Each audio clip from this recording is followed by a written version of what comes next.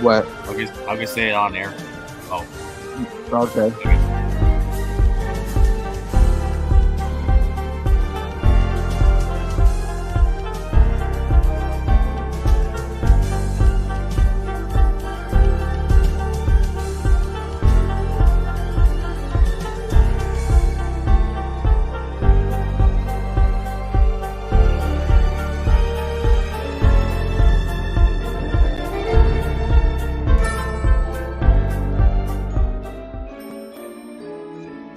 What is up? Boo. What's up? Boo. You see what it is? Boo. You see it? Trash. You see it? Trash. Do Trash. do Trash. do do do do. Your time is up. My time is now. Now. John You Cena can't see me. sucks. John Cena sucks. John It's a Cena franchise, boy. sucks. John Cena You sucks. can't see me. My time is now. John Cena sucks. Nope. Nope. John Cena sucks. Dude, if you would have saw my reaction when I got this, bro, I was so happy, bro. Like, yes. He was so happy that he was like a little 5-year-old candy. Yeah, pretty much I was like, dang. And I got the shirt too. I got the old school shirt. This is from 2006, man. This is old school. Yeah. Chain gang. Man, I was so happy, man. And not only that, hold on, give me a minute. He got a John Cena body pillow. A John Cena onesie. John Cena onesie. And John Cena's furry slippers. Oh yeah, there's it. Adrenaline in my soul. Something, Cody Rhodes. He's gonna get buried by Charlotte.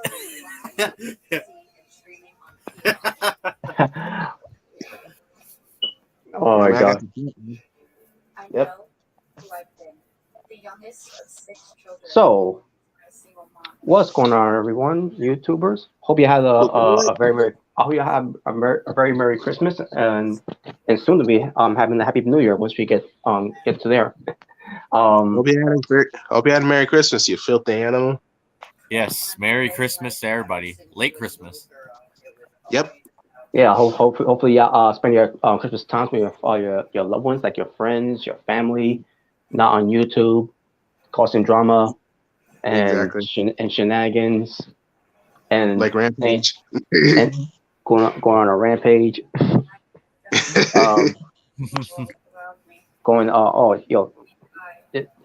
Christmas is a sinner.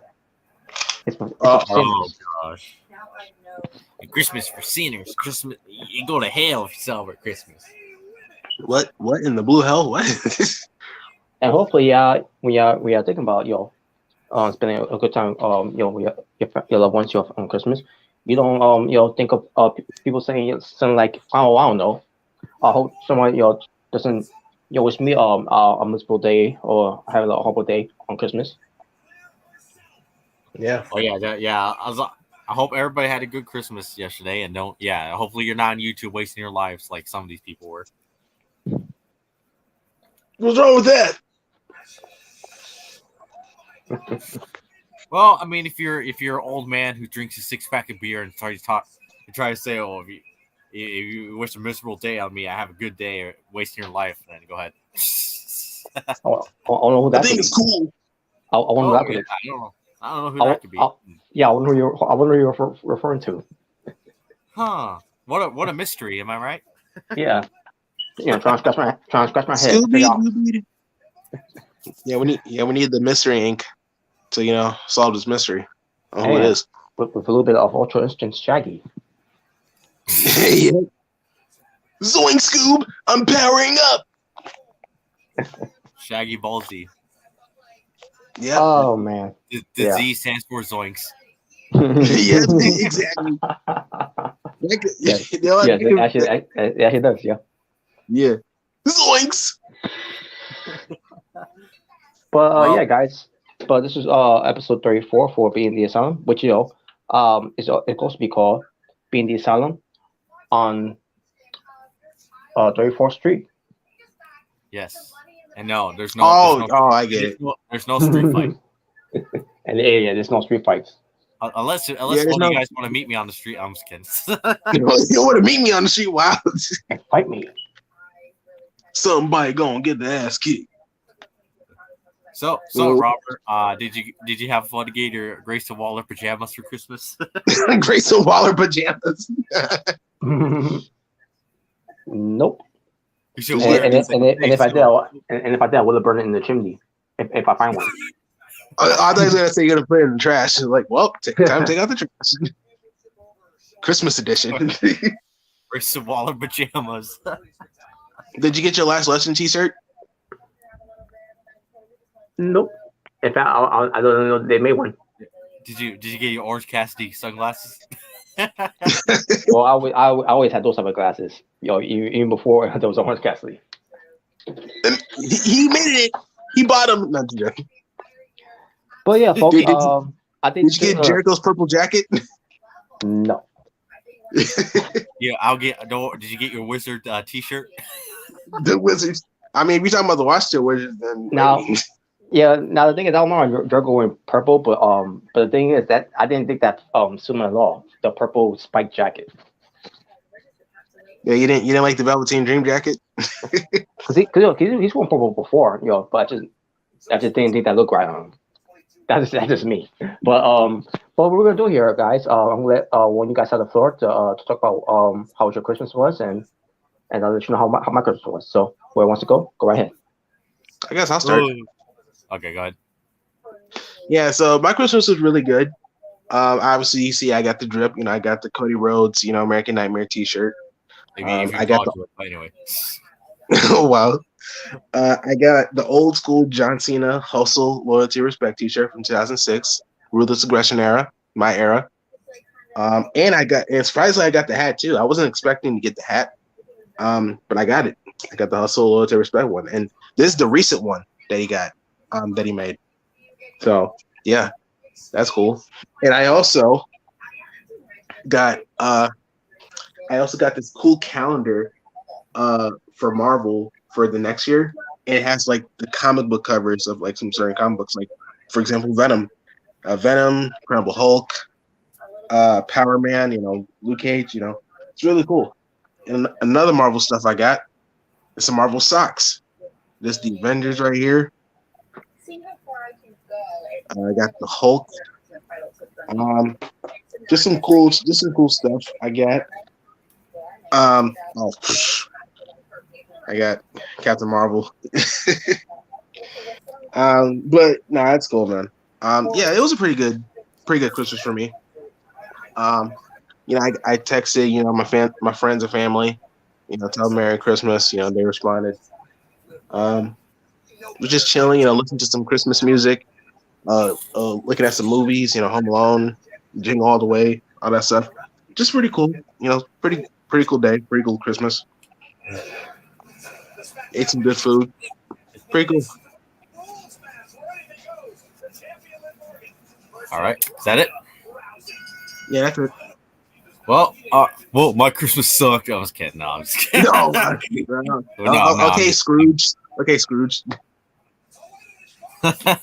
No, I'm just kidding. But no, my Christmas is pretty good. I spent time with family. I got a couple of Funko Pops. Okay, cool. Got a couple of figurines of stuff. Other stuff that's not wrestling related. And I spent time with my family. Ate some tamales for dinner that day. And that's pretty much it. I just spent my Christmas with family. Open some presents. So spend time with at my grandma's house for Christmas. Spending Christmas with my grandma. And, okay. Yeah. The snow sucked again. It was still snowstorming even during Christmas. It sucked. But yeah, other than that, my Christmas was pretty good. I enjoyed my Christmas, and my Christmas Eve, was pretty good as well. All right. Anyone get the John Cena Lifetime Fruity Pebbles cereal? Wow. Well, I only got it for Fruity Pebbles, not for Cena. I threw Cena's box out. Wow. Right, Wow. I got it. I did have some Fruity Pebbles a few days ago. Well, by the way, I have a Christmas song before Robert goes on. Oh. Before Robert goes with the story. And here's the Christmas song, right? Jingle Bell, John Cena sucks. Grayson Waddle laid an egg.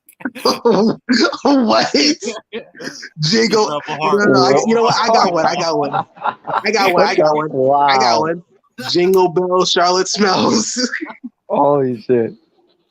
Jingle Bell, John Cena sucks. Grayson Waddle laid an egg. The Rubber Heartmobile lost his wheel, and Charlotte got away. Hey. Wow. Boo. Man, I sure killed something. Sage. I should killed something. Well, thank God he didn't. So. Boo. Get off stage.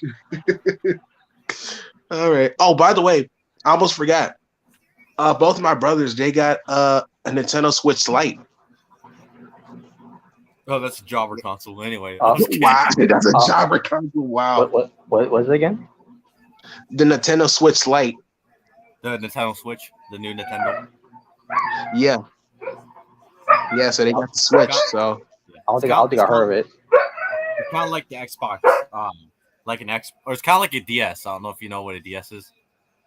Yeah. Or a Nintendo 3DS. I remember that. Yeah, I remember. Yeah. It's kind of like that. Yeah. Same company. Or here's one you're probably more familiar with: the Nintendo GameCube. Oh yeah, definitely. Or the Nintendo Game Boy. I remember the Game Boy too. I don't think I ever played it, but I remember it. Yep. And they're showing. Yeah, I was actually surprised they got the Switch. So I'm still waiting for a game for me, because I have a game coming. All right. But yeah, I love the Nintendo GameCube. That's actually my first system that I ever bought. Oh, the Game Boy. No, the GameCube. As the GameCube. Yeah. Yeah. I also remember the Game Boy. By the way, growing up, those sort of days. Yeah, because my cousin had a GameCube. The games I really remember he had was Super Smash Bros. Melee and Sonic Adventure 2 Battle. Yes, very popular one. Smash Bros. Melee. Yeah. Those were the games, man. Hell yeah. If I would definitely get like a GameCube. I would definitely get one. Probably get Super Smash Bros. Probably get like Super Mario Sunshine. The Super Mario soccer game, Super Mario Strikers, because that looks fun. I would definitely get some. You get WWE Reckoning Day. I think I was on. Yeah, because I was I never got to play those, so yeah, I would definitely get those too. WWE Day of Reckoning. Oh yeah, Day of Reckoning. Yeah. That was fun. Yeah, that game looks really fun. So it's gonna be like, no, WrestleMania 19 was better. It was good too. Especially on revenge mode. My God. Wasn't like the Raw one like for Xbox like kind of bad? Yeah. I thought Raw, the first Raw was good. Raw 2 though. It was alright for what it was too. You could have custom music. You could put on there. You customize your entrance. Of whatever lines you want to do. That was fun too. The problem with that though is that when you're in a ladder match, and we had to press in so many fucking buttons, it won't let you get the shit down. Yeah, I think that was the main one I heard about was the ladder match. Was just a nightmare. That was pissing me off. Like I'm like pressing every button. Like what the fuck I'm supposed to do? And then all of a sudden when my cousins or computer gets to it, they get it down. And I'm like, what the fuck? Can you imagine like doing like my career mode, or what do you call it, like Road to WrestleMania or story mode? I forgot what you call it. Road to WrestleMania. Yeah. you imagine Robert made himself, I'm the world champion, and then he has to do a ladder match to Oh boy, defend the title.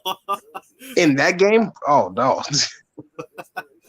I'm like, oh hell. It happens to be too in that game. I like like I was so mad, and my cousin was, you're finding humor in this, that I was getting mad, and all I could do was just laugh too, like, oh, whatever. Oh, I would just try playing the new 2K and do a ladder match, especially when you roll out like 100 times. By the way, if you're wondering what was my exception at the time with screw job, that was a legit screw job with me.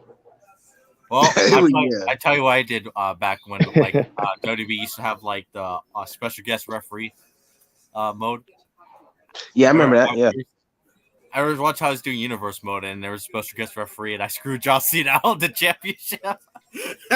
Wow. Oh, it's gonna be a laughable part who I screwed him out of the championship to. It was Santino Marella. Get the hell out of here, bro. Oh, Santino. Santino. He did the Cobra on John Cena, and I did a fast count, and he lost the title. Wow. Wow, dude. What a Cena screw job there. That is a screw job. Oh man, special guest referee mode was fun. Man, that thing was fun. You remember the mode from 2K14, Slobber Knocker? Oh yeah, I remember that. Yep. Oh, and do they still do that? No, sadly no. Yeah, I don't think they still do that for the newer games, but I think that was the last game 2K14 where you can do it. I think it was.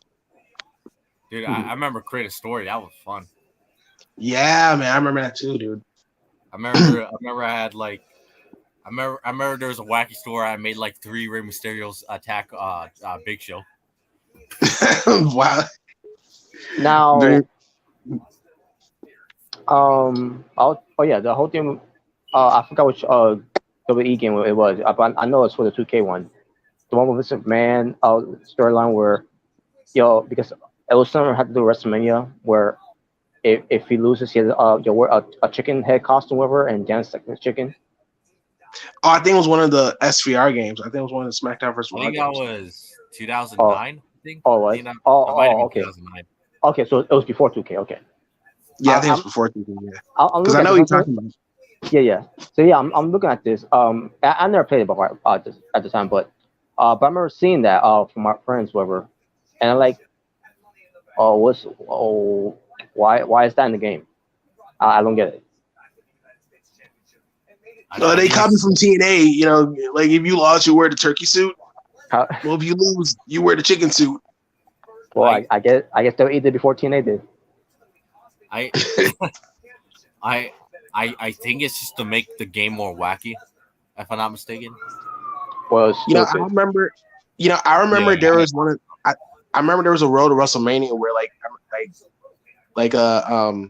Boogeyman was actually facing the Undertaker, right? Like he was actually feuding with him. Oh yeah, I think I know what you're talking about. Yeah, and I was looking back at it. It's like, dude, imagine if this actually happened. Like, Undertaker and the Boogeyman actually feuded. Dude, that would have been sick. Yeah, it would have been. Yeah. But I don't think Vince had enough brains to do it. Well, this guy who has dementia. But then at least we got in the game, so at least we had an idea what could have been. Yeah. Oh yeah. All right. So I got to I'm gonna tell you my Christmas was so I spent it our Christmas with family and friends that came by. Actually I had to go to where they're at, which it wasn't far. It was just only 2 blocks away from where I was. Like, okay, 2 blocks away, okay. Because my cousin and her man was doing a Christmas Eve party, Now, a Christmas Day party, I should say.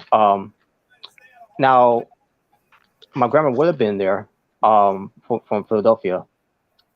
Unfortunately, that couldn't happen because last week, I can't remember, it was like on a Wednesday or Tuesday of what I heard. Got a text from my sister about my grandma, like, oh no, please don't tell me what I think you're going to say.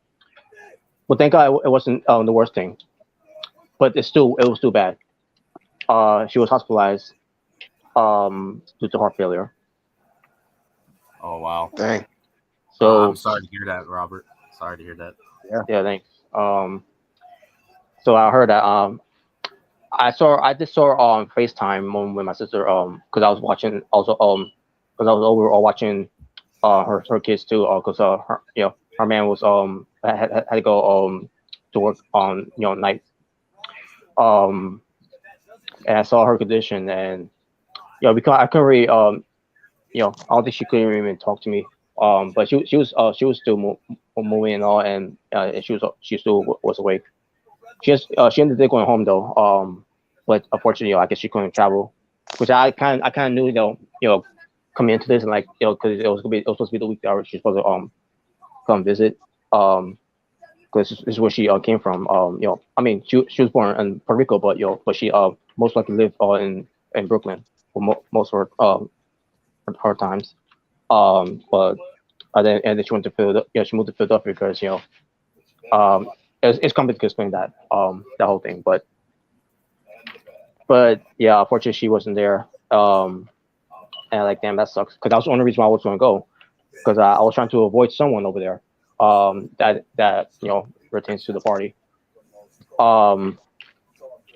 Well, I guess what it didn't happen. But nothing bad happened from there. 'Cause at the end of the day, it was about spending the holidays with your loved ones and all that. And as I got there, not about when what maybe come into 10 minutes, I believe it was. All of a sudden, someone will start fighting outside. Like, what the hell? Fighting? Yeah, and let me remind you, it was very cold out there too. By the way, very cold, like Was it? almost like about 20 below degrees. Holy shit! Yeah, it was someone from our party. Who I guess some dude was thought that he would look at him in a way. And you know how that goes. Oh yeah, when you drink a little too much and you get a little, you know. Yeah.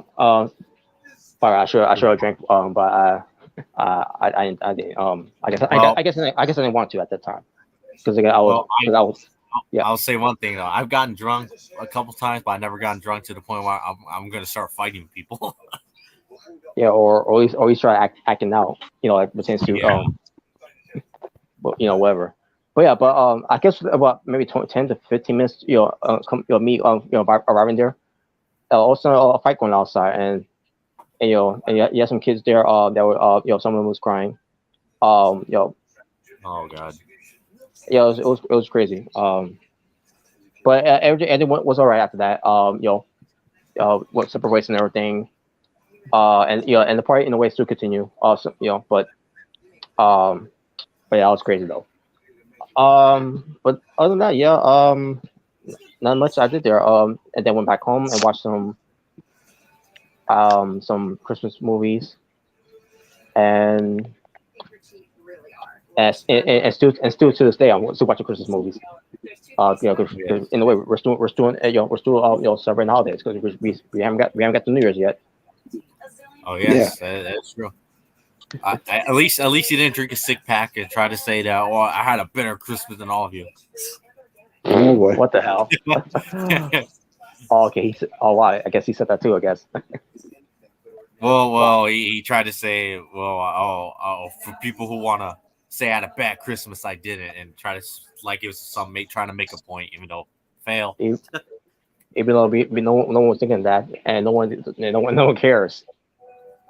Well, I don't care about that guy's pathetic life, but Yeah, you do. no, I don't. Trust me, I don't. But yes, yeah. Overall, I think everybody had a good Christmas.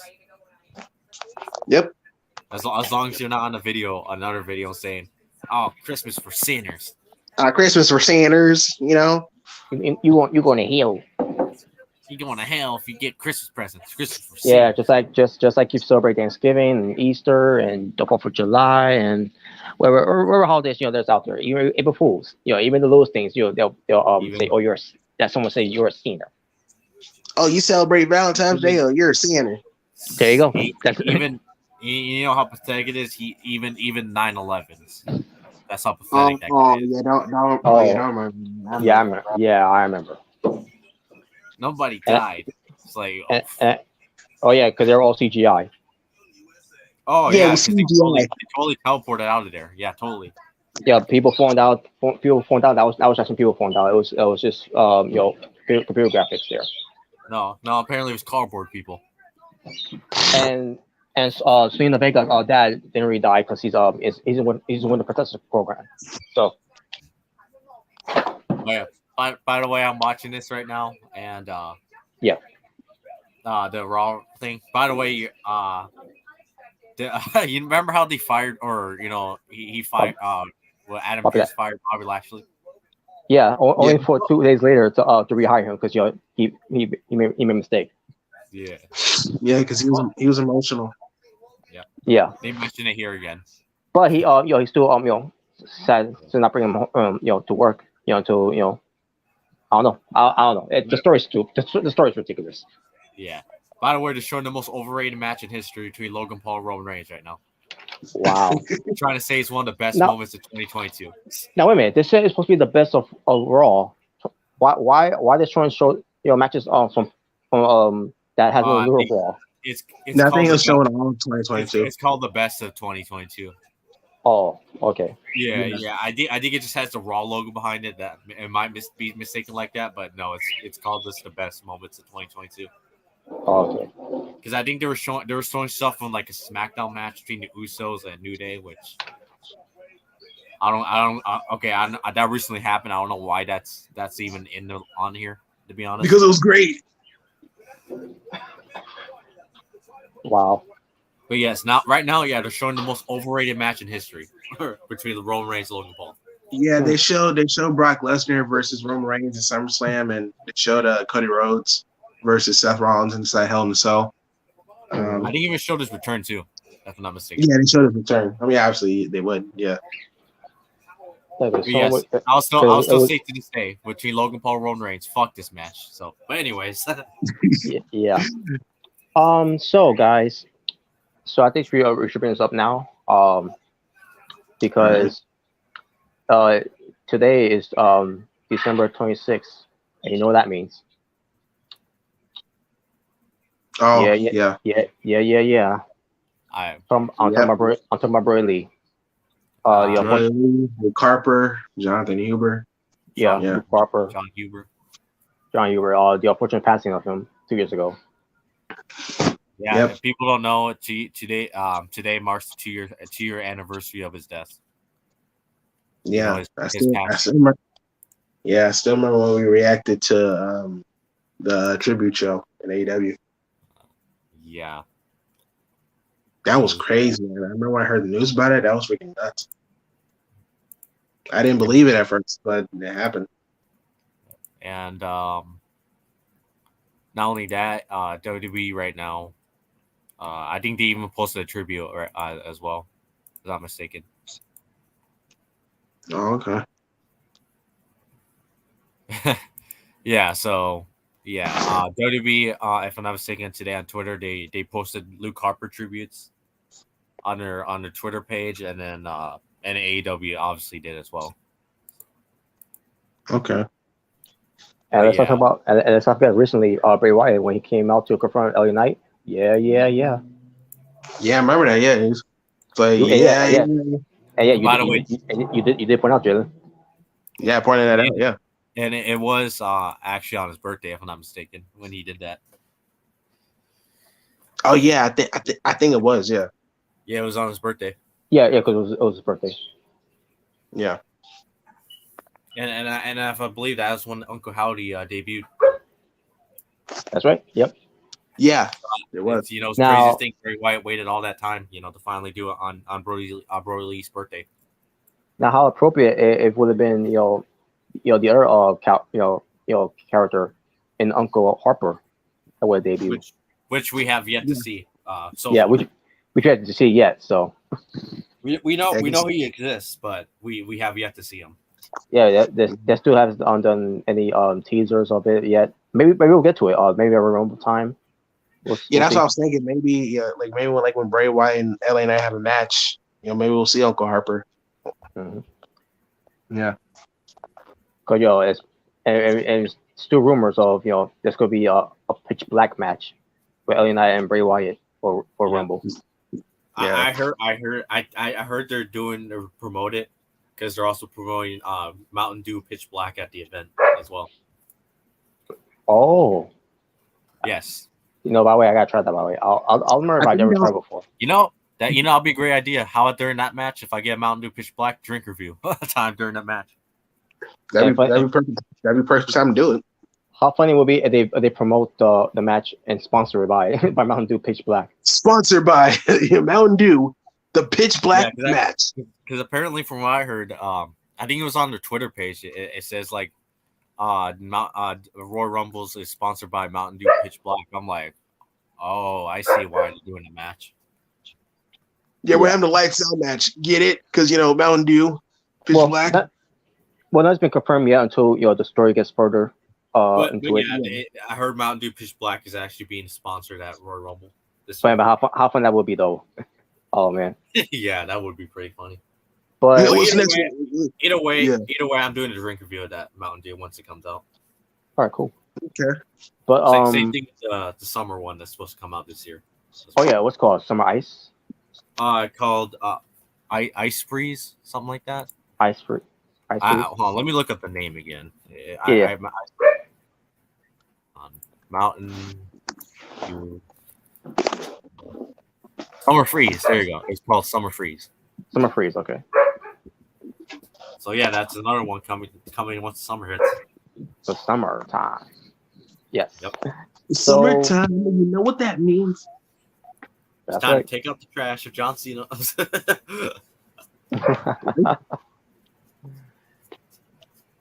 But yeah, I still remember hearing about the news about Brody Lee passing. I just woke up, because I was over my sister's place. I was watching over for my sister at the time. And I think I had my little brother there too at the time, but I can't remember. But I remember reading from the messenger, from hearing from guys like Raymond and mentioning that, and like, wait a minute, he died. Like I because again I was just waking up to Miriam and all this, and I just couldn't believe it. Like when I heard that, in my mind, like what the hell happened? Like what? Yeah, it's just it was crazy. When it happened, I couldn't believe either when I first heard about the news when he passed away. Yeah. What makes it even more sad that it was after Christmas. Yeah. When he passed away. Yeah. Exactly.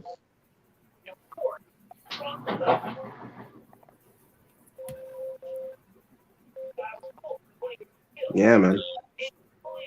It's just a very unfortunate thing to happen at the time. But I do think AEW is probably gonna acknowledge it tomorrow, or not tomorrow, but on Wednesday, since I think Dynamite's on Wednesday. Yeah. So I have hope that AEW would probably acknowledge it. I guess unless they want to do it on Dark. Which don't do it at Dark. Do it on Dynamite for people to see. I think Dark was tonight. For the Dark Elevation, and then tomorrow we regular Dark.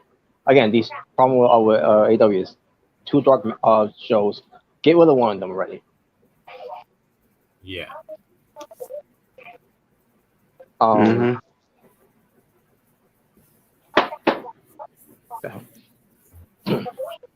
Sorry, I fell here. But anyways, how that happened? Oh, I see the bag. Okay. Yeah, sorry about something fell. So, they got. Hopefully they'll do something on Wednesday. Again, it's unfortunate to happen too, because I think if he would have came back, he probably would have been eventually been in front of crowds. Because that was one thing that took away this whole thing. We was going to make his debut. It was going to be Rochester, New York, and because everything went to shit on that year, that unfortunately couldn't happen. So Because of COVID and that there and that everything like that. yeah. So the fact that that was took away from him, it kind of took away that special moment. But it was still great to see him, in a company that can appreciate him after after a certain senile old man didn't want to do anything with him because he couldn't speak a southern accent. Yeah. But And he was getting on a very hot storyline with the Dark Order at the time too. yep, Starboard would not be where they're at if it wasn't for Brody Lee, especially with him being the TNT champion. Um, to the point where he was no longer the champion, and then fortunately with him passing. And again, had he would have still be here, I think he would have eventually been the world champion. He had a shot before against John Moxley, but came up short. But it was a great match. How what they did. Yep. And we said this before, whenever it comes to time that AW does their own Hall of Fame, their first ballot Hall of Famer has to be Brody Lee. Yeah. Yeah, so I got not much to say unless you guys have any more to say. I'll just say this to the family of Uber again. Sorry for the again for the loss of a great human being 2 years ago, and but hopefully I believe he is in a better place now. John Huber, Mr. Burley, Luke Harper, may he rest in peace. Yeah, rest in peace. Rest in peace. And yeah, and I will say, if he was still around today, I'm pretty sure the Dark Order would not be in the same spot as they are now. Yeah, they won't. They wouldn't be. I think, in my opinion, I think they would have meant something if Brody Lee was still around today. Yeah. Well, unfortunately, it's not gonna happen. Unfortunately, we'll never know because he sadly passed away 2 years ago. Okay. But yes, rest in peace, John Huber, and yeah, you are in a better place, now. Yes, you are. And I do agree that he should be a Hall of Famer once, or he should be in the AEW Hall of Fame once that eventually becomes a thing. Yeah. Yeah, most definitely. Most definitely. And by the way, Radar Tokyo said Royal Rumble is sponsored by John Cena. Johnny Gargano sucks.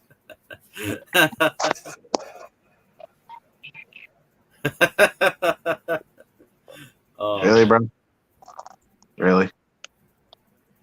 And that was my favorite match of the year. Smart. I think he's talking about Logan Paul, Roman Reigns. Yeah. That's my favorite. That's my favorite match. Smart. Sure it is, pal. Sure it is. Sure it is, pal.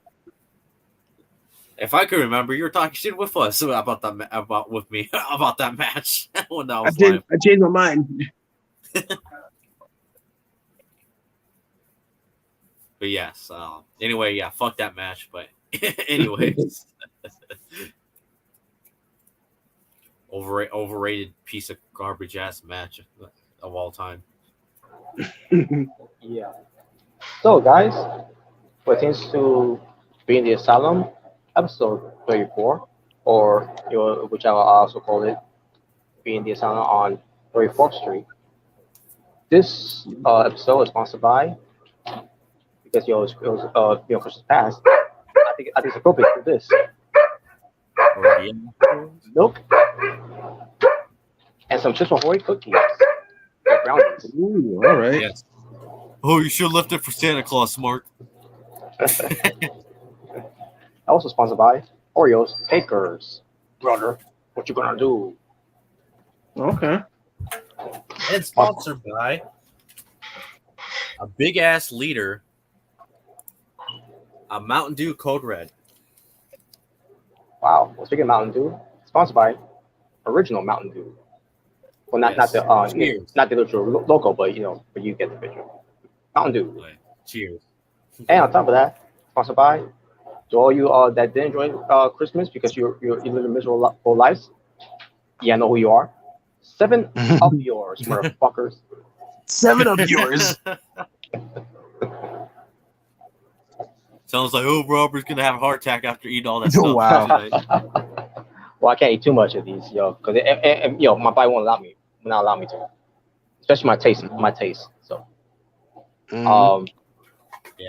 which is good. So, anyways, I will say probably not a good idea to eat all those in one sitting. No. So, I think we should. Oh yeah. So what was going on Curry Rose? Well, I said earlier before we went live, my Scratch has a topic other than he was just talking about his return and stuff. I thought he was actually gonna talk about him returning or whatever, but yeah, nothing special other than he hinted about his return, saying that pretty much in 2023 he will be back, which we all know. So they use Curry Rose as prop for ratings. Pretty much, yeah. Wow. So technically, yes, he was on there, but it was like an interview, pretty much. Okay. Well, everyone can watch that on YouTube. Yeah, so if you want to watch it, just watch it on YouTube. Pretty much. That's all I would say. I think it's great. But yeah, so that out of the way now. And yes, Curry Rose, he's going to be returning. And he's just arrested right there that he's going to be returning pretty soon. Which is going to be the Rumble. Which a certain Rumble is around the corner. So. That's right. we know. And I guess we can move on to what we're talking about before we went on there. And that is Mysterio's family got a visit. Oh yeah. Oh yes. So who wants to talk about that? I'll talk about it. I did see it. I saw. Yeah, we can both talk about it. So yeah, Dominic and Rhea, they came to Rey Mysterio's place. Looks like they're gonna do the same thing they did in Thanksgiving. He came in. Rey Mysterio's like, no, we ain't doing this tonight. Nope, not Christmas. Nope. He pretty much tries to kick them out. And I remember like Dominic says hit me. I know you want to do it. Just hit me. And then like Dominic pushes Ray and the mom, I think her name's Angie. She tries to slap Dominic, but Rhea catches it. But Angie. Yeah, Angie. Yeah, but Angie slaps Rhea's Rhea's like, what the hell? like they're about to have a cat fight right there. But then the cops came. So pretty much. Huh? So pretty much, Robert, they teased the battle of the mommies. The battle of the mommies, yeah. Yeah, the battle of the mommies, yeah. And yeah, that's when the cops came. And I remember Rhea's like, I was just abused. She hit me. That's abuse. I seen it too when I heard about it. I just want you guys to talk about it, because I was doing something right now. Yeah, I was freaking dying laughing, bro. He's like, that's abuse. And then Dominic went to jail. Yeah, Dominic went to jail. They arrested Dominic. So and Dominic was like, get Coffin and Damien. Tell them to bail me out. And Ray's like, I'm not gonna make it in jail. Yeah, I'm not gonna make it in jail. that part reminded me Drake. I read about prison. It ain't fun. Oh yeah, Josh. Yeah. But you know what's funny too? Someone said that they should have put the cops theme song when he got arrested. Boys, what you gonna do? Oh my god. I mean, this part of Rey Mysterio's theme song. What you gonna do when they come for you? I had a feeling they was gonna do something like this after Thanksgiving. I think so. I was thinking myself at the time too, like, are they gonna do this, try to do the same thing on Christmas too? And sure enough, they did. Except this time it worked in Rey Mysterio's favor. And Angie, I'm like, wow. So I have to taste out of your mouth there. Yep, she did. I was shocked. When I heard about it, I like admit, I gotta see this. Yeah. Oh my god. Yeah, man. It was really entertaining, bro. But yeah, Spyware Radar Tokyo says free Dom. Yeah, hashtag free Dominic. Wow. Watch out! People are gonna be watch out! Some people are gonna be like, "Who racist cops?" How's it? They were Hispanic too. Exactly. By the way, I got someone says, "Who racist cop? Hispanic life." Oh boy. And by the way, I got to bring this up too. By the way, you know how ironic that after as soon as and so happened with Angie hitting Rhea Ripley, all of a sudden they about to give it a fight. All of a sudden the police shows up out of nowhere, like what? Yeah.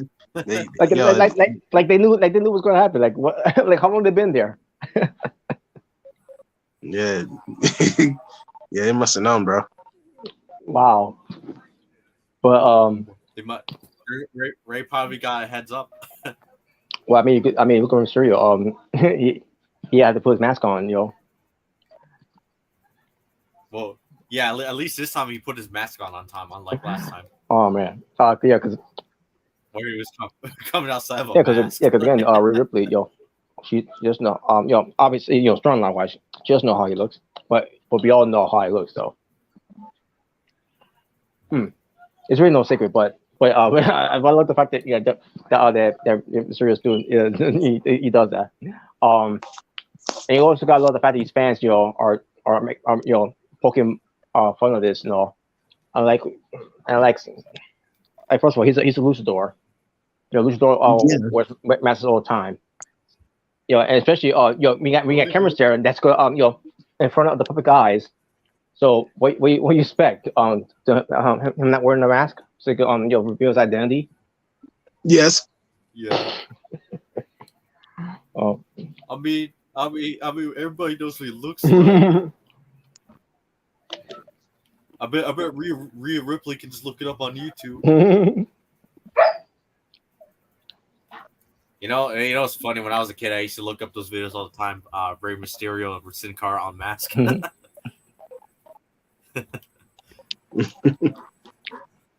little skit they did was really funny. But yeah, again, I wasn't expecting that, but they did. Now we're looking forward to it. Now it's maybe New Year's. They got to start New Year's now. By the way, people.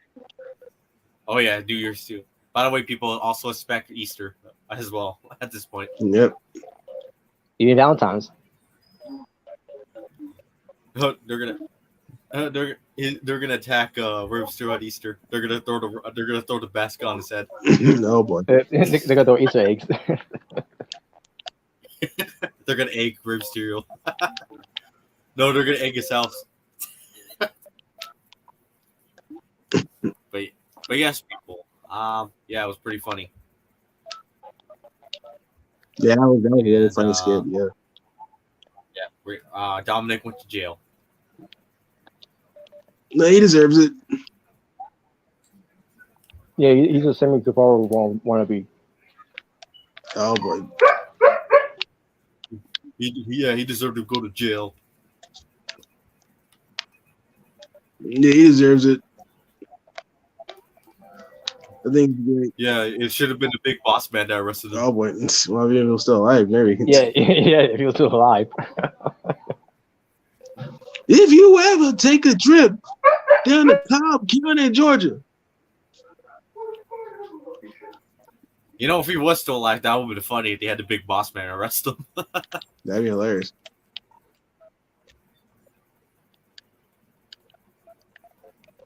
All right, so what's the next topic? Well, topics, Mark. Right now I'm going to send the rest of the fun topics to Omega Red because we're going to do some fun topics. Yay! Yay! We love fun topics. No, we don't. No, just- Yeah, no, we don't. All right. Just give me a moment.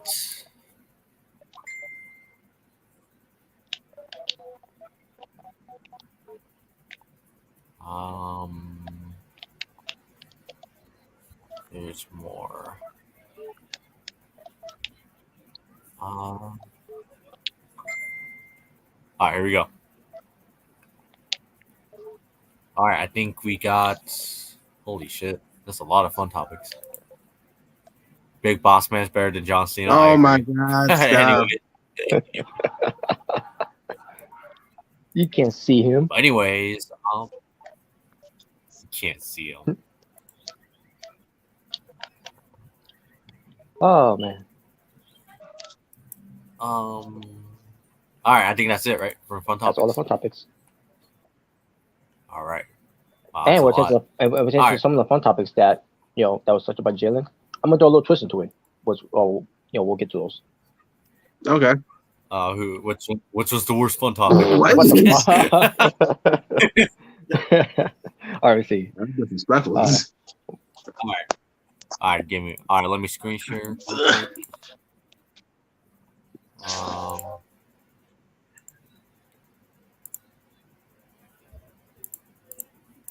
All right, here we go.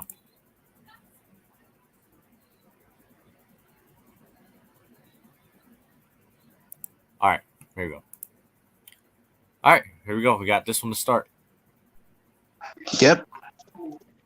Which movie is the biggest holiday classic for you? You got Home Alone 1 through 2, The Grinch, Polar Express, and Elf. So which one is the biggest holiday classic for you? All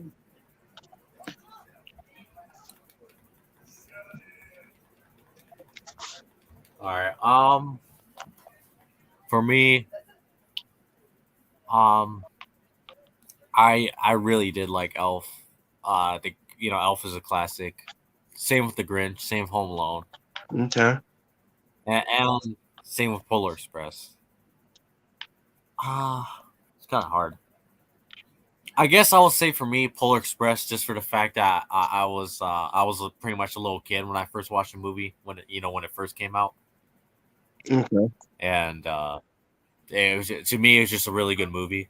Even watching it still, like to this day, it's still a pretty good movie. So, yeah, 2004. Yeah. So yeah, I'll say Polar Express for me. Okay.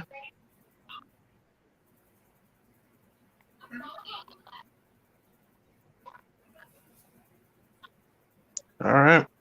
For me, yeah, it's between Home Alone and Polar Express because those are the ones I really remember watching as a kid. I mean, I did see Elf, and I thought it was alright. It was pretty cool. The Grinch, I've seen, the Grinch, live action and the cartoon. It's pretty cool, but Yeah, Jim Carrey. yeah. But Home Alone and Polar Express, those are my main ones that I remember loving a lot.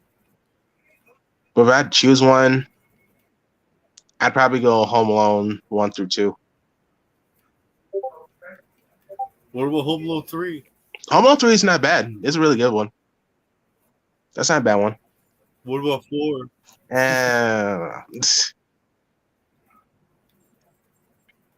Home Alone 3 is actually really underrated.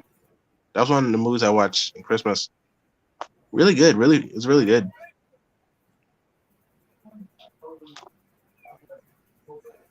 But yeah, for me, it's Polar Express. For you, it's Home Alone. Robert. Well, it's always gonna be for me, Home Alone 1 and 2.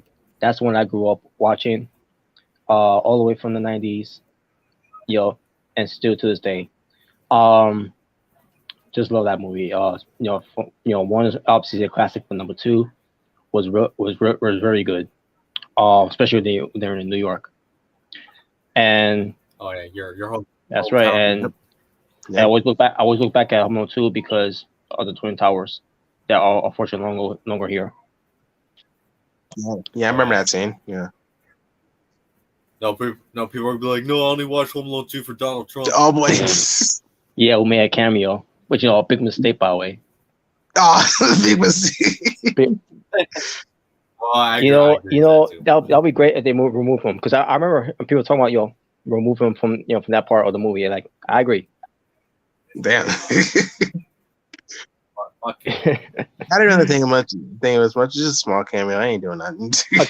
a cameo just from just for Kevin to find the lobby, just for Donald Trump to say down the hall and to the left. Down the hole to the left. Yeah, what a great cameo. Be honest with you, I didn't know. I think it's Come on, great. he ain't. And me growing up that way, I didn't know who he was at the time, and then that's when people started saying and it's what I was too liking Donald Trump. That when they said, oh yeah, Donald Trump was in this one. Like really, I never seen it. And then that's when oh okay, he was in that part. Well, it was a very young Trump. I would say Yeah. that when Yeah. he was still young. And Not when he's an old man. and no movie I didn't realize he was in it either. Was also in the '90s, The Little Rascals.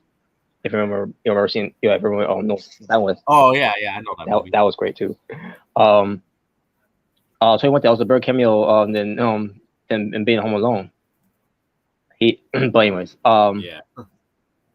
But I would go for Home But Alone. yeah. I never got the appeal of Elf. Not saying it was a bad movie. I just didn't see the big deal of Elf. Polar Express was great too, by the way. I love Polar Express. Tom Hanks. Was is always a wonder to hear. Especially when it comes to Toy Stories and other movies he's been in. And the Grinch, I love the Grinch too. Jim Carrey, did a great performance. That. In fact, when I first heard Jim Carrey was playing the movie, now obviously with all the makeup, you can't relate to that film, but like I barely recognize that. I barely recognize that was even Jim Carrey. To be honest with you.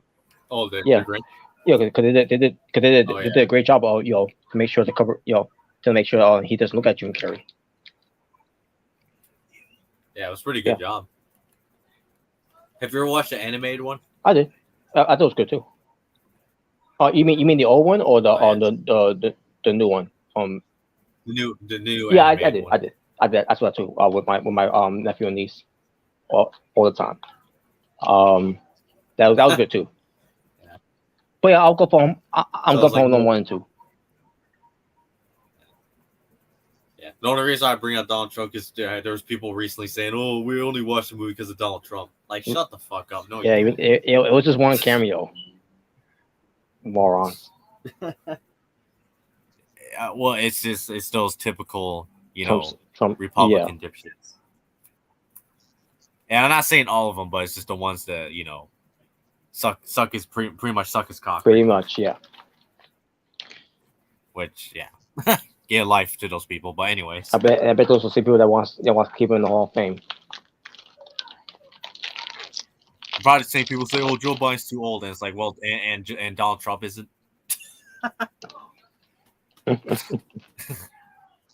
Yeah, I thought that was pretty hypocritical. I was like, okay, that's kind of hypocritical. Aren't you old too?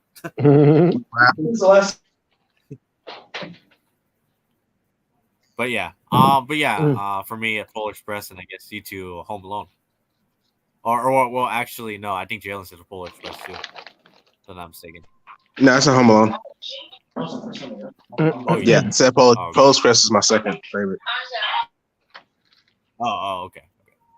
All right, so I guess that does it. That's right. One. Time to move on.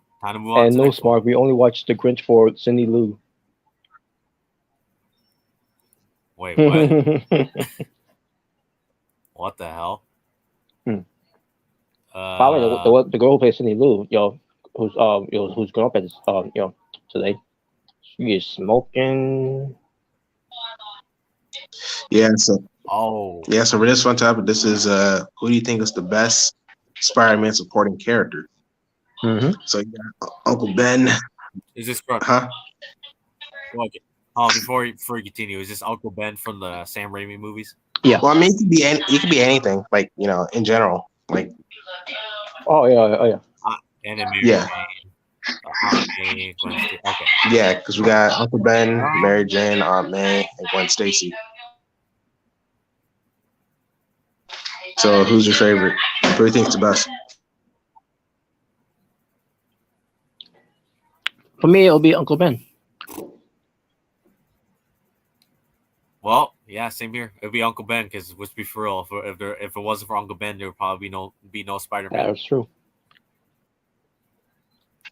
Same thing with the story. Yep. Yeah, that's true. By the way, in relation to Spider Man, can't wait for Spider Man 2 to come out and Spider Man into Spider Verse. Yes, man. I can't wait for that. Yeah, Spider Man 2, the video game, and Spider Man into the Spider Verse 2, the movie. Yeah, man. I can't wait for that, bro. That looks freaking sick. What the hell? Yeah, my brother's talked to my friends, his friends. Yeah, I'm gonna go Uncle Ben too. Like all these characters are great, but yeah, I'm gonna go Uncle Ben.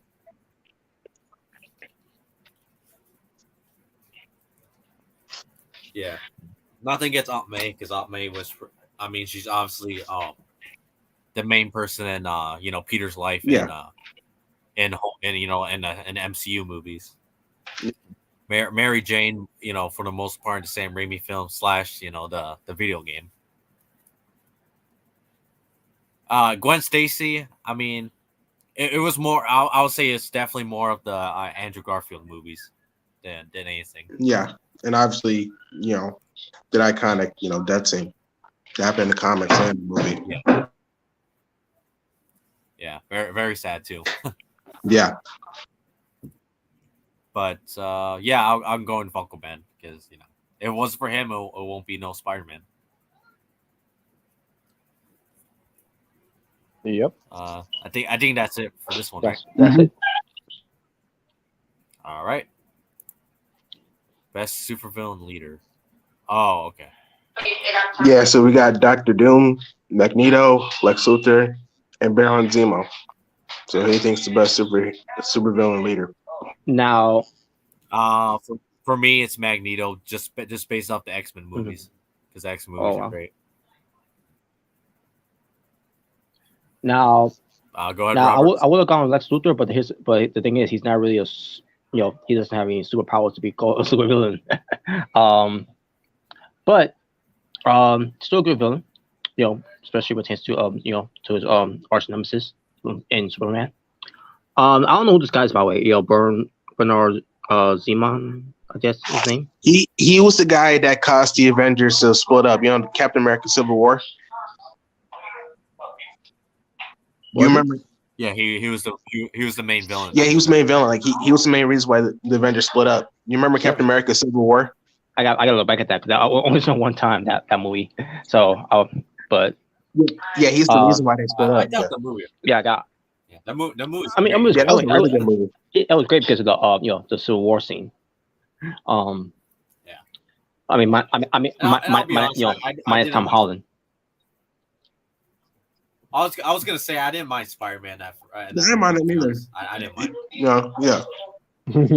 I mean, I thought at the time I was like, it's cool to see Spider-Man. That's what I thought at the time. I mean, it was cool. It was cool, but then yeah, obviously until we got a little bit further. Yeah. Until But I'll say at the time, I thought it was, having Spider-Man in the movies is cool. Mm-hmm. But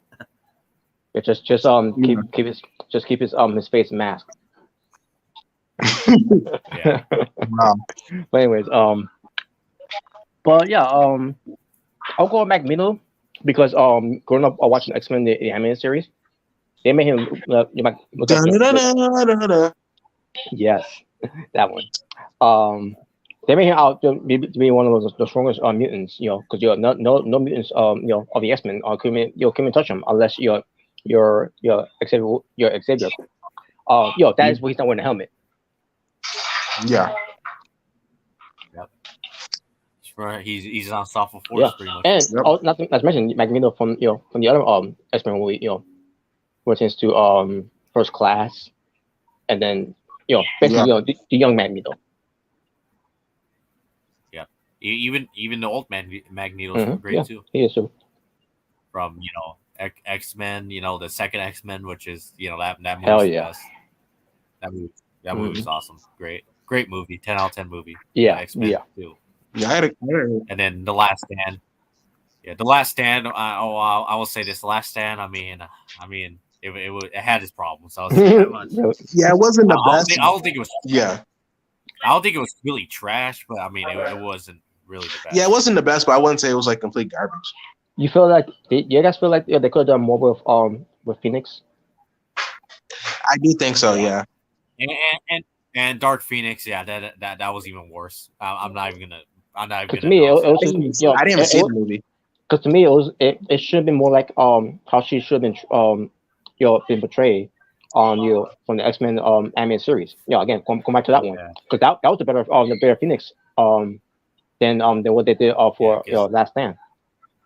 Yeah, because when I first heard about Dark Phoenix in the movie, I was like, oh, they're finally gonna right the wrongs from The Last Stand. Nope, they just got it. They made it worse. yeah, yeah. That's crazy. If you guys ever watch the movie, you guys will know what I I mean. haven't Like seen that yet. movie, they Yeah, just made I it haven't 10 seen. times. They made it 10 Yeah, I haven't times seen worse. yet, but I'll check it out where I can see what was the problem. Yeah, I didn't see. Because to me, that movie was trash. Because it just did. It just did not learn from the mistake they did in Last Stand. I would say that much. They did not learn from the mistakes. Yeah, I didn't see the movie either. All I just heard was that it was worse than Last Dance. Like, dang. Yeah, it was way worse. I guess that's what people got. Really disappointing. It was a really disappointing movie. I was like, well, that was garbage. I'm so Well, disappointed. I guess that's why people didn't talk about it that much, because I better hear anyone talk about it. Oh, I think it only was buzzy when it first came out. Then everybody just were like, "Yep, this is trash. We're never talking about it again." That was pretty much it. Too much. So it was I pretty think much I like think I, it was one of it those. was pretty much like the Fantastic Four of 2015. Yeah. Yeah, everybody was like, "Oh, we can't wait. We can't wait." When it comes out, everybody's like, "Oh, this was trash. We're never talking about this ever again." Yep. Yeah. Yep. Because it was trash. Guess what? Yeah. So I was looking forward to that movie when I first heard about it. Then I watched. I was like, "This was garbage." That was me I'm too. out. I actually watched it in theaters, bro. I watched it in theaters. Did you feel like Did you feel like that- you felt bored from most of the scenes? I was bored. I was like, "Dude, I'm falling asleep." Like, Yeah, it's- and the thing is, like when Fantastic Four, like when they got their powers, and like the Thing, like when the Thing was like all scared, it's like, Reed, help me. I was actually excited. It's like, oh, this could be something. I can't wait to see what they do with this. And they didn't really do much. And then they had the time skip, and then yeah, that was pretty much. I was like, really? A time skip? Like, are you fucking serious? Yeah, it's like, why they put a time skip? Like, that was dumb. I'm Yeah. like, you could have done more with that movie. You could have made it actually interesting. Nope, you fucked it all. yeah, up. because you had Fucked something it. interesting in there. You had something interesting, and then they did a time jump, and then that was just nothing happened. Like nothing else happened. I will not forget the best part. They finally used the powers at the end just to job out to Doctor Doom. Yeah, the Doctor Doom that looked like a freaking tinfoil with green lights. Yeah, I know. He Dude, sucked he too. looked But terrible, the bro. funny part was, yeah, he did. And then the funny part was at the end, they were literally jobbers compared to Doctor Doom. They're literal jobbers. Yeah, I mean, I get you. I get you want to make Doctor Doom strong, like obviously because he's one of the strongest. But dang, like Yeah, you're like, well, so much for Fantastic Four, more like Fantastic Jobbers. yeah, that movie was just a complete failure, bro. I know some people didn't like the older movies, like with Chris Evans. Oh, I'll take them any I day. thought. Oh, yeah, I didn't. I watched. I didn't mind those Yeah. movies, yo. I didn't mind them either. I still like watch the them to older this day. movies. I still watch them Yeah. to this day. It doesn't. It doesn't. It, It's it, not it that doesn't bad. insult my. It doesn't insult me like how now the one from 2015 or 2016. Where year that was. Yeah, 2015. Yeah, it was. I will say terrible, this bro. about the. Yeah. I will say this about the old movies, though. I mean, I'll say this: they weren't the best, but at least they were entertaining. At least they're actually were fun Yeah. to watch. Yeah, especially Rise of the Silver Surfer. That was actually awesome, bro. Like Yeah. the only big problem I had was Galactus. Like, yeah, the only real issue I had was Galactus. That was not Galactus. Yeah, I was like, really? He's a cloud, not even an actual alien. Yeah, that Wow. was my only issue. But other than that, the movie was pretty good. Yeah, I liked how Silver Surfer was awesome, and then it was freaking awesome. the voice, how But he looked. yeah, Yeah, yeah, but yeah, Fantastic Four. If they're making a new movie, they better make it good. Yeah. That's all I gotta say. all I'm They gonna better. say is, if you're gonna take inspiration from that terrible movie, look at The Thing, because The Thing, No, I'll say this: The Thing looked amazing. Just give him pants though. Yeah, just give him pants. Because that was Yeah. weird. I honestly thought he looked like a giant Yeah. rock. And by Well, I the mean, way, I mean, I know that's that's what what it's supposed to he looked be. like, but like, He's a Yeah. rock monster. yeah. Yeah, Um, so that's why I liked I it. don't know. I thought his I thought his older design was It way was. better. You know, the one he had in. I mean, yeah, it was movies. cool. Yeah, I did like what they did with, in 2015 one. Like, he actually like a rock monster. I was fine with that. It was just weird he wasn't wearing pants. That was like Yeah. the one thing that was weird. But yeah, I was like, so he, yeah, yeah, I get what you guys. yeah. Mean. But for me, it's really between I think it's really between Lex Luthor and maybe Magneto. Doctor Doom, he's also a really good villain. Obviously in Fantastic Four, but not even just Fantastic Four. He's faced other other heroes. But I mean, with Lex Luthor, like the fact that he can, he's faced Superman, like, because he has his own iron suit. Obviously he got the kryptonite and stuff. I think that's why he's so iconic. It's just that he's just a regular guy, but he took on Superman, and like, obviously, Superman, he doesn't want to kill, because that's not his thing, right? Yeah. It's just a really interesting dynamic with those two, and Magneto, obviously, the Brotherhood of Mutants, Yes. Yes. the movies, the older Magneto, the younger one, in the animated shows, hell, even the video games. Because I don't know if you remember this. You remember the video game X-Men Legends? Yes. Yes. Oh yeah. I actually had the game. I had the second game, The Rise of Apocalypse. I had that game. Yeah, man. Mm. Oh yeah, that game. That game was Mhm. Yeah, that was awesome. Yeah, how even Ultimate Alliance was Yeah, Ultimate Alliance. I actually played that too with my cousin. Yeah, that was a really good game. I'm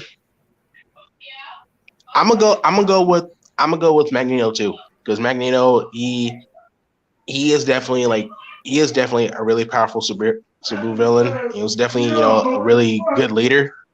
So yeah, I'm gonna go with Magneto for this one.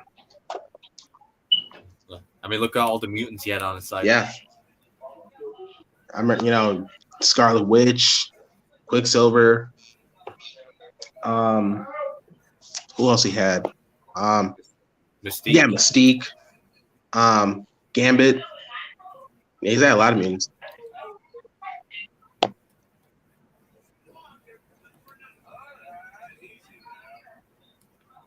Mhm. Yeah.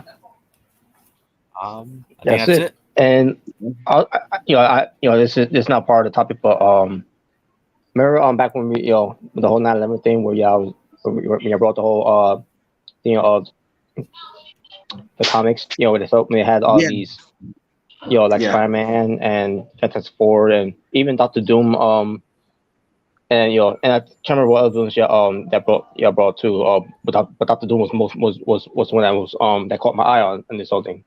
When the whole thing happened on 9/11, and someone like a villain, a super villain like Doctor Doom, who could be who may be a bad guy, but not even that a bad guy like him wouldn't stoop this low of what the terrorists did on that day.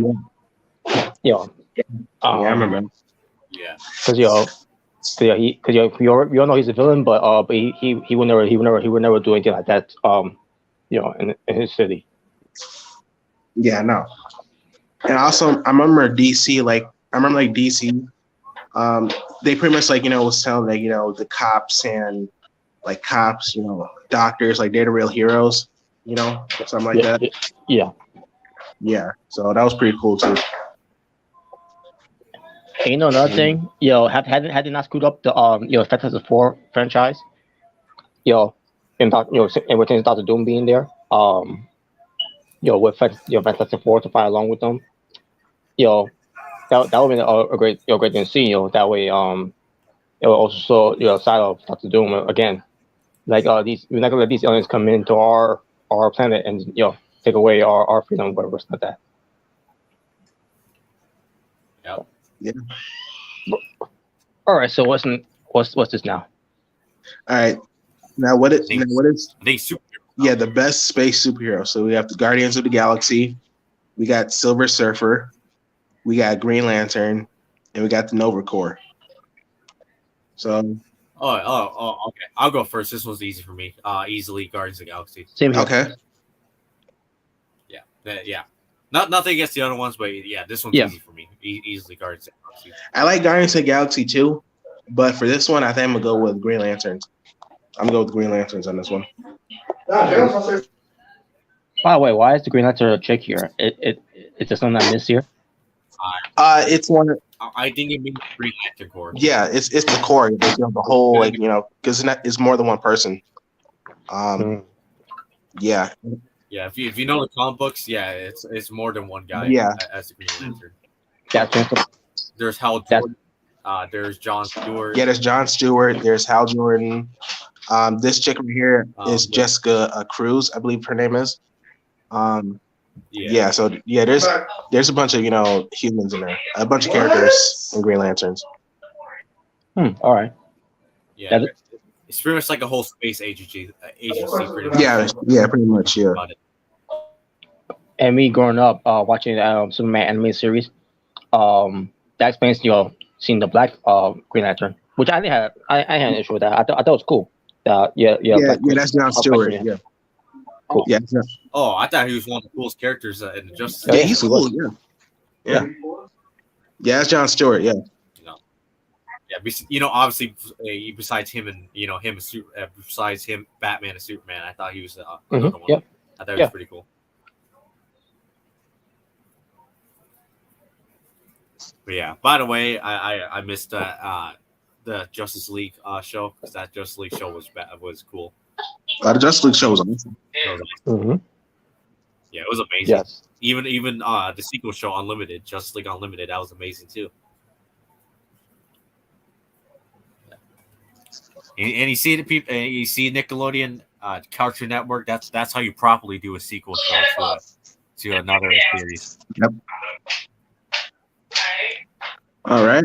But yes, I think that does it for these ones. Yeah, Robbie, you went right. You said what'd you say again? Yeah, Guardians of the Galaxy. Guardians of the Galaxy. Yeah, you said Guardians of the Galaxy. Yep. All right. Run through this one.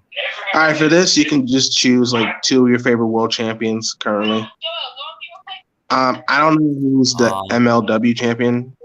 You got Roman Reigns. That's Alexander. Yeah, Alexander Hammer from MLW. Yeah, fuck that guy. By the way. Okay, so we got Roman Reigns as undisputed WWE Universal Champion. We got Claudio Castagnoli as Ring of Honor Champion. You got MJF, that's the AEW World Champion.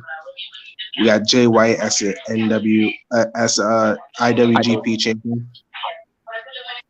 And we got Josh Alexander as the TNA or Impact World Champion. So you can choose two of your favorite world champions currently. Well, for me, yeah, I would have MJF as my list, but he just started, so but I'll have him as my third ranking of it. But as far as my first two, I'll go with Roman Reigns. With him being a long reign dominant world champion for the WWE, and I'll go with Josh Alexander because he's doing so much. He's having so many great matches as Impact World Champion. And then he's not done yet because he's going to be facing Bully Ray on Hard to Kill Friday the 13th. Yeah, I think Josh might actually try to kill Bully Ray for what he tried to do to his wife. So, I'll go the same thing. Roman Reigns and Josh Alexander because I have been seeing Josh Alexander's matches and yeah, he's really good. He's really good. For me, I'll go with Roman Reigns and I'm sorry guys, I do not watch Impact whatsoever. I mean, I see clips here and there, but I mean, I'll be honest, I do not watch Impact at all anymore. So I don't know much about him. Jay White. I mean, I kind of fell off with New Japan in a way. Because they're evil. Uh,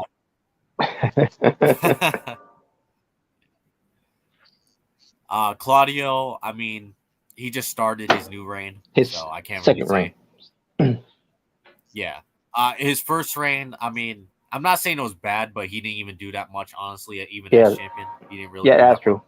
To be You know, honest. because Ring of Honor champion can't really do much on AEW television, but they did more with Chris Jericho, which I don't fucking understand. The old show. Yeah. So and I don't watch MLW, so I can't say anything about that. With that this game. So yeah, that leaves pretty much just MGF and Roman Reigns for me.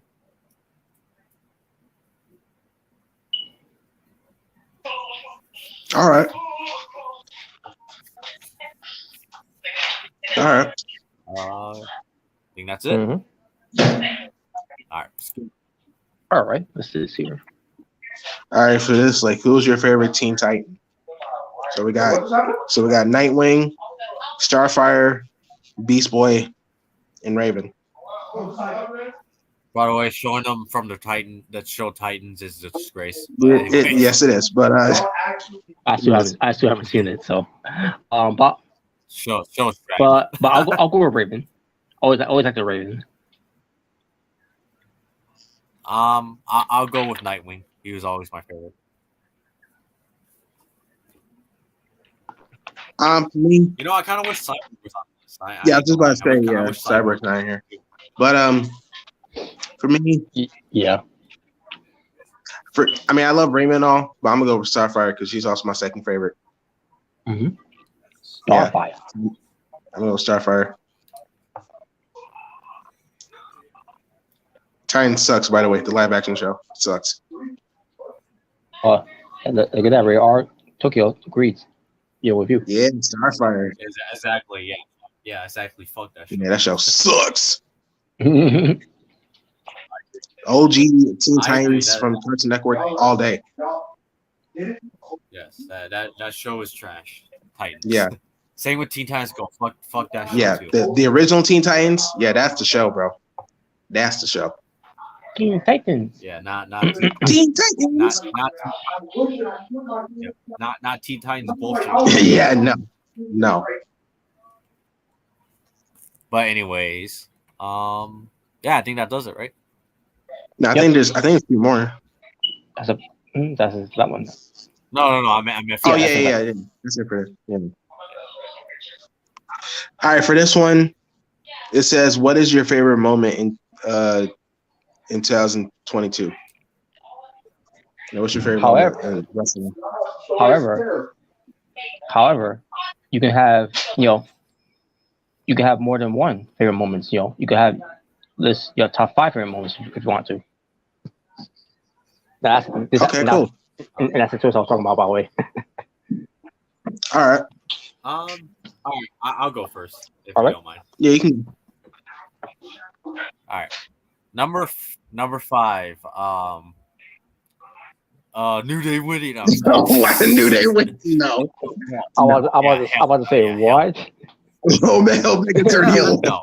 Omega Red turn heel. No. Hell no. Well, if I ever say that, then I'll probably be drunk or either on drugs. But anyway, Or some alternate universe. yeah, when they're actually good. But anyway, they're actually good in alternate universe. But anyways, okay, for me, number 5, number 5, I guess would be I will say yeah, number 5. It's kind of hard to. Yeah, it's kind of a hard one for me. I guess the Brock Lesnar and Roman Reigns match, the one at SummerSlam, obviously, not the one at WrestleMania. Yeah, I would say that was my favorite. One of my favorites. Number 4 would be I would say Jamie Hayter winning the AEW Women's title. Number 3 would be um,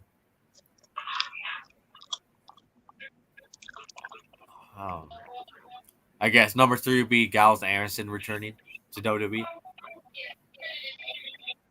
Number 2 would be MJF winning the AEW World Title, Okay.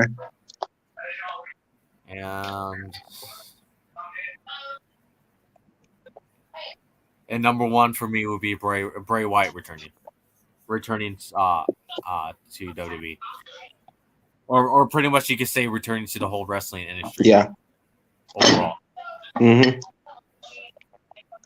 Number 5 for me is the media scrum from CM Punk. No, I'm just joking.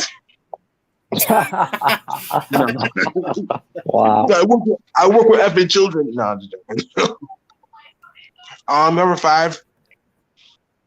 Logan Paul versus Roman Reigns. Nope. Hell no. My favorite moment, number 5. Oh, Charlotte winning the title. When would that ever be my favorite moment? No.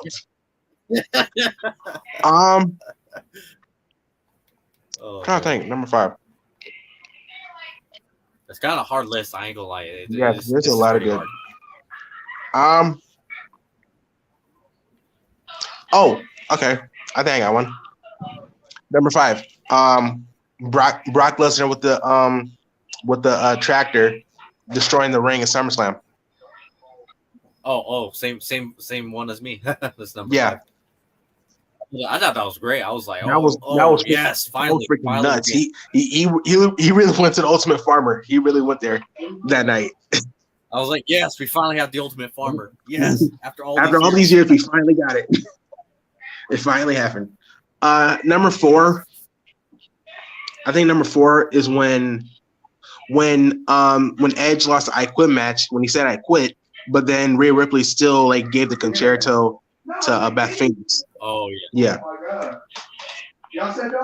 Number 3, I'm gonna go with the MJF nuke, aka the MJF pipe bomb. Oh, I completely forgot about it. You know what? Hold on. I'm gonna make a little adjustment. What do I have as number 3 again? I missed it because I got kicked out. What did I have as number 3 again? Whatever, scratch that. Put MJF nuke bomb as number 3 from my list. I just completely forgot about that until you mentioned it. Until Jalen mentioned it. Yeah, because that was freaking nuts. I think it was after Double or Nothing. I believe after he had the match. Yeah, it was after. Yeah. They got the Double or Nothing. Where he got squashed. Yeah, when he pretty much got squashed, and then he had that pipe bomb. What I like to call the MJF nuke, and he just went off. Yeah. Fire me, Tony. You effing Mark.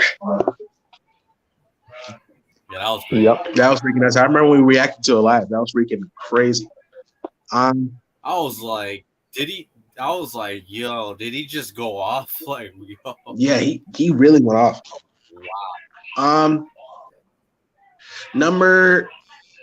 Let me change it up. I did like Rhea. I did Rhea what she did to Beth Phoenix. I thought was really cool. Really showing her heel side. But I'm gonna change it to Stone Cold versus Kevin Owens at WrestleMania. Oh, there you go.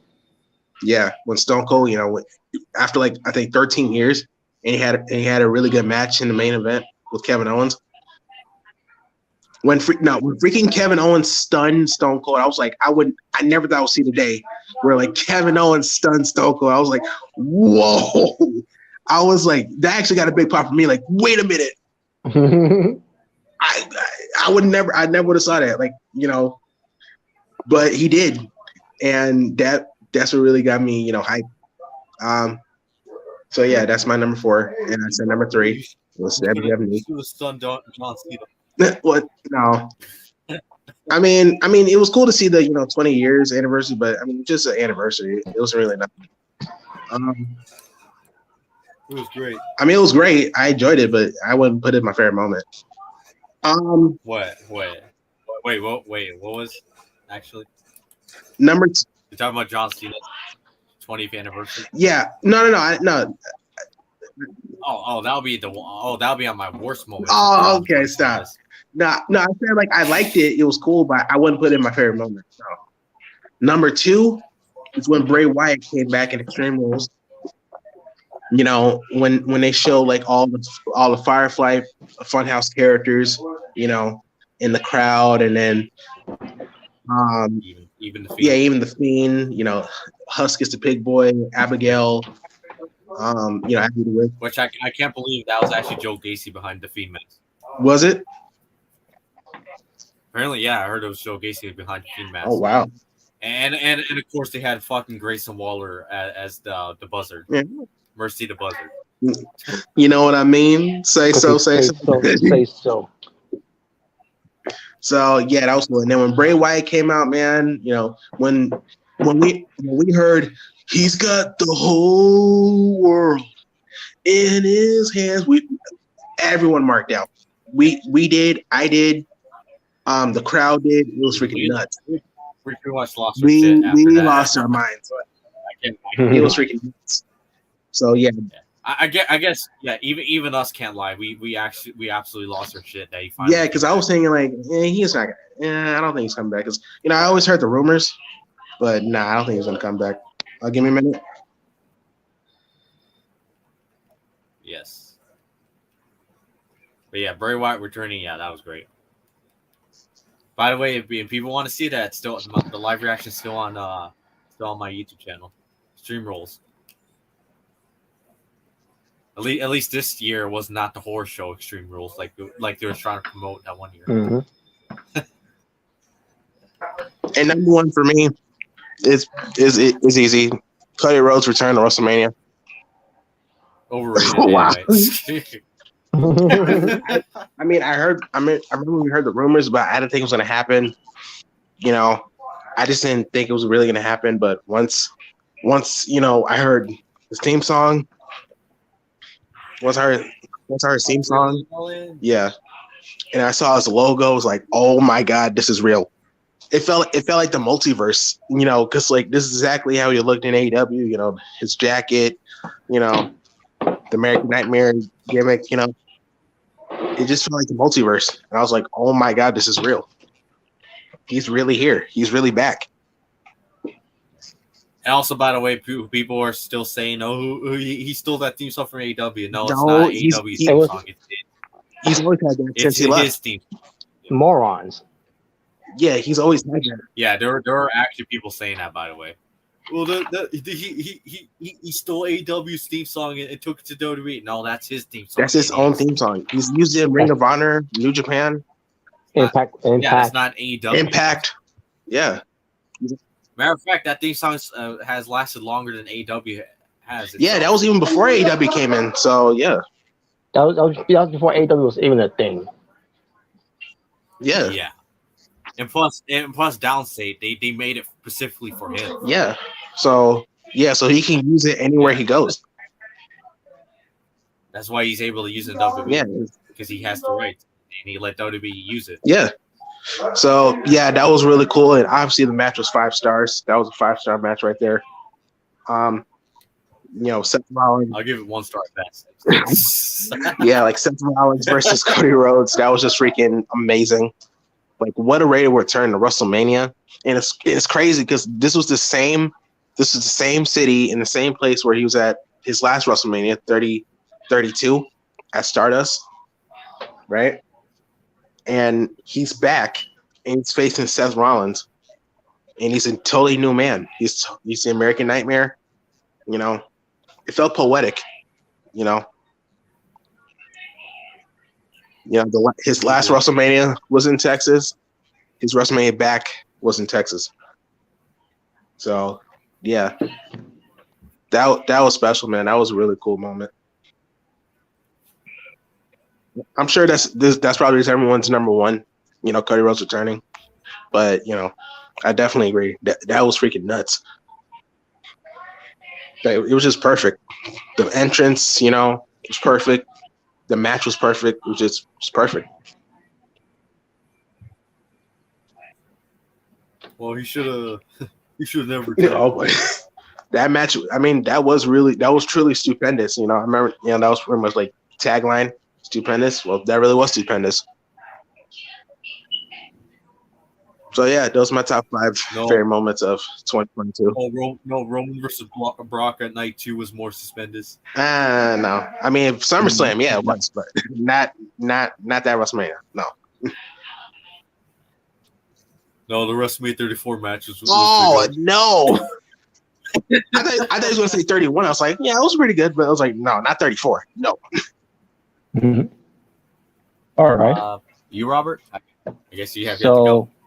number 5 for me will be the return of Bronson Reed on that Raw. Because I wasn't expecting him to come back, this year. I thought he would please come back, after his last run for New Japan for Wrestle Kingdom. So yeah, I thought it was great that he's back on, and capitalize on the opportunity that he wanted, to come in, that Triple H offer him. Because he was getting a big push, as this legit monster on New Japan, being Okada, being anyone that in his way,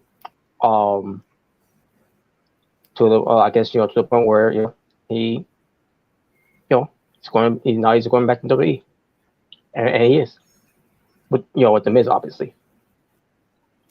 No, he's the Mrs. Lapdog. The Mrs. Lapdog.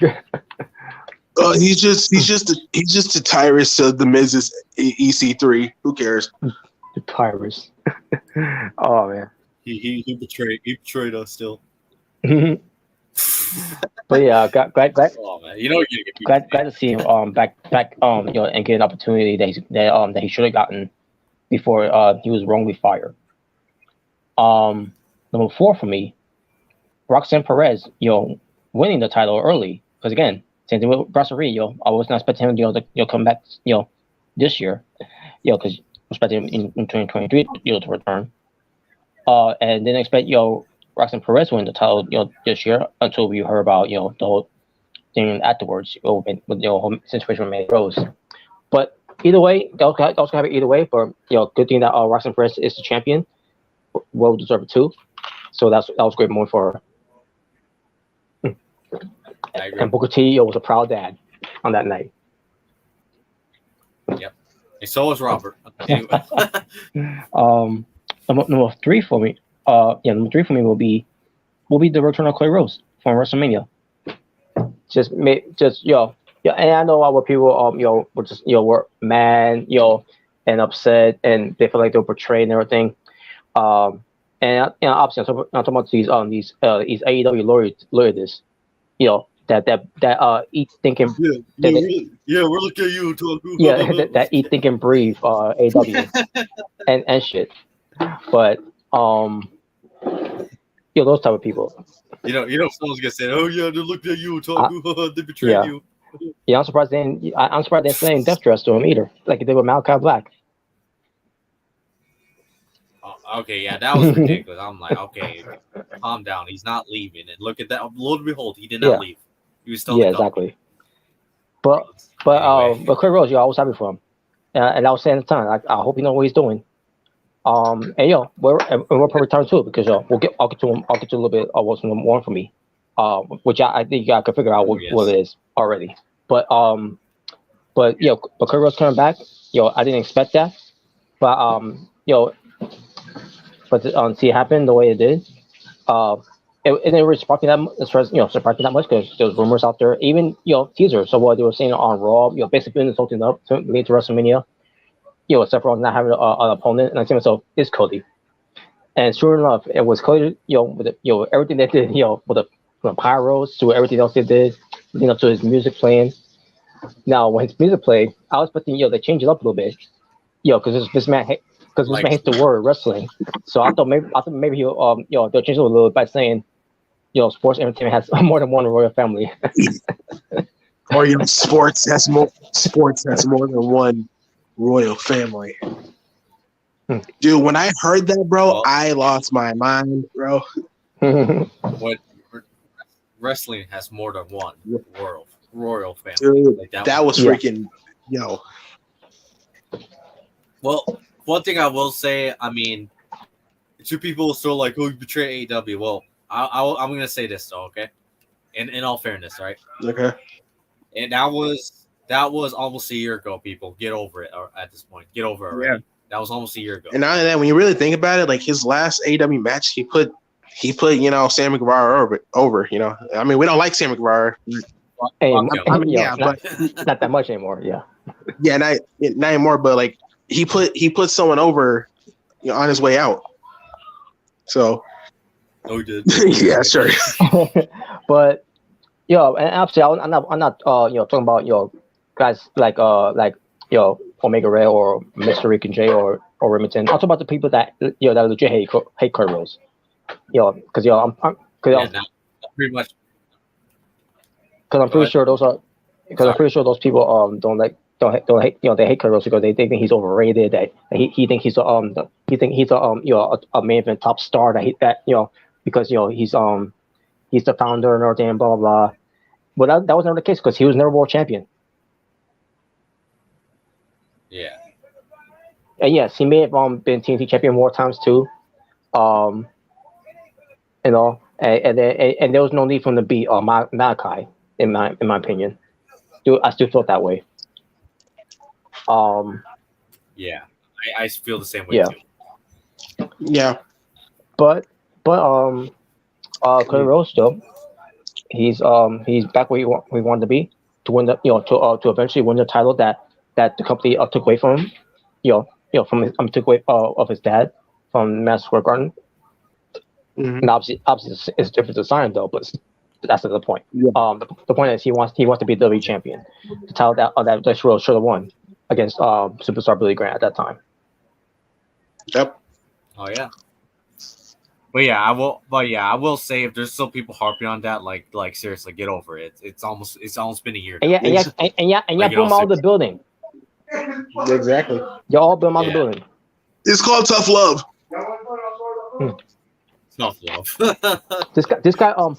I mean, you guys agreed to that at a certain point. I mean, yeah, I understand why at the time, but now it's been a year, like almost a year. Like, just get over it at this point. People are still mad. And this guy put himself through a table where he didn't have to.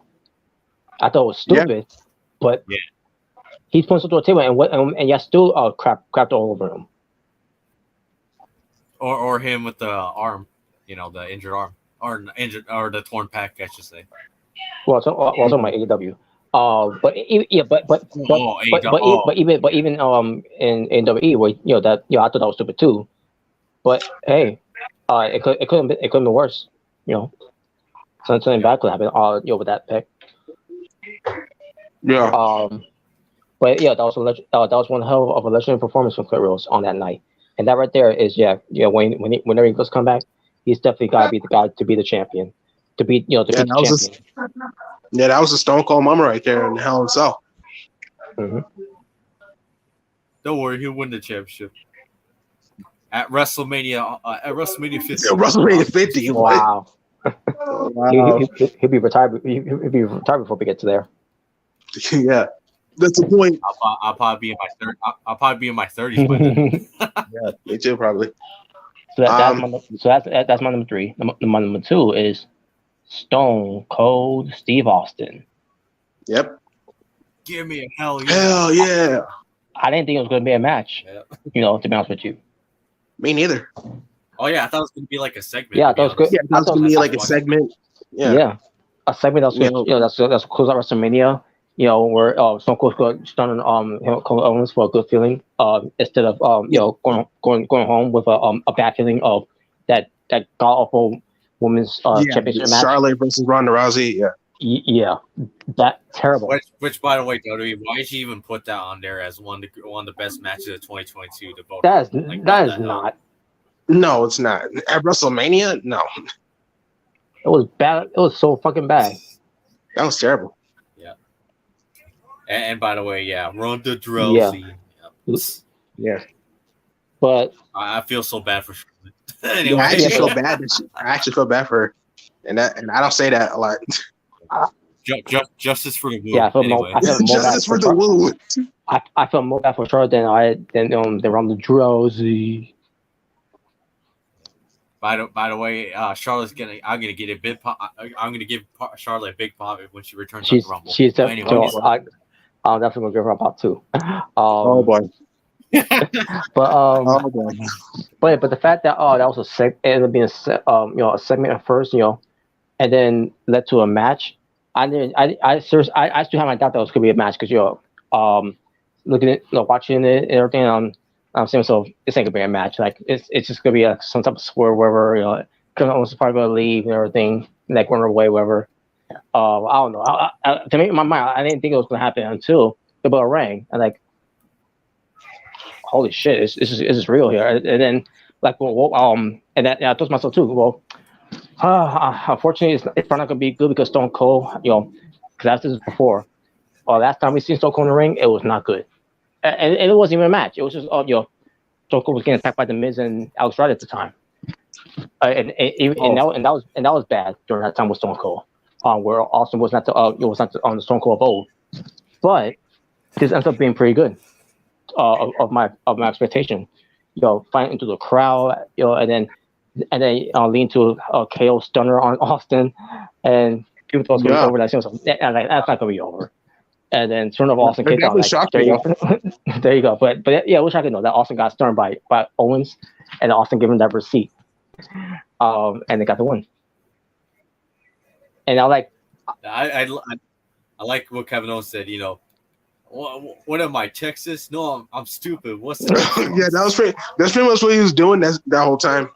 He was a dumb Texas. And man, if only could use that type of formula on there, lean up to it, would have been great. He should have said, like, what am I now? Stupid? No, I'm Texas. What's the difference? What the hell was that? That's my brother playing the game. Oh, okay. I heard someone yell, like, what the hell? He's playing the game. But yeah, that was a missed opportunity there. Yes. Oh man. But at the end, Stone Cold and Kenosis was the main event that delivered a better closing than they would have given us from Charlotte and Ronda, because that would have been a disaster for night one. Yeah, thank God that wasn't the main event. Thank God. Thank God. Yes, I agree. But anyways. But. Oh yeah, what's number one for you? By the way, number one for me is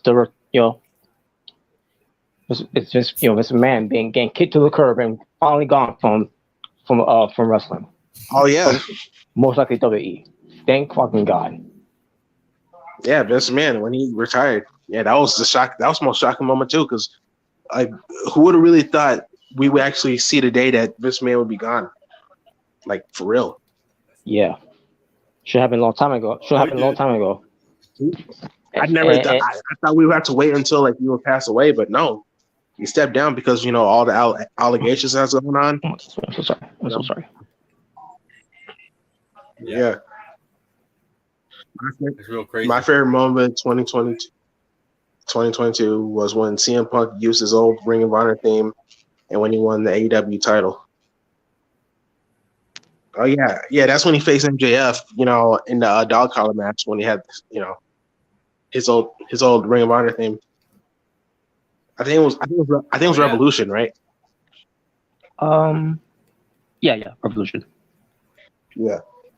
So it was like, no, cult of personality is the only one that matters. Well, I mean, MJF used it, but he trolled the fans.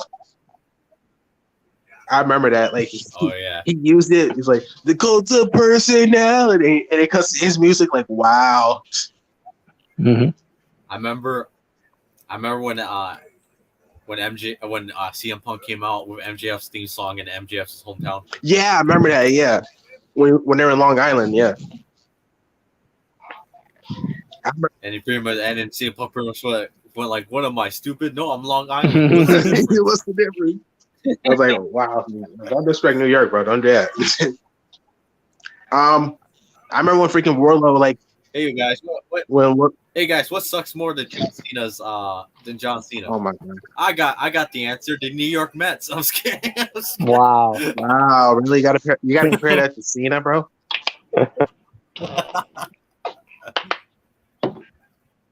Oh man. But yeah, this man retiring, that was definitely the most shocking moment ever. I bet Robert had to dance. I was like, Yeah, yay! it was like I'm gonna he was like celebration time. Come on. Yeah, I should do a party. time for Tony Khan to buy WWE. Wait, what? Like, what? No, I'm just kidding. Well, with this being gone, the stock's went up, so I doubt that's gonna happen. No. By the way, the Acclaimed looked happy too, especially Max Caster, right? Remember, guys? Yeah, remember he did. We're gonna make you retire like Vince McMahon. Dude, even Anthony Bowen's face, he was just like, did he just? Yeah, I don't think I didn't even think he knew he was gonna say that. No. Dude, his face was funny though when I have. Yo, he was like, "Whoa, he really said that." And then, yeah, that was great. I thought that was hilarious. And notice, my moments had something to do with WWE here, not so much of AEW or any other promotions. Which well, come on, come on. We all thought that you were gonna put Orange Cassidy and French as number one. Please. I thought you believed in Joe Hendry. Fuck Joe Hendry. In fact, he's one of the worst things. I'll have him as number one. I'll have him as number one as the worst things. Damn. No, I thought we were gonna put Grayson Waller winning the men's Survivors Challenge as number one. Doom, doom, doom, doom, doom, doom, doom. Oh God, no! Fuck Grayson Waller. Say so. Say so. They know. Man, fuck your say so. Say so. Snap your. Say so. 7 up yours. Say so. Say so. Yeah, say so. 7 up your ass. All right. But anyways, I think that was it now. Next one. What's this?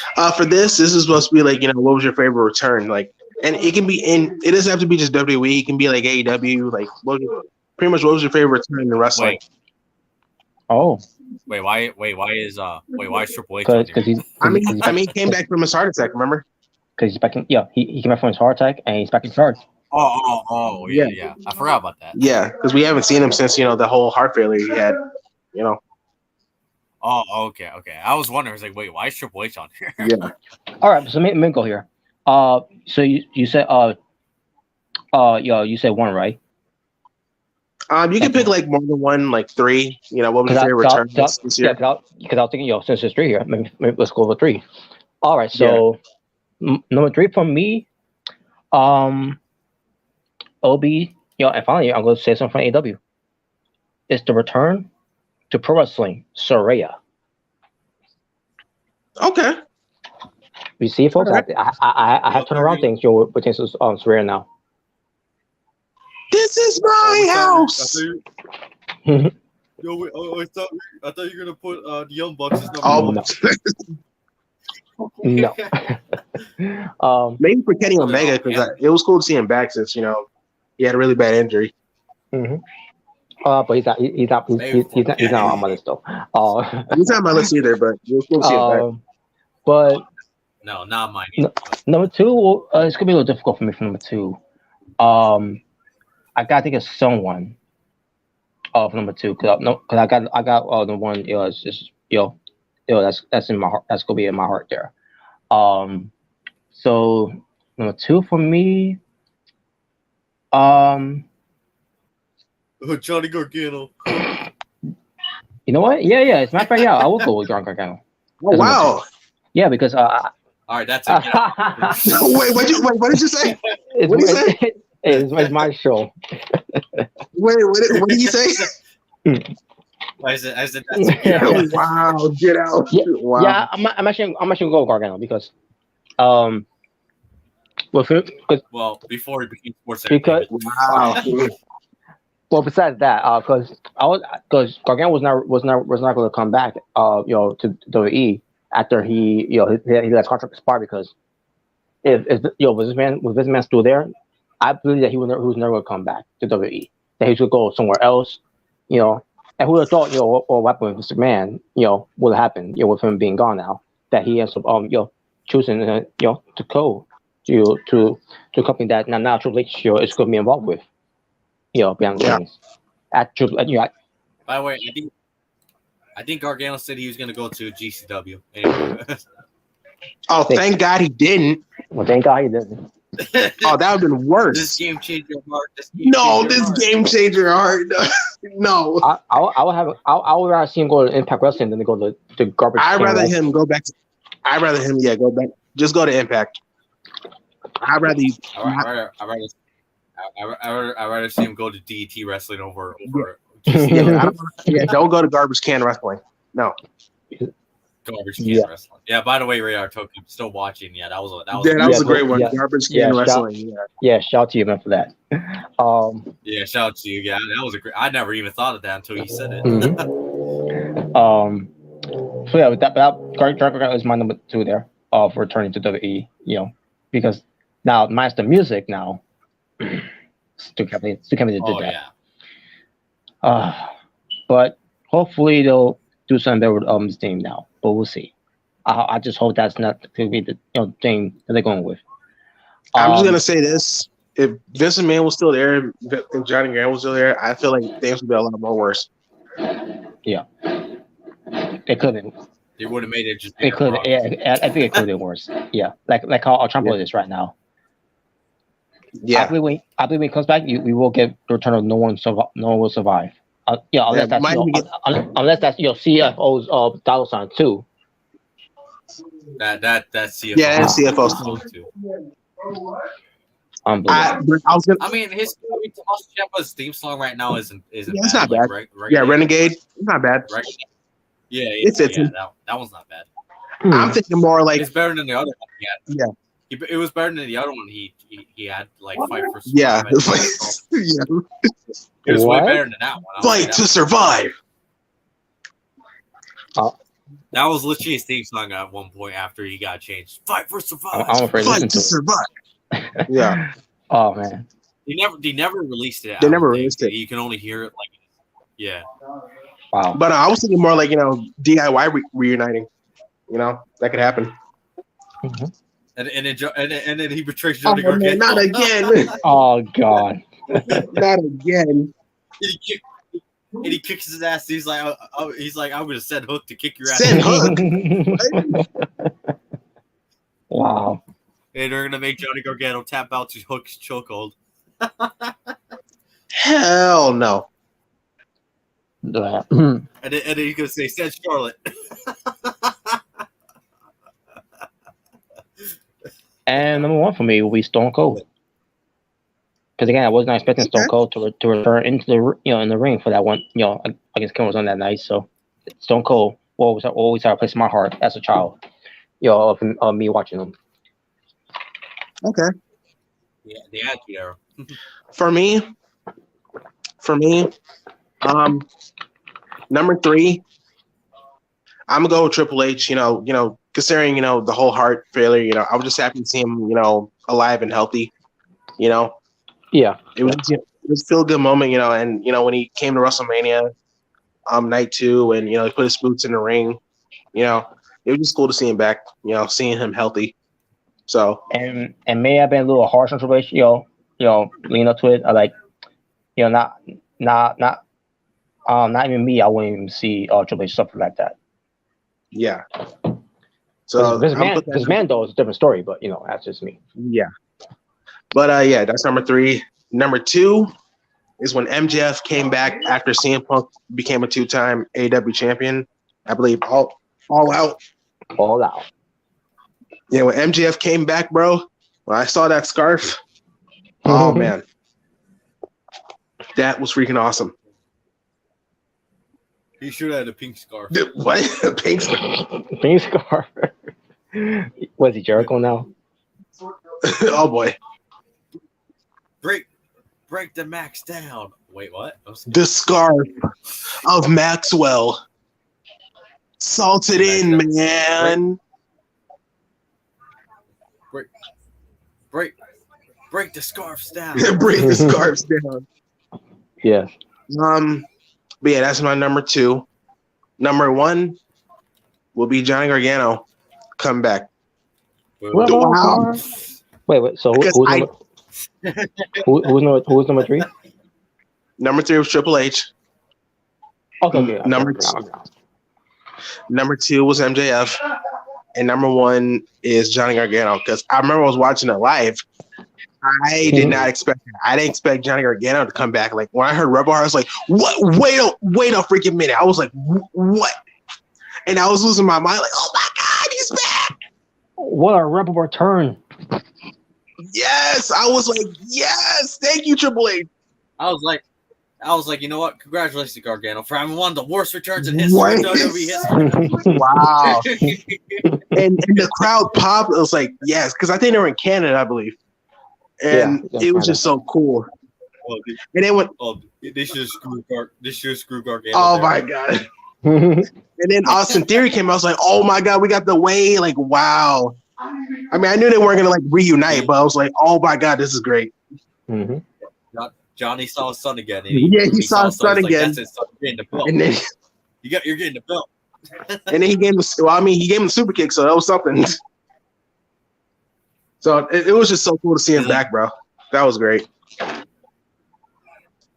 So yeah, number 3, Triple H. Number 2, MJF. Number 1, Johnny Gargano.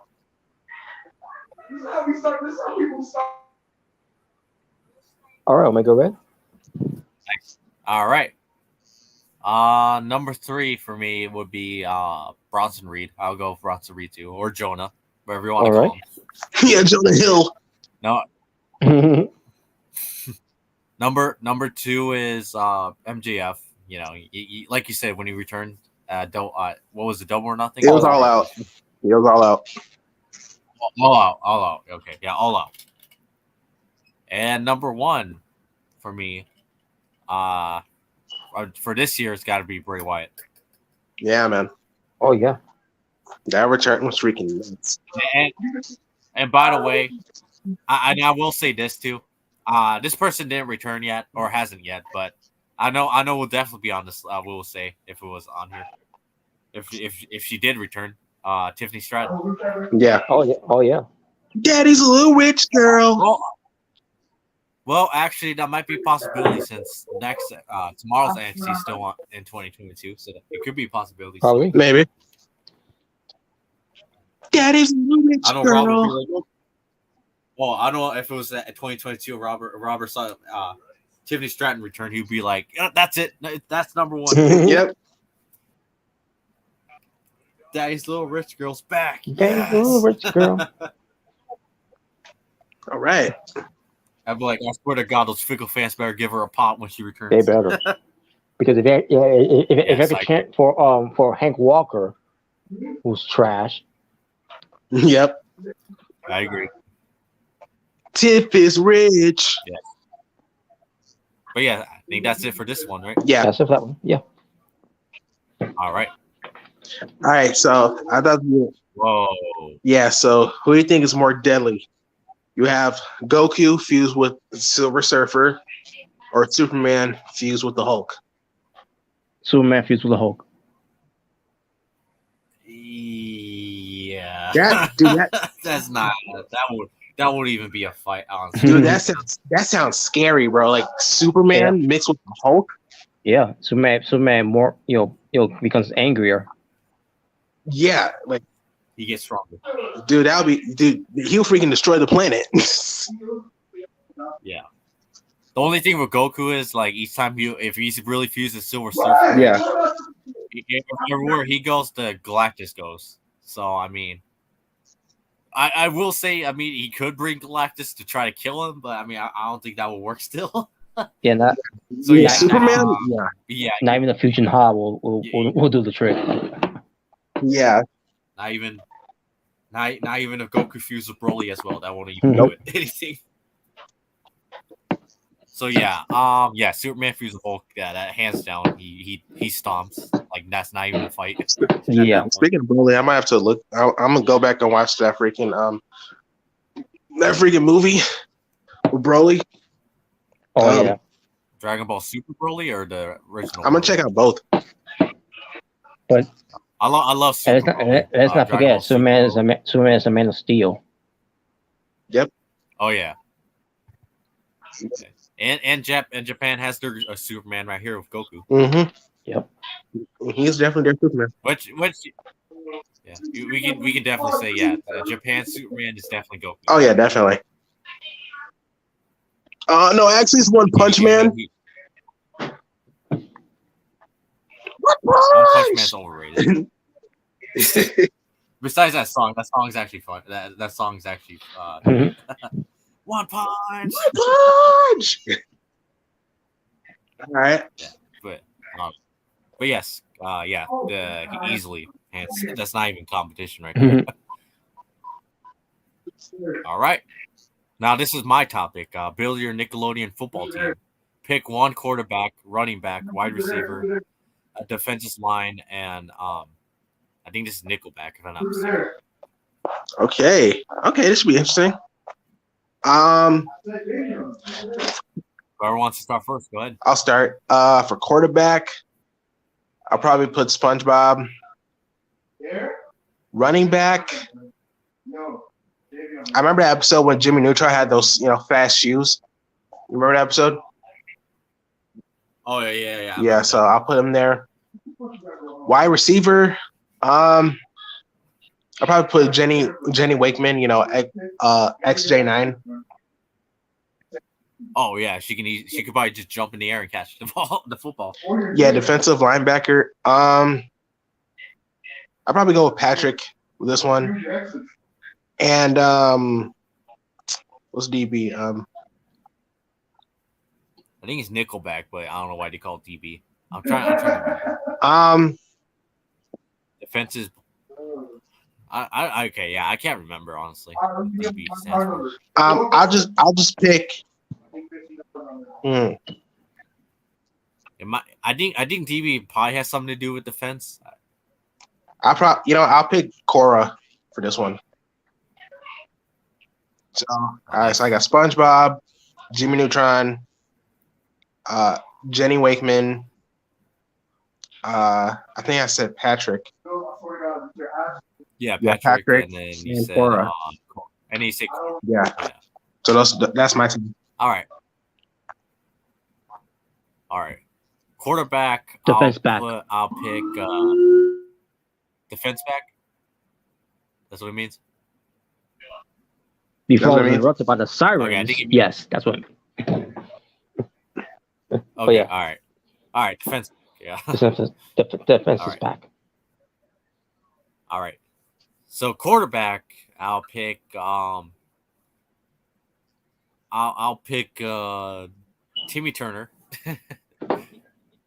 So I think there was an episode where he threw a football and he threw it like pretty far. Or so I can't remember the episode, but running back, Jimmy Neutron, just because of the speedy shoes. Wide receiver, Jenny Wakeman, because obviously she has like rockets on her feet. It at that point it'd be kind of cheating, but there you go. You gotta have all your people. Defensive lineback, I'll pick Michelangelo, and defensive back, I'll pick Patrick. Okay. I actually remember there was an episode of My Life as a Teenage Robot where Jenny was playing football. I do remember that episode. Oh yeah. That was an episode. Yeah, see, they play football. Yeah. I haven't watched the show in a while, but I remember that. Yeah, I watched some clips here and there sometimes. Yeah, that was my show, man. My Life as a Teenage Robot. That was the best. Yeah. By the way, people, sorry, but I do not know who Big Nate is. I have no idea who that is either. I think it was based off a book. It's based off a book. Yeah. Well, I don't know. Yeah, I don't know him too well. Well, I don't know. Yeah, sorry, I have no idea. Oh well. I know who Cat Dog is. I'll say that. Obviously. I definitely know who Cat Dog is. Dog. I know who Gerald is. By the way, Cat Dog. how's that going to work with Cat Dog? When Dog is the voice of SpongeBob SquarePants. No, we're not. Oh yeah, there. I will say though, I honestly have all these people. I would not want to have Cat Dog on my team just for the fact, look at them, they're connected. They would. Can you imagine that try to have one as quarterback, one as running back? Yeah, that will not work out so well. So, Cat Dog. Cat Dog. Cat Dog. For me, was a little cat dog. Yes.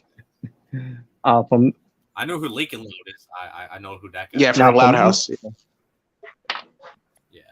Oh yeah, I barely watched that show. No, I even know about that show. So, um, I mean, I think it's all right. It's Me decent. personally, I think some people overrate it a bit. I think it's all right. Yeah, it's one of the few decent shows in Nickelodeon. Yeah, but I will say to me it's a little bit overrated in my opinion. all right, But but yeah, go ahead. but um, my QB will be. I thought going with Michelangelo, but then I thought to myself from the movie, from Teenage Mutant Ninja Turtles Part Two, with the sequel to Ooze, um, Oh who's yeah, I remember that movie. yeah Oh, you're talking about the old movie? he failed to pass the ooze to Raphael. So Oh yeah. that's why I'm not going. That's why I'm not going Michelangelo. Yeah, it was a botch. So I will go with Korra. Yeah, Cora? really Oh, nice. underrated show. Yeah, it is. Now the RB, I will go with Jiro after he retains to the fourth graders versus the fifth graders of their football game. Jiro Jiro is Oh, very good okay. player. And he caught the ball too, for to help win, for his team to help, to help his team win the game against the fifth graders. Okay. Hey Arnold. Hey Arnold! Move Yeah. it, football head. Hey, oh yeah, the football can be Arnold. There you go. You Oh throw god. it. Wow. Oh man. The WR, I'll give that to Cat Dog. Cat dog. Alone in the world was a little cat dog. Oh yeah. Yeah. Well, actually, that kind of makes sense. One can catch it, the other one can boost him up. That actually does kind of make sense. The DL I meant to say. Let's see.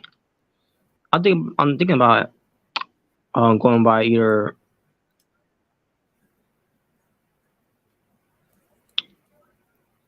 Angelica. I was thinking about Angelica, but I thought to myself, maybe I could go with Jimmy Neutron with that. Oh yeah, his inventions. Huh. he used to shrink ray on them.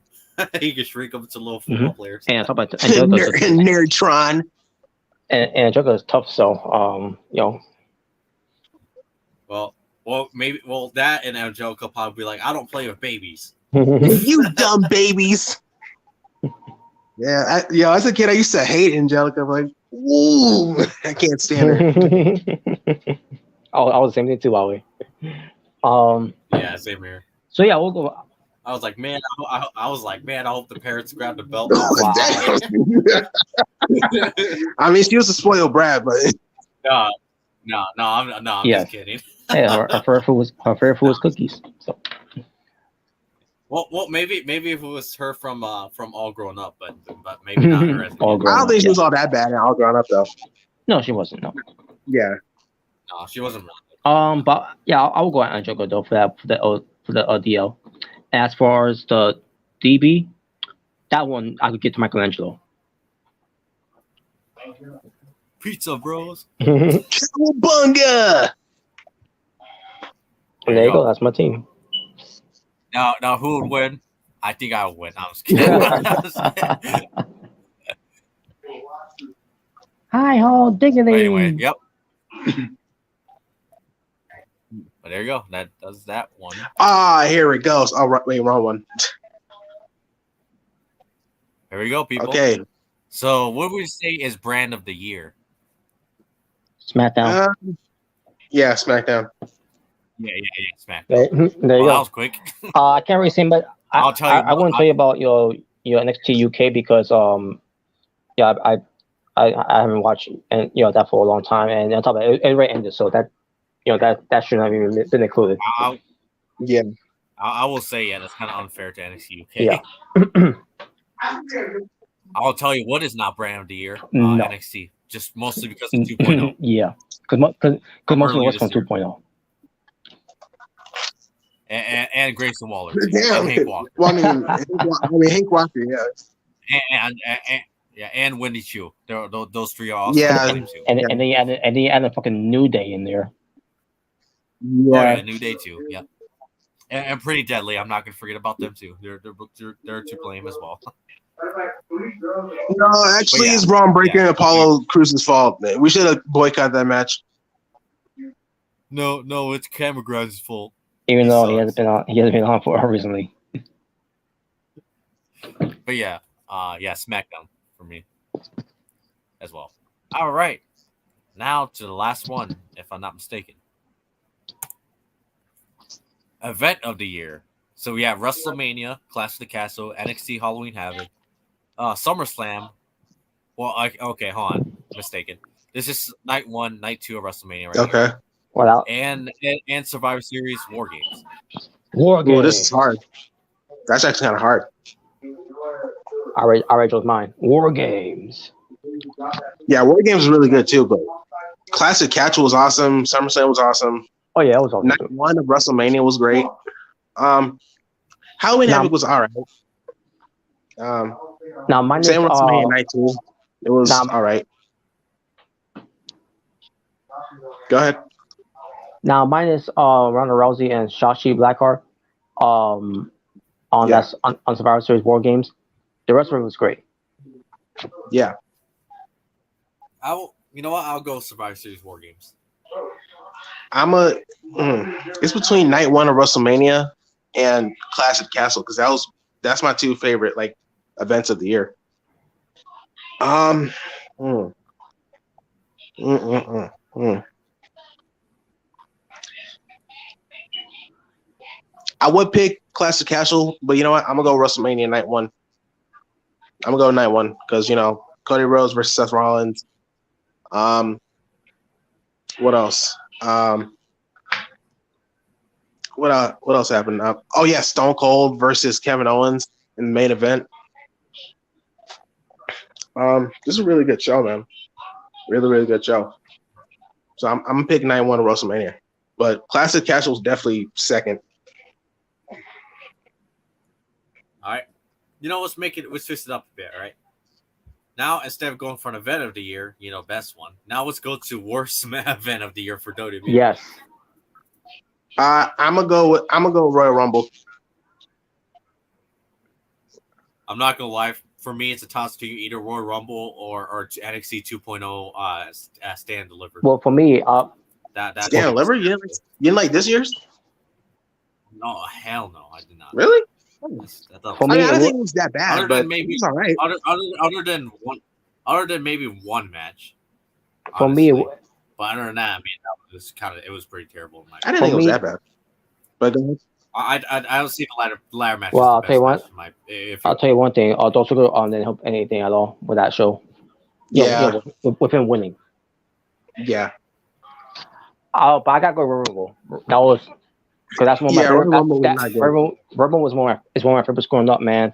And the fact that just that Rumble was one of the worst of all Rumble events. That was the worst one because it was so fucking boring.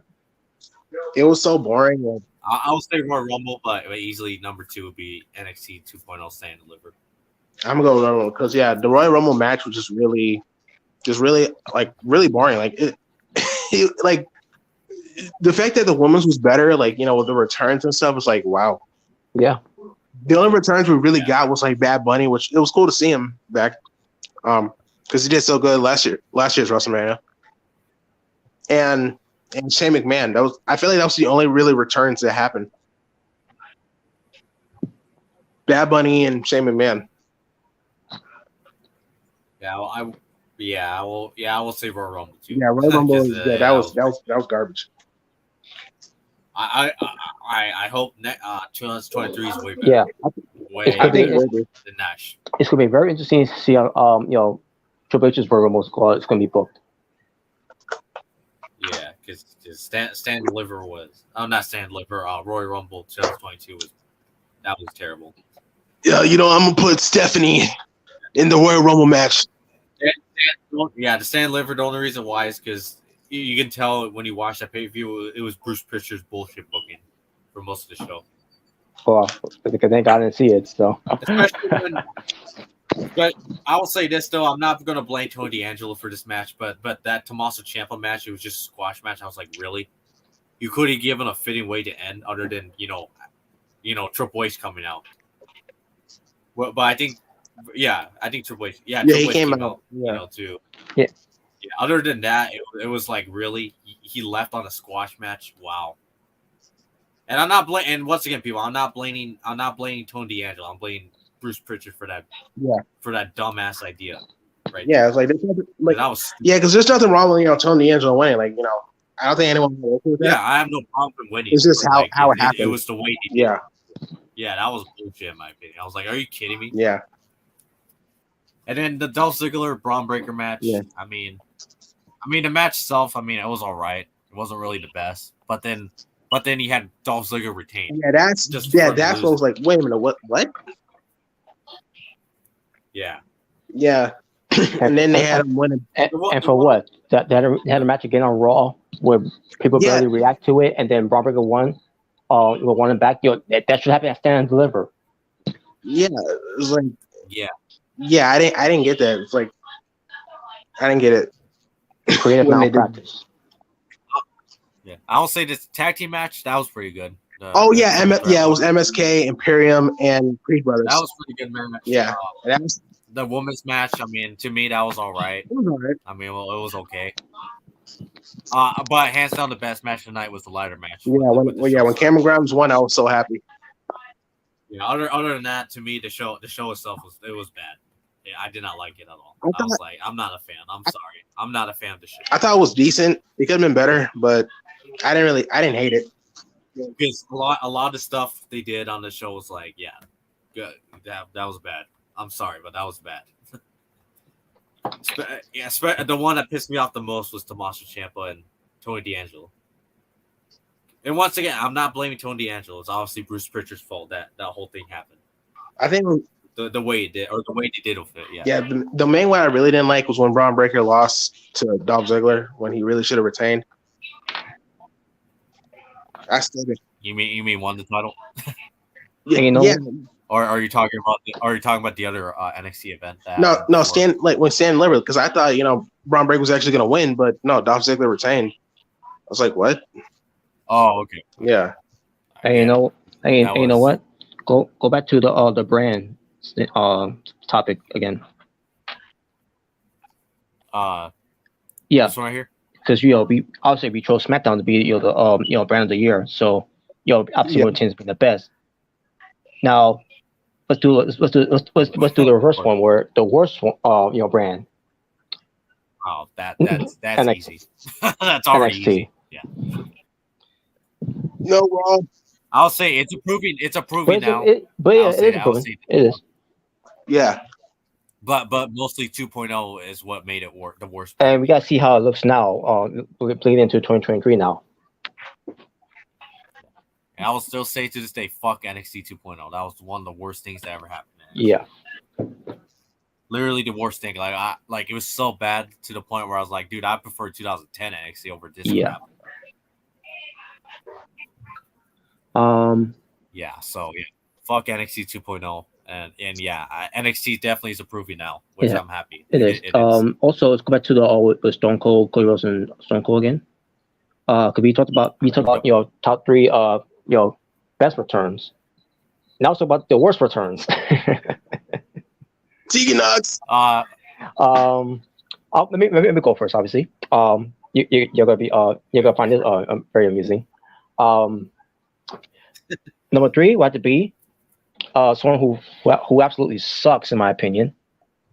Oh my god! Oh, shut up!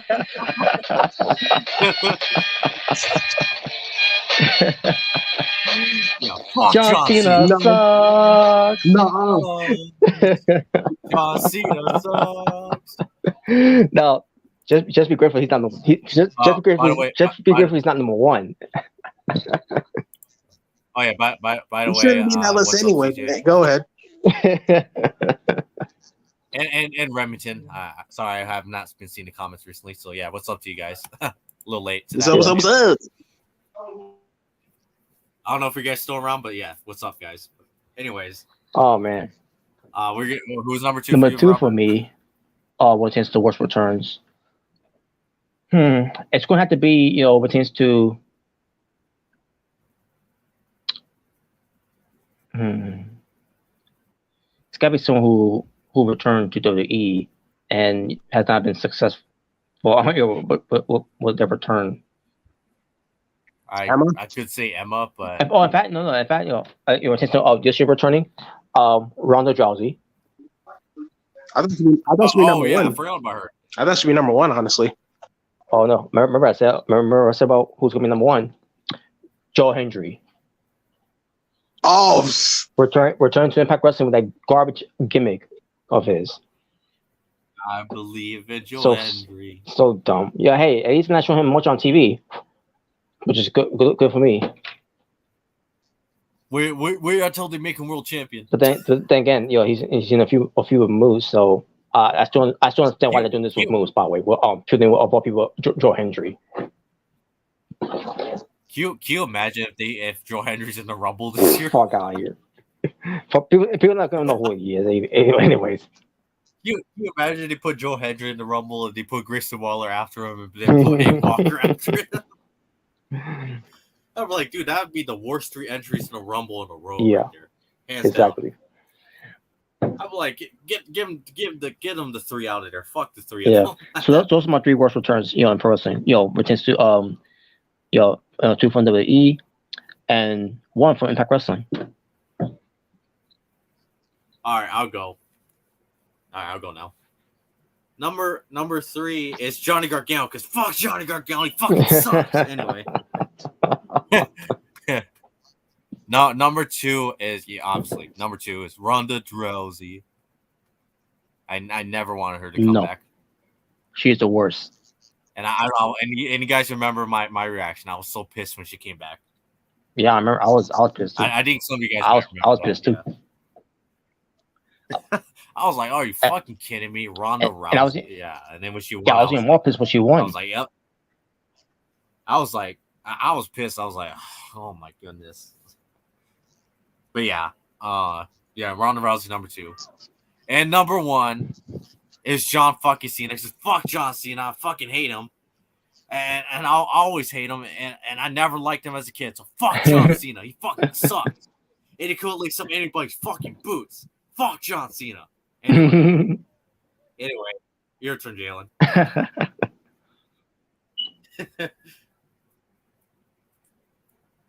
Whenever he's ready. Whenever he's ready. all right. Is he muted?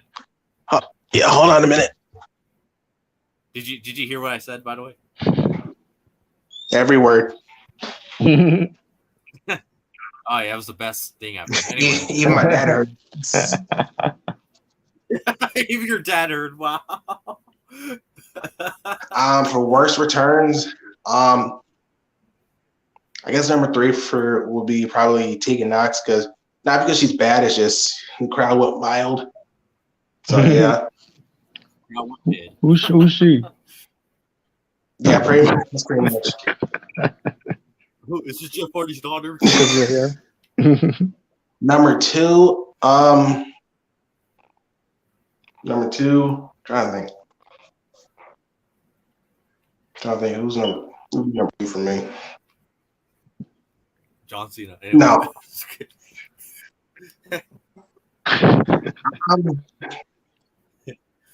I don't know number 2 would be, honestly. I really don't know two ones I really don't like.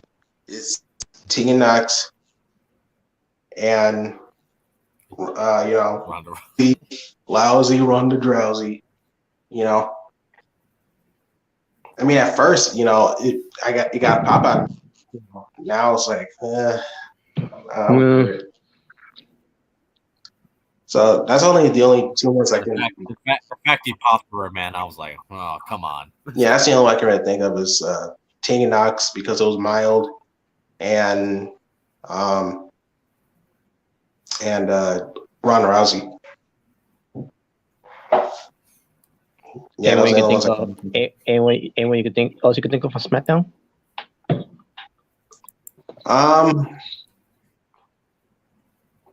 I guess maybe Emma. Oh wait, I guess I got another one.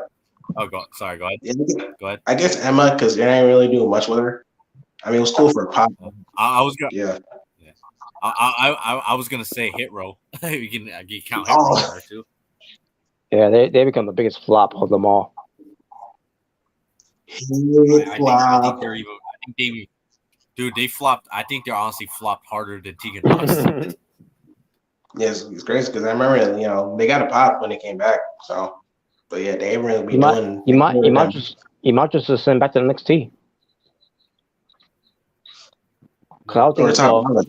I was thinking, if maybe they should just let him go because it's not working, or maybe just send back to NXT.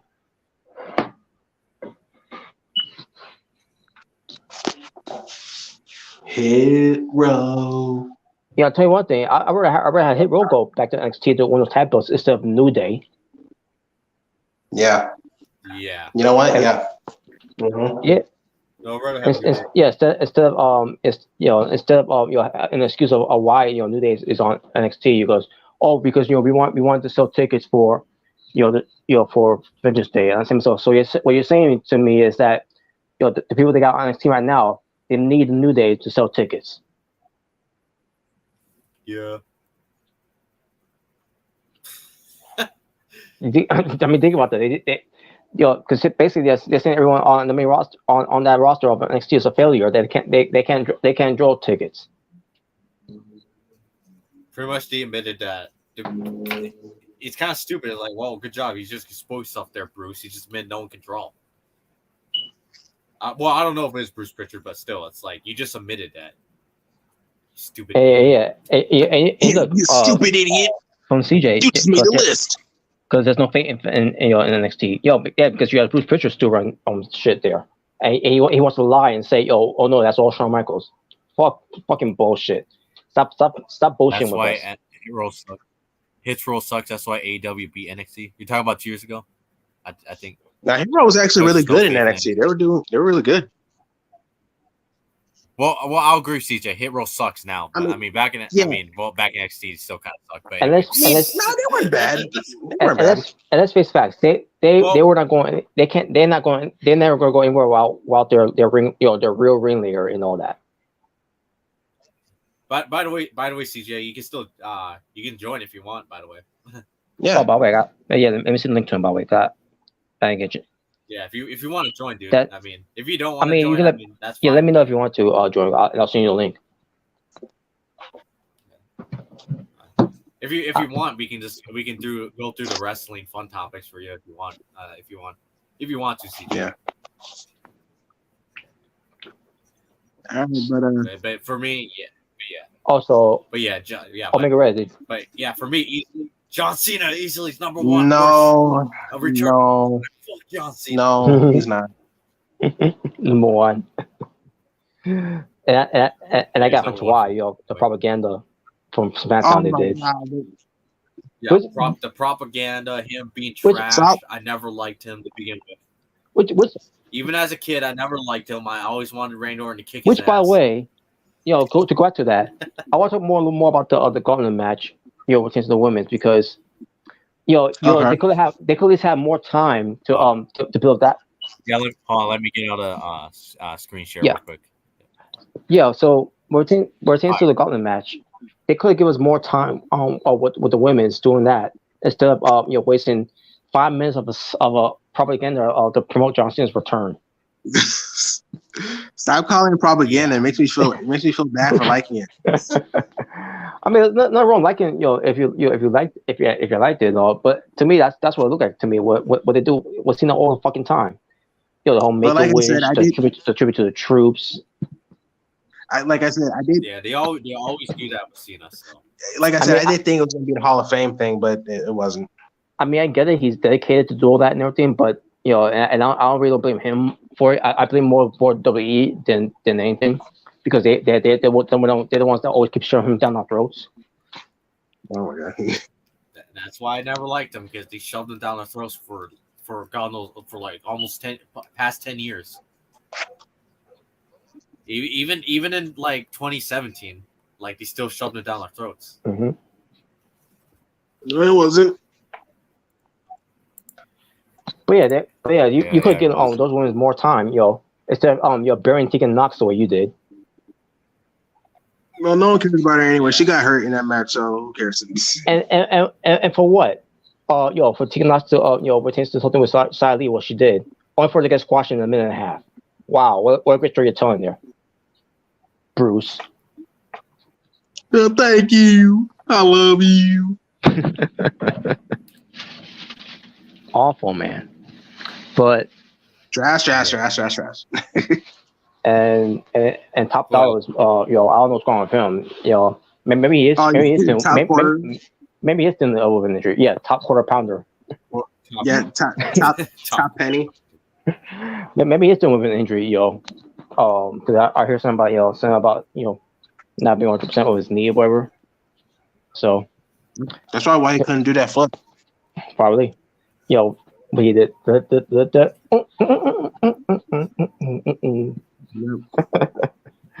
oh, that was bad. All right. So, what's the topics? Any other topics? but yeah. Fuck John Cena. Fuck this little propaganda he had at SmackDown. And by the way, CJ, if you're still here, No.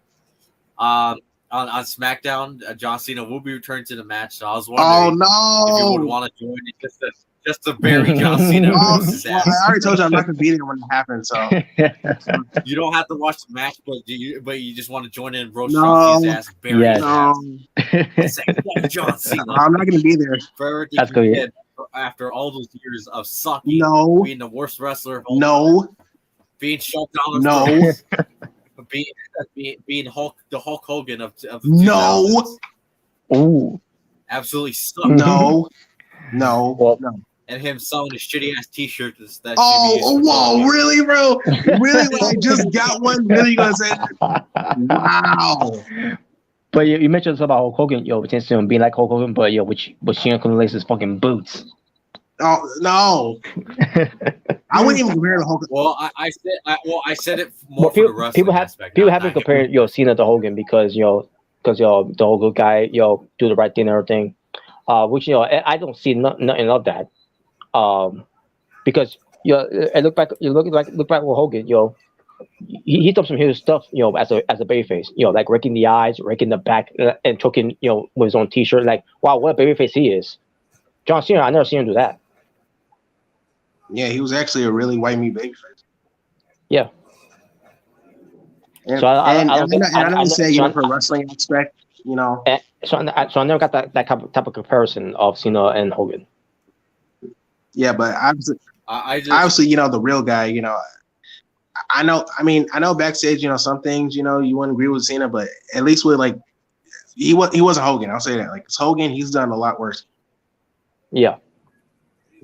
I just said more the wrestling stuff. I didn't say that. I didn't mean like him as a person, though. Yeah. No, I said it was the wrestling. Yeah. Mm-hmm. All right, so we got. But yeah, that's why. Yeah, that's why I said he's the Hogan of the 2000s of the wrestling. At least I don't know if Cena's saying the N-word and saying fuck these black. Well, this man did it in front of Cena, so keep it up, man. Well, I don't know if Vince is racist, but I probably won't surprise if he is. But you saw Booker's reaction to that. He's like, "What's good?" I mean, I'm just saying. I don't think Vince is, but I mean, part of me wouldn't be surprised if he really is behind the scenes. Yeah. All right, so we got any topics, Robert? So I've got some to bring up attention to the WWE Hall of Fame, and what I'm gonna do here is mention names, and kind of like how we did with things on the Raw rosters, where we give them a bell or a buzzer to see if they do belong in the Hall of Fame. So the first name comes up in mind. Obviously, he was the first inductee. Was Andre the Giant. Ding ding ding ding. Yep. But well, doubt obviously, because he Yeah, the eighth one in the the eighth world. wonder of the world. There you go. And yep, he's one of the largest athletes in Mhm. history. The only real giant is still Andre. No, it's Giant Gonzalez. Giant Well, he was Gonzalez. tall too, but I thought he was not that good. No, it's Big Show. He's the only real giant that ever mattered. I'll say one thing. What he did, even in his later days, he still moves pretty good. But now it's catching up to him now. So With Big yeah. Show? because he had hip replacements and all. Yeah, he probably But- should stay retired. But yeah, he has honestly. lost a lot of weight though. Not because I hate him, but just because I think He's past his yeah. prime. too many health problems. No, you're one of those guys that said, "Please retire." Yeah, because he was because they overrated him and Kane at that during that year. Isn't he always going on? back to being Captain Insano in AEW? Yeah, he did. Mine's the whole thing of being in that rap video, but yeah, he did say something like that. But maybe it happened already. Maybe on Dark. Who knows? But who knows? We don't watch anyways. Yeah, no one watches Dark. So yeah. But yeah, but that. Come on, we love Sneaky Swerve. And by the way, for Andre the Giant, for what it was worth, former WF champion, even though it wasn't really much of a run. And one half of the WF Tag Team Champions with Haku. So that was Andre. We already got to him. Next guy is Arnold Scully. Arnold Scullin. Excuse me. He was the manager of Bob Backlund and Bruno Sammartino, a former, tag team champion in WWF. When they had the United States Tag Team Championship. I don't know too much about him. I think he's like he probably was around like way before. Yeah, he was, and he's no longer with us either. So, yeah, I can't. Yeah, I'm sorry, I can't say anything about that. To be honest with you, me either, because I didn't watch him during those times too. So, but yeah, I'm not gonna say anything bad about him. I'm not gonna say. Yeah. I don't know. Yeah. Yeah, me neither. I guess I could say, knowing the people he managed, I guess I could say DDD. In a way, yeah, because he did manage Bob Backlund and Bruce Sammartino who were champions. So. And who are legends. And legends. And they're Hall of Fame and they're Hall of Famers in their own right. But we'll get to that a little definitely. Later. Bobo Brazil, former WWF United States Heavyweight Champion. 7 times, and NWA United States Champion 1 time. Again, he was not from our, we didn't grow up all during his time, so. But of what I heard great things of him. Buzzer. Okay. Blade Rogers, the original Nature Boy, I should say. Yes, I've heard of him. First ever NWA World Champion and first ever WWF Champion, or should I say WWF Champion? Because it was 3 Ws during that time. During the Vince McMahon Senior era. But yeah, this definitely gets the buzzer. The only buddy that matters. Wow. Chief J. Strombo. He was a former WWF Tag Team Champion. He was also an agent for WWF at the time.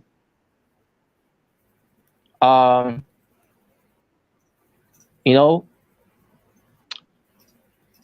not around anymore either. But he was not really Indian, by the way. He was Canadian, portraying as an Indian character. And all I could think back, is the whole thing with the Owen Hart thing, where because G.J. Strombo was an agent, during that time, where he went to Owen Hart because Owen Hart was doing the clapping thing, whatever. The crowds popped up and everything, and then he went to Owen Hart and said, and it's a story I heard, a story, and basically saying to Owen Hart, are you going to be doing that, in a real fight, whatever? And then Owen Hart's reply was, no, Chief J Strumbo, my um, what I'll do in the fight is that I'll hop, do the Indian tribe dance like he did, when he was on in his matches. So I thought that was a good. I thought that was a good response by Owen Hart. But again, I mean, that's actually good. I can imagine Owen Hart, doing an impersonation of that in front of G.J. Strombo, and then G.J. Strombo just walks away like this kid. Well, I'll tell you one thing, Owen Hart achieved a lot more than you did. So guess what?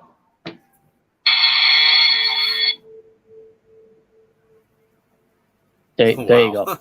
Yeah, I don't. Yeah, I don't know much about that guy either, so I can't really say. Why he was an asshole as an agent. So, in fact, he gets 2. They. Yeah, if he was, then yeah, it's like, Yeah. come on now. I mean, I'm not trying to say. I mean, yeah, maybe they're assholes to people, but maybe he did contribute a lot to the wrestling business. So, it could be one of those things. Yeah. Well, it's whatever. Because there are some people where I'm like, I don't like him, like, him as a person, but I will give him credit that he did contribute a lot to the business. So, there's been there like are. that. Like, for example, this next guy, Classy Freddie Blassie. Classy Freddie Blassie. Oh, I think I've heard some stuff about this guy. And from what I hear, it's not very positive about him. Not because he was he grew up tough, as a kid, a child and everything. Yeah. He wasn't all bad though. He was. Yeah, and I'm not trying to say like he he was some terrible rapist, murderer. Yeah, I'm not trying to say that, but he's held over 30 NWA regional championships. He's been a manager for NWA for the longest time. He's been a manager of Hulk Hogan. He's managed Iron Sheik and Nikolai Volkov.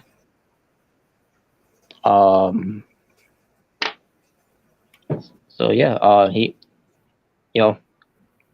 obviously a legend that I was heard of, and like he's earned my respect. So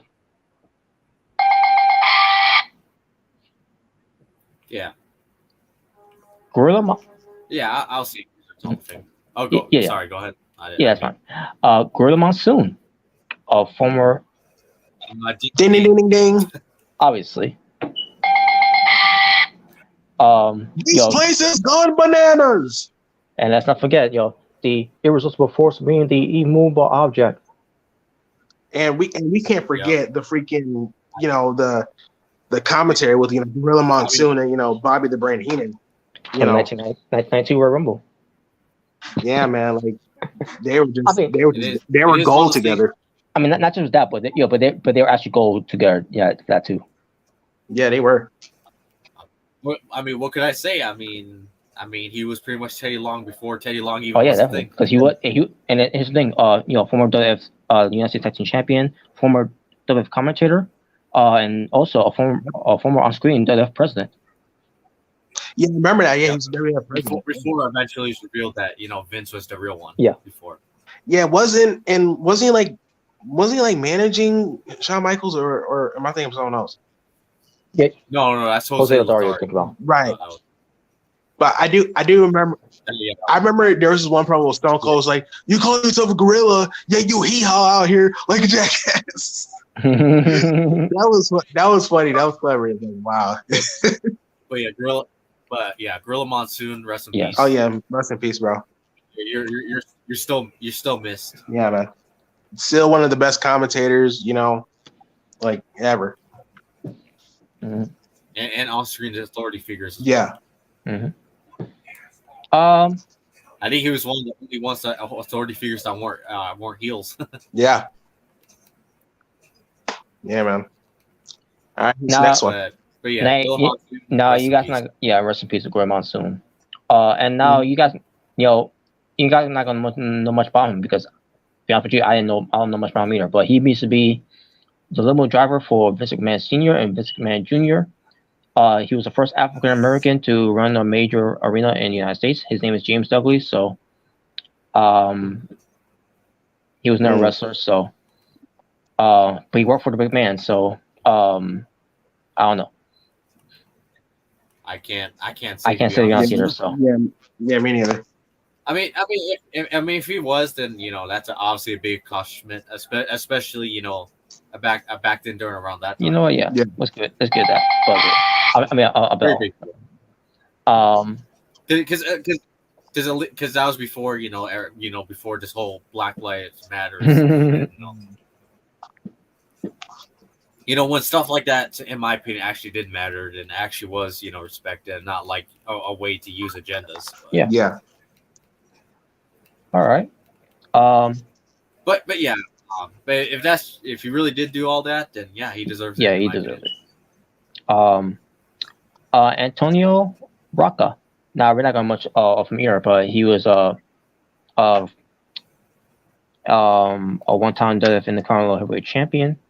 A WWF International Heavyweight Champion, I should say, and a pioneer of acrobatic wrestling style. So just because of that, he gets the buzzer from me. I mean, he gets the bell from me. Okay. So So you talk about acrobatic and wrestling. He was the original. wow. I'm pretty sure he did a lot better, than what we see right now. Which tends to spot monkeys. Yeah. The young bucks. But Well, anyway, you don't like the indie taker? I like the name Tinker, by the way. Yeah, just don't have everyone kick out of it. Because that should be a finisher that no one should kick out of. Okay. But anyways, yes. But Big Cat Ernie Last, I mean Ernie Ladd, excuse me, who was a former football player. Um, he's won several NWA regional titles and everything. Um, So he's Goldberg before Goldberg ever was yeah, Sting. Big Cat Ernie Ladd. He gets a belt for me. Yeah. Okay. So far, no buzzers. Well, yet. Well, except for one Yeah, person, not really. Chief Chase Rumble was that kind of buzzer. um, Yeah. But yeah, I don't know much about that guy either. Yeah. But from my ear, yeah, I guess he deserves a buzzer. George Animal Steel, one of the Oh yeah. professional, wrestling first monster heels before he begins. Yeah, Okay, yeah, this guy. Now here's somebody I'm familiar with yes, in a way. To me, I think he deserves the belt. he does. He Exactly. he definitely deserves his belt. Yeah, I remember him. He's one of the first heels before there ever was a heel. Yep. And wasn't he? And wasn't he with the Ricky Dragon Steamboat like at WrestleMania 3? Yep. Yeah. And the way he looked too, as a heel, I saw his work as a heel. And the way he was doing, where he's doing the ring, like holy shit, this guy looked like he could scare people. He sure intimidated me there. Like holy shit, I don't want to be around this guy. If he's on move like more towards you like that. Yeah. Oh man, Yeah. but and then we got Ivan Putski, a one-time WWF Tag Team Champion. Okay. I'll give him the bell.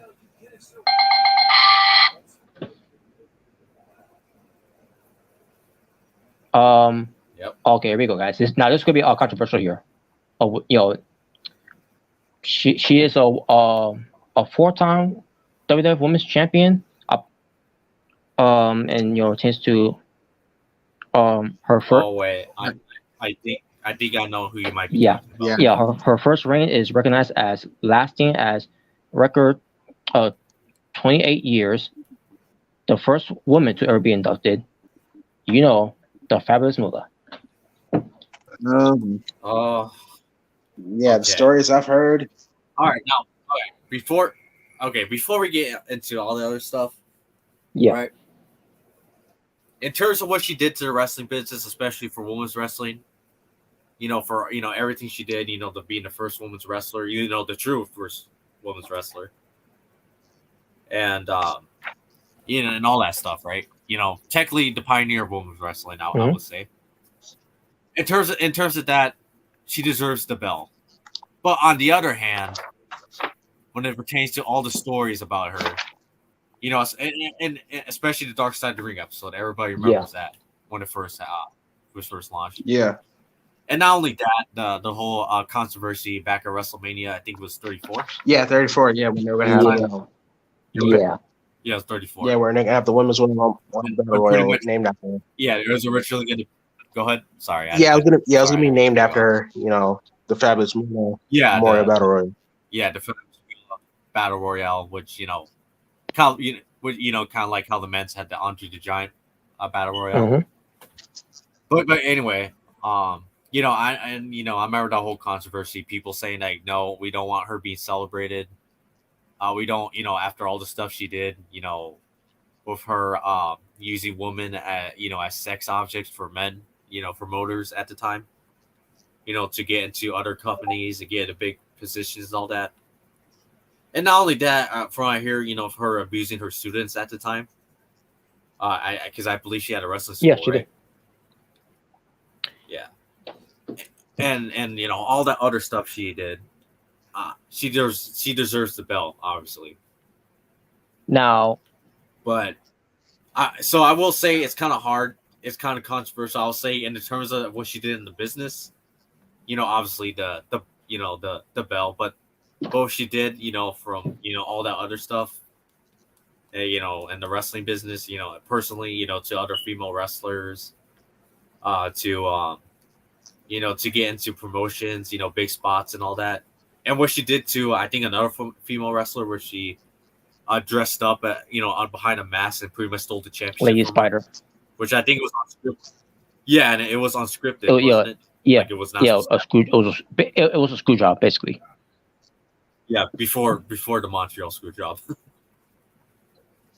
So yeah, in terms of that, yeah, she definitely gets the buzzer. Now, So that's how I feel about it. But now, how I feel about it, because I didn't know much about Fabulous Moolah until the Attitude Era, and and then hearing stories about her, positive stories, obviously with her, in the wrestling business. Never heard anything about her, about what she did, outside of the wrestling business, until people, like you brought up before, where it takes the women's battle royale, where they was going to name it after the Fabulous Moolah to honor her and everything.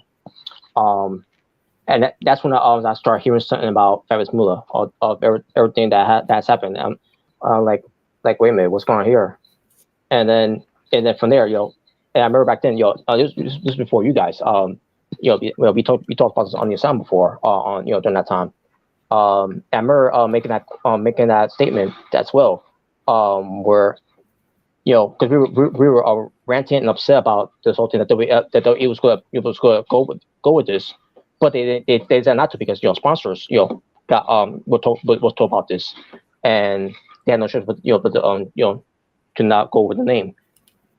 They could have went with someone else's name, like they could have went with China's name, they could have went with Sensational Shirley's name, but then again, they probably never.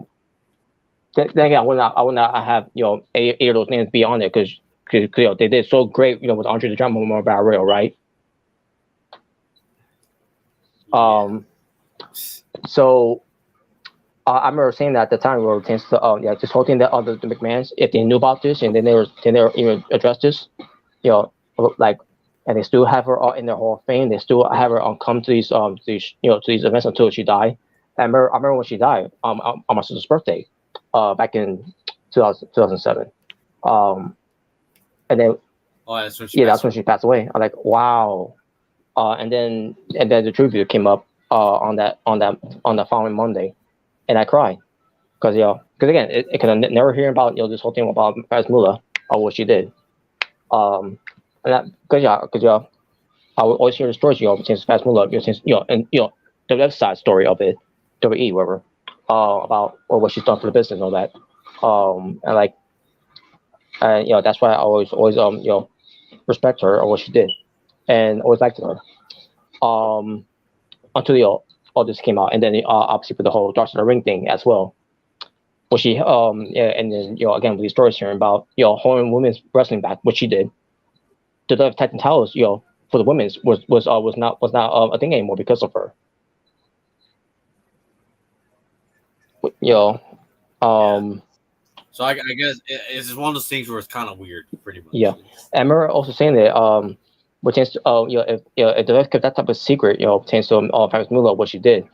I said during that episode, like it will not be surprising if if no secret comes out of what really happened on that night when Owen Hart died. But none of that has I mean other than the whole thing that's what was playing on Dark Side of the Ring, but other than that none of was a plan to try to this man's tobacco plan that's how I always felt. There's no proof of that, but all I can say is it was an accident that in a sense that should have never happened. Should never happen. That whole interest should even never happen. He should never have been up there in the first place. Yeah. But back to Fast Mula. So yeah, so it's just for everything that has been years later hearing about this, I thought I think about doing the bell, but nope. She gets the buzzer. Yeah, I understand why. I mean, it's one of those things where it's kind of weird. She disappointed me. It can, she disappointed me. Yeah. But yeah, it's just one of those things where it's like, I mean, I have to give credit where credit's due, but at the same time, all the other stuff. But yeah, it's just. All right. Yeah, but yeah, we'll just go with the bell for now. Buzzer. Or yeah, the buzzer, man. I can't. Yeah. Now the next one is going to be for the bell because now he's the real wizard, unlike Chris Jericho. Michael Jordan. I'm talking about the Grand Wizard of pro wrestling. Whoa. The Grand Wizard, who was a longtime manager during the time in WF where he managed WF champion superstar Billy Graham. Oh, okay. Good. Yeah. When you said the Grand Wizard, I was like, whoa. I don't know. I don't know what kind of Grand Wizard you're thinking of, but this is the Grand Wizard. He's thinking of Chris. But this is the Grand Wizard of pro wrestling. Okay. So yeah, he gets the belt just for that. Okay. Pedro Morales. He is a one-time WWF World Heavyweight Champion. And basically, he also won the Intercontinental and the Tag Team, which makes him the first Triple Crown champion. You said his name is Pedro Morales. Pedro Morales.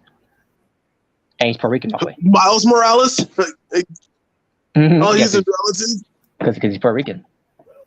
And speaking of, so he's Salio Vega's father. And good to be bro, because Miles Morales, he's not just black, but he's also Puerto Rican because his mother's Puerto Rican. Okay. Yep. But no, according to Black Lives Matter, no, he's only black. Yeah. But yeah, Pedro Morales, obviously. Yep. All right. Next one is Baron Michael. How do you say his last name there? Lina? I don't know. Sesame Daddy? What the hell? Daddy at? I don't know much about him, but he's a former World Tag Team Champion, a former United States Tag Team Champion, all in WWF, by the way. So I don't know much of his work, but I'll still give him the bell. All right, Captain Lou Albano. Captain Lou Albano. I don't really know much about him. I'll give him the bell because yeah. Wait, Captain who you said? Captain Lou Albano.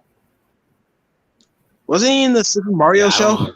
Super Mario show. He was associated with Cyndi Lauper, with the whole rock and wrestling connection. Um, Yeah, yeah, because I remember he played Mario in the Super Mario show, like the live action He- Mario. yep, he did. A former United States Tag Team Champion, a manager with 13 different tag teams, to a record of 17 tag team championships, four single Wow. wrestlers to achieve championships. Later on. So for that, I already given the belt, but I'm gonna give another one. Well deserved. wow, definitely what accomplishment Yeah. right there. All right, guys. Now here's another controversial here. You thought Travis Muller was controversial. Here's another one. One-time Oh NWA boy. United States Heavyweight Champion, two-time NWA World Tag Team Champion, and a two-time, believe it or not, an ECW, Extreme Championship Wrestling World Champ, World Heavyweight Champion, and he is Superfly Jimmy Snuka. Oh, Yeah, the buzzer. I'm I'm sorry. Here's the thing: if you kill somebody, automatically the buzzer. There you go. There you go. yeah, that's not super fly. And it's disappointing. I don't know how you guys feel. Maybe I was a little too quick, but you guys get what I mean. Yeah. Yeah, right? I get When what you you kill somebody, yeah, that's automatic buzzer. Yeah. Yeah, Right off the bat. And it's disappointing. The same thing with me. With the Fast Muller. The same thing with Jimmy Snuka, where I didn't know anything about this until our stories about a case being reopened with this whole thing. Like, what's this? When I heard about it, and You then know the irony yeah, about that, by the way. The irony about that, it was around the same time with both the Flavius Mula and Jimmy Superfly. yeah, I think so. Snuka. Yeah, I'm just thinking to myself, yeah, the irony in both of both those things being so close together. and I feel bad for Tamina, bro. I feel bad for her. yeah, Even Deuce, Yeah, that's his name, yeah. right? Sims, yeah. Or what's his Sims name? Snuka, I think it was. I don't know. Okay, yeah, even him, yeah. I don't know if he's wrestling still, but Yeah, I even think he's him. not wrestling no more. After him being fired because he didn't catch Undertaker, which Undertaker almost broke his neck. For the WrestleMania 25. That Oh, yeah, he was a cameraman, right? yeah, he was the cameraman. He was not close to it, and he failed. And they kept him around for a little bit until they fired him. Yeah, I remember that landing looked pretty bad. I do. Yeah, I do remember the tag team. Deuce and Domino in SmackDown. That was great. Yeah, I remember their matches with London and Kendrick. Oh man, the memories with those matches. Mm-hmm. That was to underrated. me. Man. They were underrated to me. Yeah, I don't know about you guys, but I thought they were underrated. Yeah, Deuce and Domino versus London and Kendrick. That was really underrated. Yeah, a lot of people don't really talk about it. Yeah, I agree. Yeah, it's a mystery. Yeah. But anyway, back to Jimmy. But Jimmy, it was just funny for me because I didn't hear nothing about the story until I heard people talking about this, and I'm like, when Jimmy did this, and at the time I didn't say I didn't believe them. I'm like, so why the hell did this get how come this was not how come this was never taken care of at the time with the crook with the cops there on the time, was that crooked and unreliable that they let this guy go? And then obviously Dr. Ring came out and then we learned more about this. And also pertains to even before Dr. Ring, the whole thing with Superfly's book that he wrote, which of his life, which is I think it's garbage to read, by the way, because he said nothing nice about Nancy Argentino. But he talked about a briefcase. I think and that was on people's mind, like what was in the briefcase, what could have been in the briefcase, that dropped all charges. Well, once again, those cops, I'm pretty sure they're still alive. They are by now. Most of them, especially that one crook. Well, I will say, if they really accepted bribe money, like bribery, they should be facing prison time. Yeah, like that one shake, that one shake cop who's on the Dr. Ring episode. You could tell he was being very shady on that episode too. Like, You son of a bitch. You could put this I'm like, that's like, I'm like, you could put this man in jail during that time, and the fact that he ends up walking free, came away with murder. It's basically yeah. because you and your cops you know took something from this big briefcase whatever. I don't know. It's it's injustice. All I will say is that yeah, that cop can go share a prison cell with Derek Chauvin for all I care. Matter of fact, these two guys will get along just fine. Look at them; they're both crooked cops. Yeah. Yeah, and I hate crooked cops because I'm like, really, you have these pieces of shit be the ones protecting the law when they're not even enforcing the law themselves. So I'm saying, like, I do believe that we need to. I think us as a country need to have better systems to know who can actually be cops and not be crooked. Yeah. Agreed. So yeah. I'm getting tired of these crooked cops. Like, I think they all need to be locked So up. again, for snooker, Yeah, it's one of those things like that. Yeah, just because I'm gonna say, like, we're gonna give you the same treatment as Chris Benoit. yeah, Even though he's not in the Hall of Fame, but still same same thing. thing.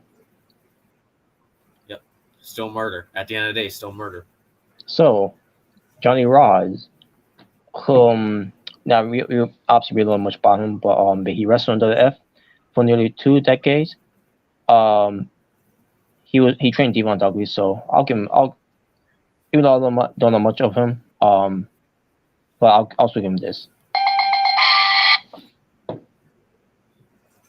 Yep. And on top of it, he also trained Homicide too. So.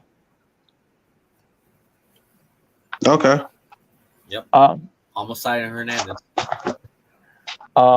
Killer Kowalski. Obviously, we know who he trained. Yeah. Triple H. Yeah, we know China. Damian Sandow. April Hunter. I'll give him the belt. Yeah, definitely. WWF World Tag Team Champion and held 17 NWA Regional Championships. Dang, 17. Wow. Yep. Now, this could be a little controversial too because, of his scandals too.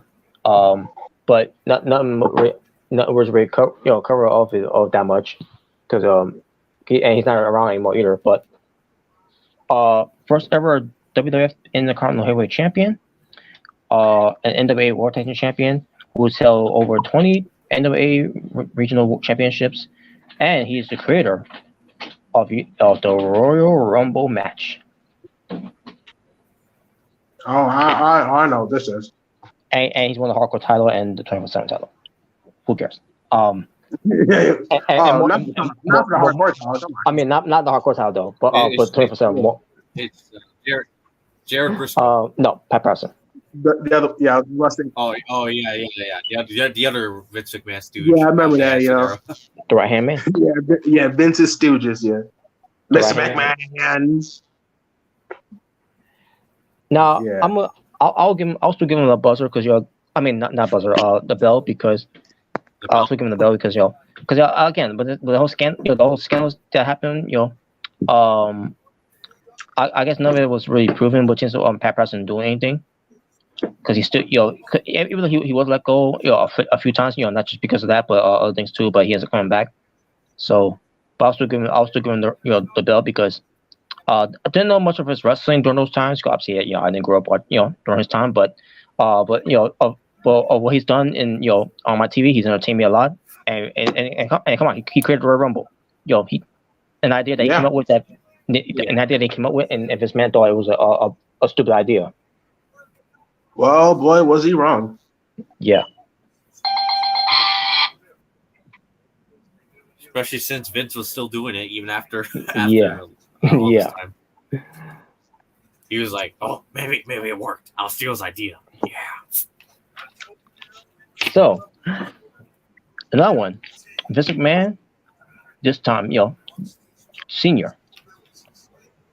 Obviously, the founder of longtime promoter of Worldwide Wrestling Federation, which is we now know as the WWE, World Wrestling Entertainment, which used to be owned by this man. So watch Sean's gonna be like, "Oh, I'll give him the buzzer because he's Vince's father."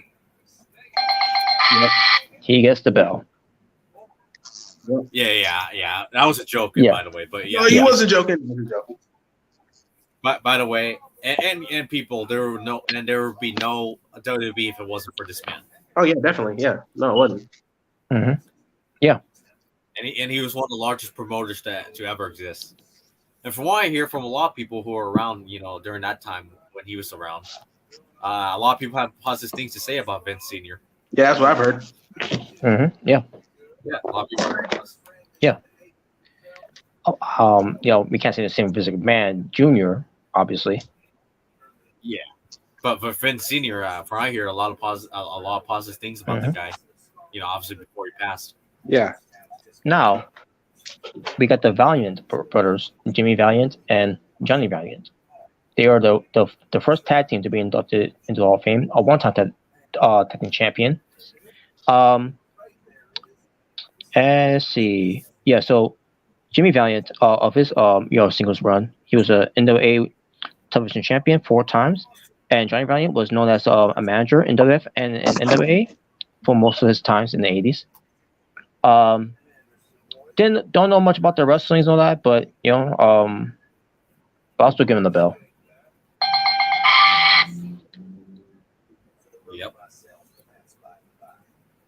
All right, who's the next one? Big John Studd. I remember he had the famous match against Andre the Giant at WrestleMania 2, wasn't it? WrestleMania 1. Or like it was the first. Was WrestleMania 1? I thought it was WrestleMania 2. He was in the battle royal with the football players. Yeah. Oh, okay. So WrestleMania 1 then. Okay, yeah. I mostly remember when he had the body slam match where like whoever hits the body slam first wins. Yep. Yeah, I mainly remember him because of 2K14 because that's the first match. I'll say this though, I have nothing against the guy, so I mean I'll give him the bell. On top of that, he won the second Royal Rumble event, which I also remember. Yeah, it was the first 3 men Rumble because the first one was actually the 20 men. Okay. But he didn't get the main event WrestleMania, of course. You don't know who did. Yeah, and probably it was just bragging rights during those times too as well. It was never about main event WrestleMania or anything until we got to 93. Okay. And that was one Hogan one. Of course. I deserved it, brother. Hogan got to have. Oh no, actually that was Yokozuna. Yokozuna won it. Yeah, Yokozuna won that one, and then a year later that was Bret Hart and Lex Luger. Okay. Don Muraco, former Intercontinental champion. I've heard that name before. He wrestled Jimmy Snuka in a cage match. In Masquerade. Oh yeah, Don Masquerade. Yeah. Oh, that was the one where he did the splash. Yeah, but Superfly did the splash or the cage. That was in Madison Square Garden, if I'm not mistaken, right? And that was the night where Mick Foley, Bully Ray, and Tom Dreamer were in that in that crowd. They were there. How crazy! All those legends were in the crowd in the same arena. Mm-hmm. Wow! Even way before they ever became wrestlers. How I even heard RVD was as a child was actually in a segment with Ted DiBiase. Yeah, I remember that. Oh yeah. Yeah, it was before he was the weed man. So there you go. Way before he was Rob Van Dam. Yes. So I gave Don Muraco the bell for that. But we'll get to RVDs later. But but Greg the Hammer Valentine, former Intercontinental champion, former tag team champion. Yeah. I I'll give him the buzzer. And, Or not the buzzer. The and, bell. and he, I he was about to say, and, damn. and this guy, you know, No, yeah. I mean, Greg Valentine is old school where he doesn't want to do spots. He doesn't want to, you know, to go over matches. He just does it on the fly because that's what wrestlers during those times always do. That's how wrestling was at the time. So now, pretty much like the revival. yeah, pretty much. Say yeah. No Until you no flips. you know, until revival, you know, and doing some stuff, you know. I mean, they, other than Cash Wheeler, 'cause I remember he did a flip before, in the match against the Young Bucks, you know, which Oh yeah. which it goes against what they're supposed to be. No flips. Yeah. No flips. Harley Race. Or Harley Race, an 8-time NWA World Champion. Yes. The bells. Yeah, definitely. Obviously. The bells. He inspired guys like Triple H and CM Punk and where else have you? They got and Tampa too. Yep. Even Trevor Murdoch. He was a true man. He was a true man who saw talent. Yep. Even trained Trevor Murdoch. Oh, even Tommaso Ciampa. Yeah, because I remember for the United States Championship against Bobby Lashley, like I remember he was wearing one of Harley Race's old gear. Yeah, and he used to be national champion too. Harley Race. Yeah. Yeah. And, he's legendary. And he managed Vader, who was a World Heavyweight Champion. But we'll get to Vader. We'll get to Vader soon. Jesse the Body Ventura, who is known as a wrestler, but he retired early. But he is being a commentator. He's in and a Minnesota politician. Yeah. Obviously, he gets this from me. Yeah. But like Matt Caster said, people were dumb enough to vote for Jesse Ventura. Wow. No, I'm just kidding. The Junkyard Dog. Yep. Oh, the bell. I'm just kidding. No, the buzzer. I mean the bell. The bell. The botch. The botch. I keep messing. He was very popular. Yeah. It was a great gimmick too. Him being a junkyard dog.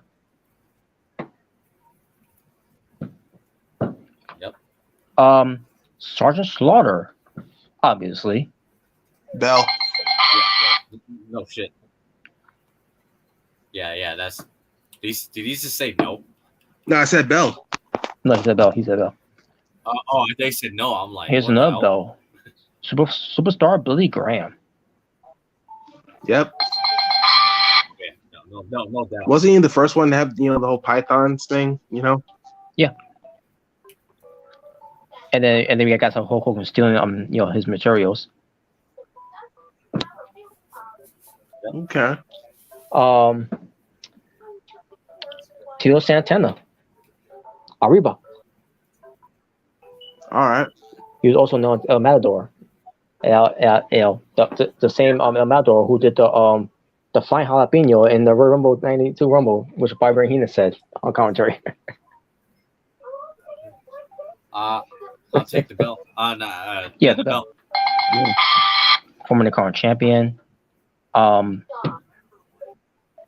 tag team champion was Strike Force, which it was Rick Martel. Which probably another guy who should be in the Hall of Fame, but he left wrestling altogether though. Yep. Obviously, before I get to this person, we get to the first era celebrity wing. Pete Rose. Buzzer. Wait, who you said? Pete Rose. What do you think? Buzzer or bell? Hell yeah. I mean, he was just a celebrity, so I don't really think much of him. I mean, I don't think it was I'll say buzzer. I'm actually giving him the bell. Yeah. I mean, Backstage. I mean, he is Kane's biggest rival. So at least he went to WrestleMania. Pertains to doing something. I gave him some tickets, but he couldn't pick it up. The City of Losers, which they were in Boston, by the way. The whole thing with Boston Red Yeah. Sox couldn't win World Series. I think it's probably the first heel celebrity I've seen. Oh yeah. Oh man.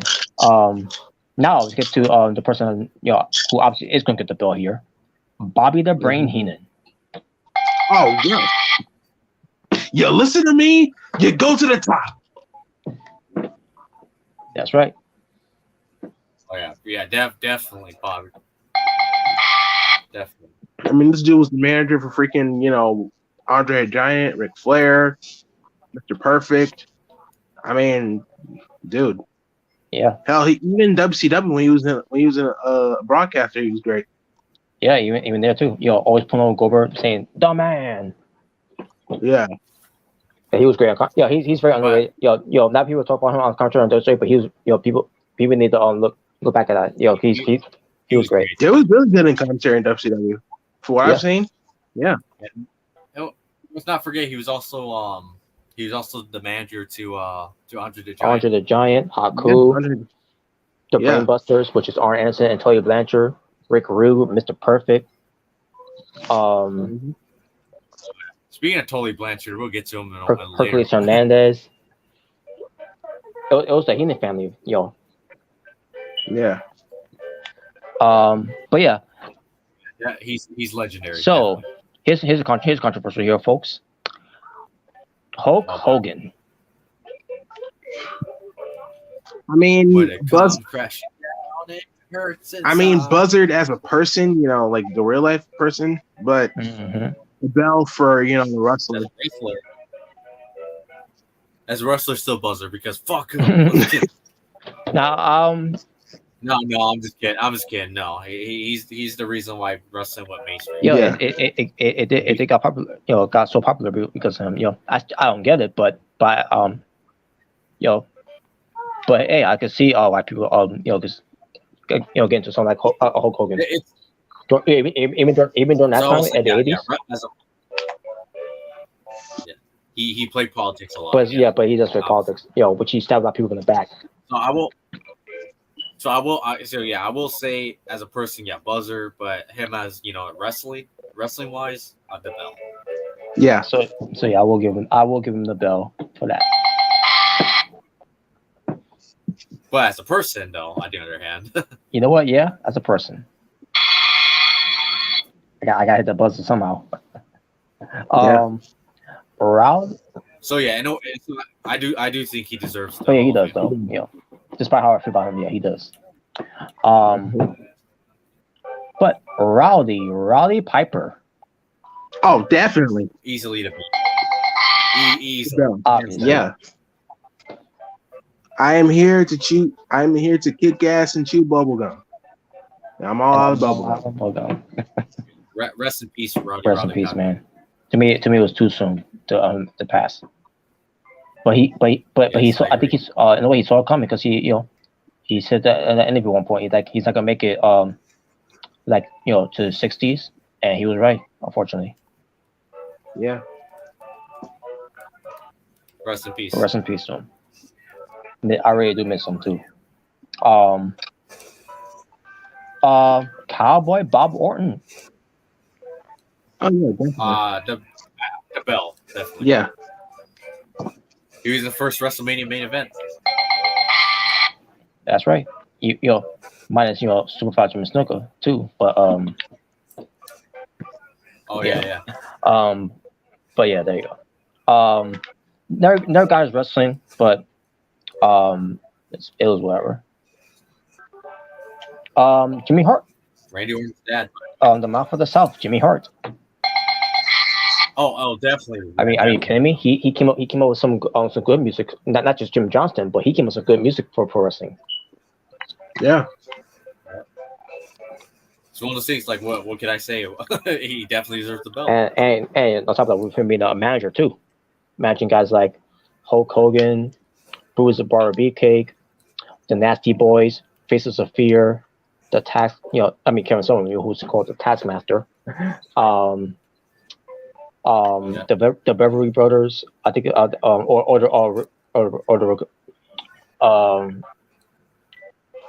I can't remember their names now. um, but they were the co-directors at the time, too. So, um, but yeah, he's managed a lot of people though.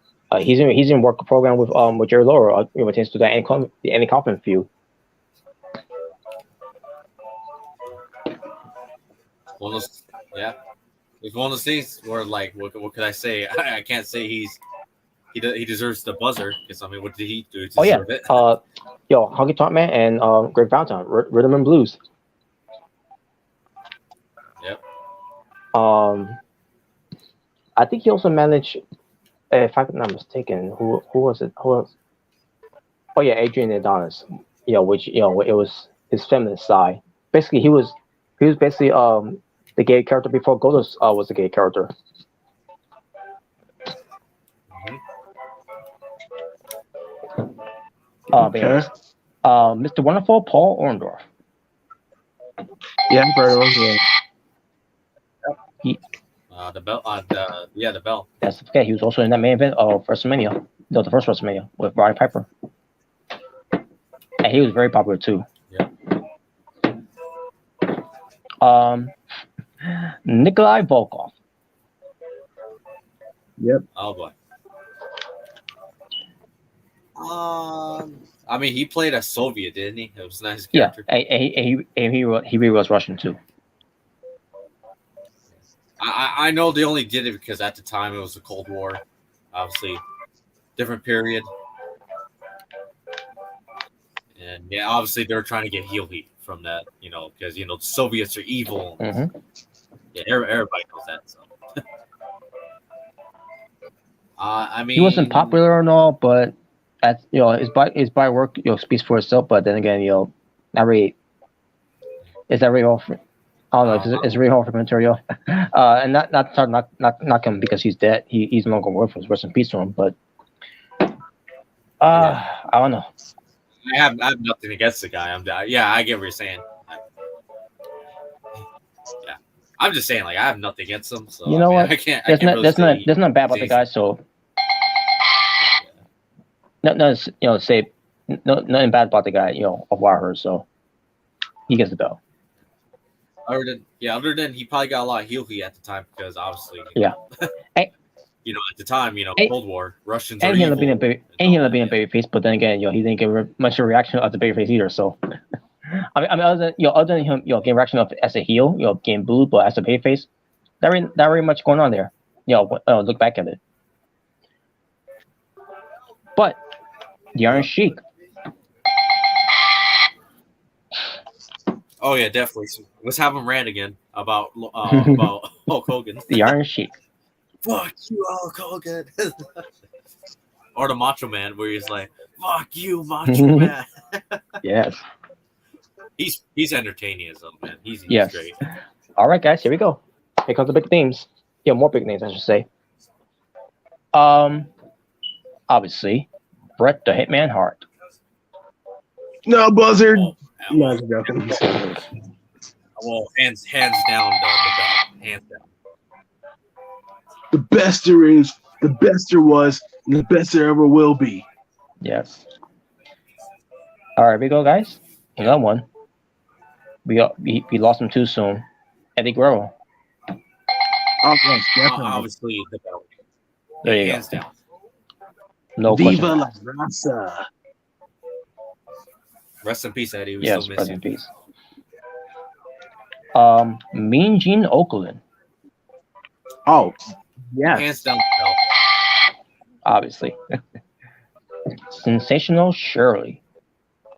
Awesome. Hands down, the belt. Mm-hmm. Again. Managing Teddy DiBiase, Harlem Heat, Shawn Michaels. At one point for Mark Janae, just for that maybe. Oh, damn. Oh, what the hell? Oh, there you're back. Former women's champion. Mm-hmm. Yep. I still remember that film from 1992. That outfit she was wearing. Mm-hmm. Vergonian. Who? Vergonian. Long-time promoter. for AWA, I should say. AEW wasn't his thing back then. Yeah. Well, look up your history on wrestling, pal. But yeah, Frank Gagnon. And he had a son, Greg Gagnon, who got in the business as well. But Frank Gagnon, I'll give him the bell. Mine's the whole thing where he put himself over all the time, making himself the world champion. But whatever. Mr. USA, Tony Atlas. Oh yeah. Obviously the belt. There you go. I mean, come on, former tag team champion with the Soul Man Rocky Johnson, and plus he gets a belt from me either way because he tried to save Bruiser Brody, but it was something he couldn't do to save him after that. Yeah. Yeah. Unfortunate thing that happened. And by the way, I think he definitely needs to be in the Hall of Fame, Bruiser Brody. Which I'll get to that part too when we get to what they did with that one. The leg chewing. Oh yeah. The Blackjacks, Blackjack Mulligan, Blackjack Lanza, obviously. The bell. There you go. The Refrigerator, William Perry, in the celebrity wing. Because of his resume of 2 performance, in the Battle Royal, wrestlers versus football players. Just for that, especially him going against Big John Studd. I think he deserves it. He deserves it. Yeah. Here we go, guys. The American Dream, Dusty Rhodes. Yep. Oh, hands down. Hands down. Dream. Now you got his son Cody and his son Dustin to carry on his That's dream. right. Yep. And now, since Dustin Rhodes, though, he's gonna be retiring pretty soon. Yeah. Yeah. I can see him being in the Hall of Fame. Dustin Rhodes. Yeah, that's right. I could definitely see him being in the Hall of Fame too. But obviously, they're gonna put him as Goldust. Yeah. I mean, that is his most iconic gimmick. So. I mean, yeah. At the end of the day, yeah, I agree. I do agree. Mr. Perfect, Kurt Hennig, obviously. Oh yeah. Oh yeah, hands down. His name. I always made a joke. No one's perfect other than Mr. Perfect. His name, Jerry the King Lawler. Please. The puppy man. Nick Bockwinkel. Who? Nick Bockwinkel. I don't think I know that one. He was in NWA. In AWS, I should say. I think he even wrestled in NWA as well. But yeah, I thought he was. I saw him watching him on YouTube. And being matched for Bobby the Brain Heenan. Oh, he gets it. And I thought about he was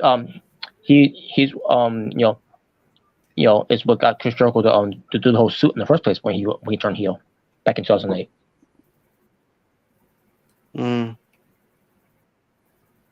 Yep. Mr. Fuji. Yeah. He managed Yokozuna.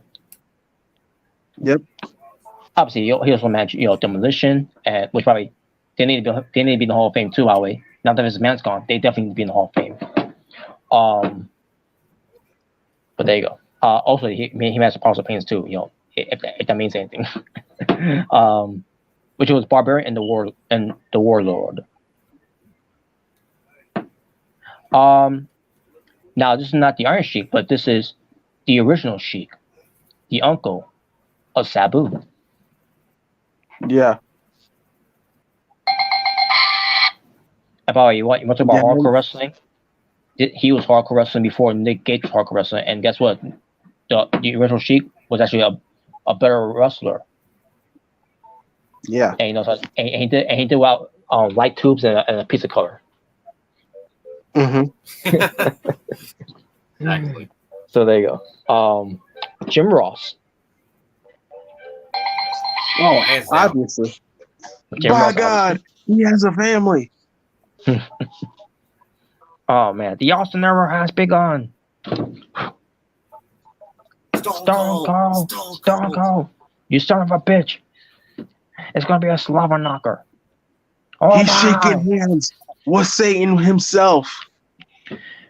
Good God! Could somebody stop the damn match? Enough is enough. Business is about He's to pick up. legendary. Yes.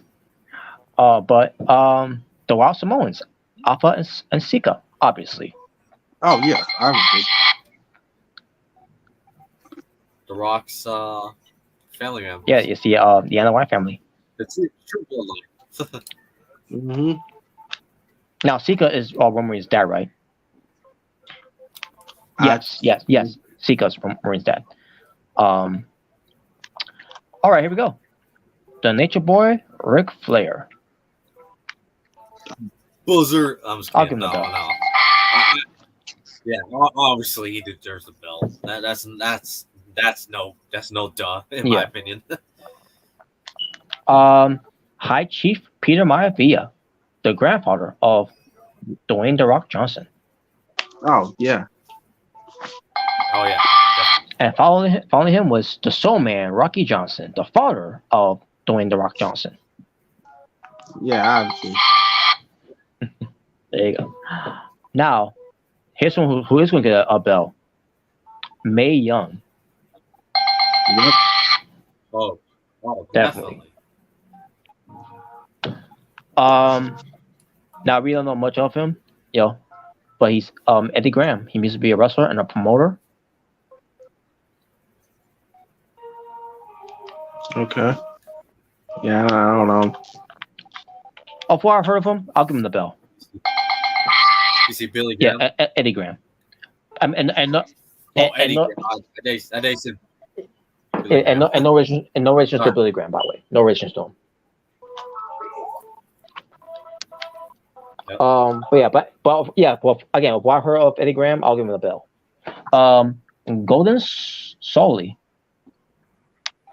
What chance to his comment? What chance him being an old school commentator? He sounds like he go be a radio host, on the radio station. So. Okay. Yep. And the Briscoe brothers, which is Jack and Gerald Briscoe. Not the Briscoes from Ring of Honor. It's a different Briscoe and no relation, by the way. Yeah, no relation. Well, I like to say, oh yeah, they definitely deserve the bell.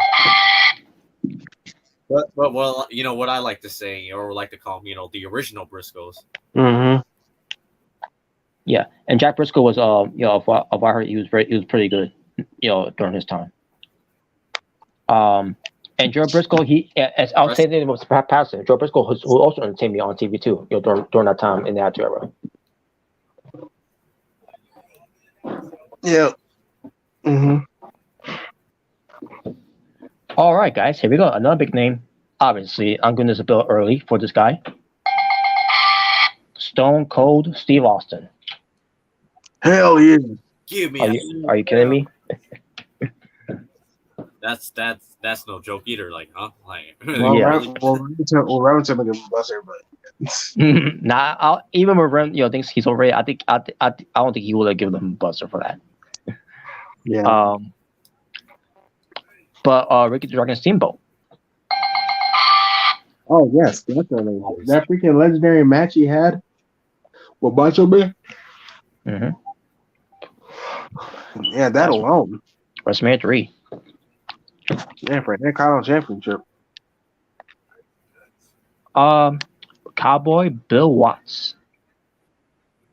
I've heard of him. Yep. Mm-hmm. Yeah. He's nothing bad about the guy. So. Yeah. Now, here's another one. Howard Finkel. Oh yeah. Are you kidding? The first employee, on the WrestleMania Junior, of being the ring announcer. and he was absolute best. And on top of that, he came up with the name of WrestleMania. Oh yeah, that's true. Because if it wasn't for Hall of Fame goal, we would have gotten Colossal Tussle. Welcome to Colossal Tussle. That still doesn't sound right, man. Colossal Tussle. Could you imagine that? Colossal Tussle goes Hollywood. Colossal Tussle big time. Colossal Tussle all grown up. Colossal Tussle, and potentially do 2 nights, Colossal Tussle Saturday, Colossal Tussle Sunday. Like, what the hell? Yeah. Man, it's bad. Or in this case, for next year. Well, the next year, Colossal Tussle XL. Oh yeah. Oh man. And especially pertains to WWE 2K. Well, I think it was 2K, right? Or there's been the whole 30 years of WrestleMania. It could have been 30 years of Colossal Tussle. Yeah. No. Oh no. That name itself alone would have flopped. Had they was talking with that name, I believe it would have been failed and this man would have gone bankrupt. Yeah, WrestleMania was the best. Because think about it, he put all his chips on this one event, to be a spectacular event. And if he went with that name, I believe they would have filed for bankruptcy, and that would have been it. The World Wrestling Federation proudly presents Colossal Tussle. The World Wrestling Federation proudly presents Great Balls of Fire. Oh God! Whoever wins the Royal Rumble will get a main event ticket to Colossal Tussle. So, can you imagine if Vince decided to go on drugs one day? He's like, I think WrestleMania should be called Great Balls of Fire. I was gonna say, we should bring back Colossal Tussle. That was a great name. And we're gonna have the Great Balls of Fire match. Yeah. Oh no! Wow. We're gonna set your balls on fire. With Icy Hot or Uzi Hot. Come on. I got an idea. We'll have the Miz's balls on fire in the match. Yeah. Wow. And we're gonna have Seth Rollins say he's gonna burn his balls down. Oh my God. Well, not think about it with the Miz. I kind of wish they didn't have Frostray being his bodyguard because the Miz. I'm just reminded of the Miz of his he's to talk about his massive balls. By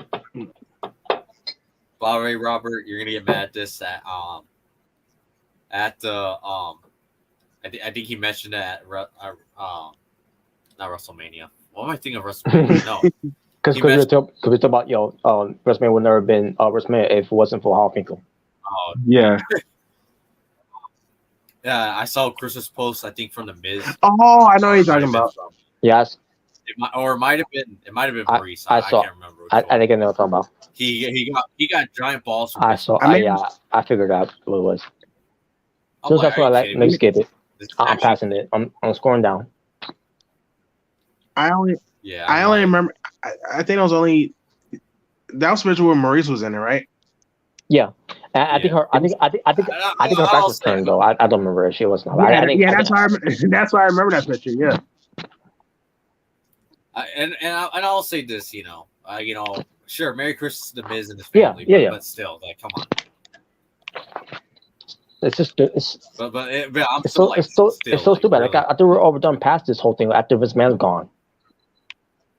I'm like, can we just move on from this stupid big balls or whatever the fuck you want to call it at this point? Well, Maurice talking about his balls, so it makes sense. Well, for one, they're husband and wife. So. Yeah, makes sense. Well, anyways, but Coco Beware, he gets a bell here. Yeah. I never understood why people crapped on Coco Beware of him being the Hall of Fame. Never understood that. Yeah.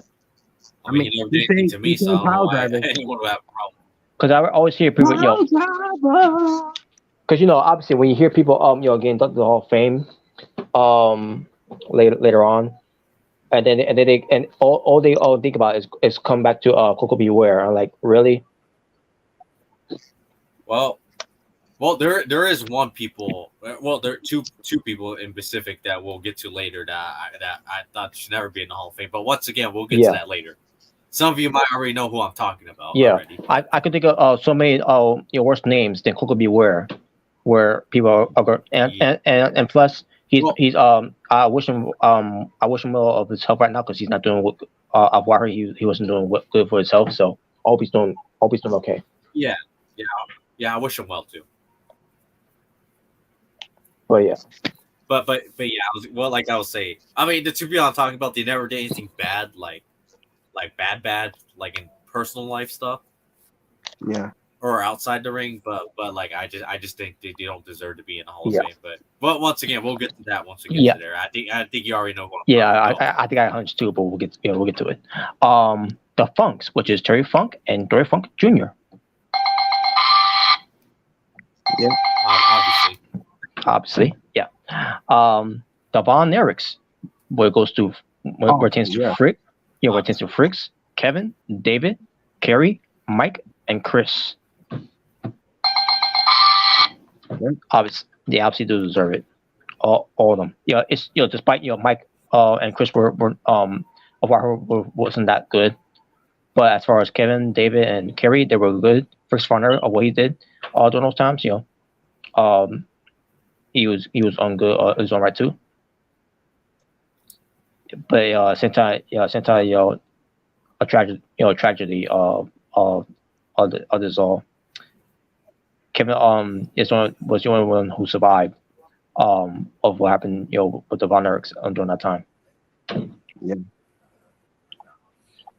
And hell, but if you still got Carrie's daughter still around, kept which is a blessing.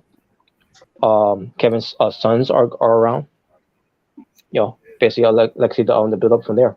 Now obviously returns to Kevin's sons. As far as Lacey Von Erich, not so much. But she's still good looking. Mm-hmm. Oh All yeah. right. The $1 Million Man, Ted DiBiase.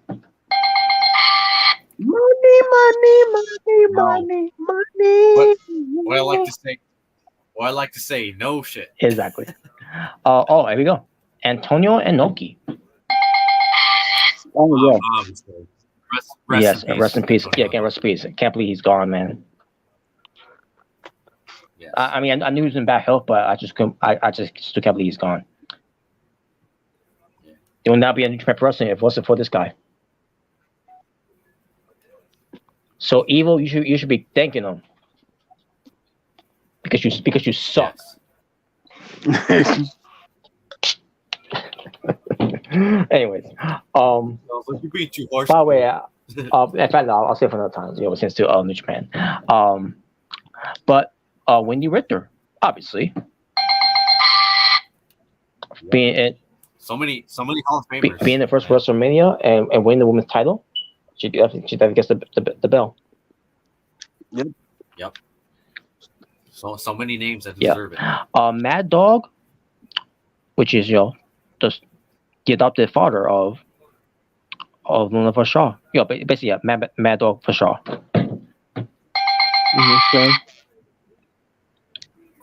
Mm-hmm. Gorgeous George. And no, Yes. before anyone say anything, no, Not from WCW. not the one from WCW who was Macho Man's girlfriend at the time.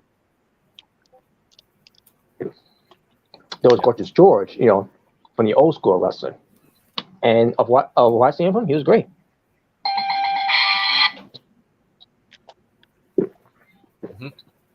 But yeah. Now, obviously, Stu Hart. Oh yes. Oh, hell yeah, he deserves to be in the Hall of Fame. Exactly. He's the father of Brett, the father of Owen. Also Bruce, Ross, Dean, The grandfather Diana, of Natalia. and he built Hart Legacy, family there, and they're carrying and his spawns are carrying the legacy moving forward. Now I can't say the same with Tell Your Heart. Because of Oh boy. again, I still haven't seen this documentary yet. I'm trying to find the time to watch it though to see what this is all about. And we will eventually do a coverage of that. Mm. But nevertheless, But yeah, I will. But yeah, I will say, yep, he deserves but it. Stu Hart definitely deserves it. And just want to say fuck you, Mr. Man, for back then for saying, I know he's it was supposed to be built up a match between him and Bret Hart for WrestleMania. But the fact that he says, I'm not gonna put your partner in the Hall of Fame because he doesn't deserve it. No, first of all, you don't fucking deserve shit. So fuck you.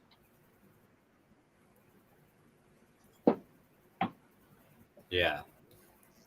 But yeah, Stu Stu Hart, yeah, Stu Hart you're a doesn't legend, deserve it. and you're the one who created the whole Hart Yeah. dynasty, or you're the founding father of the whole The Hart Stu Hart dynasty. Dungeon. If it wasn't for you, there would be no Owen, no Brett, none of those people today. Chris Jericho, If it wasn't for you. Chris Jericho, Brian Pillman, um, British Bulldog. I'm talking about David Will Smith. Yep. So, but yeah, in the celebrity wing, he was a commentator for WrestleMania 2 and a backstage interview in a way. Bobby Uecker. Oh yeah.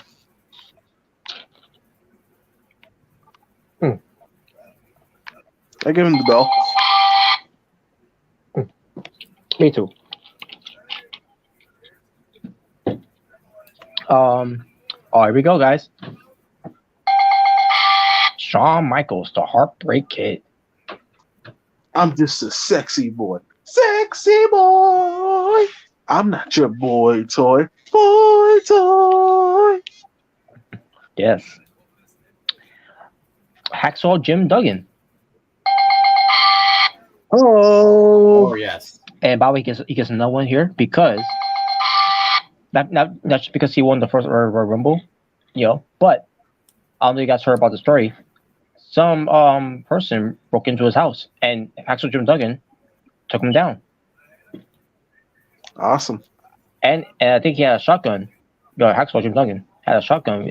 So basically, the story was some guy was knocking on some random people's doors, whatever, on a holiday.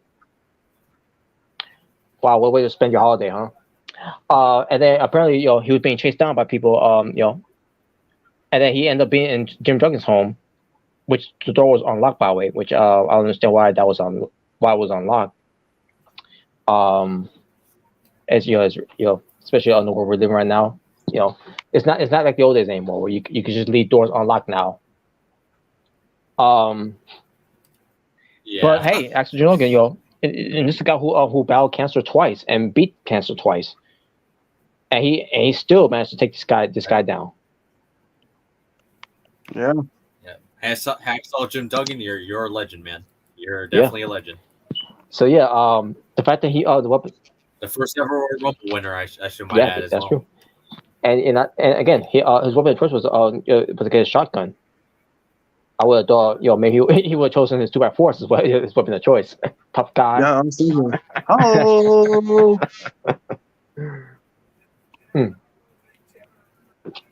But yeah, he's great though. And yes, that's why he gets the bell.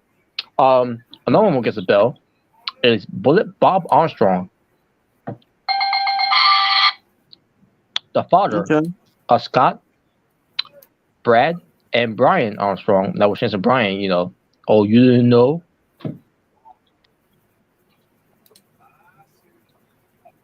Better call somebody.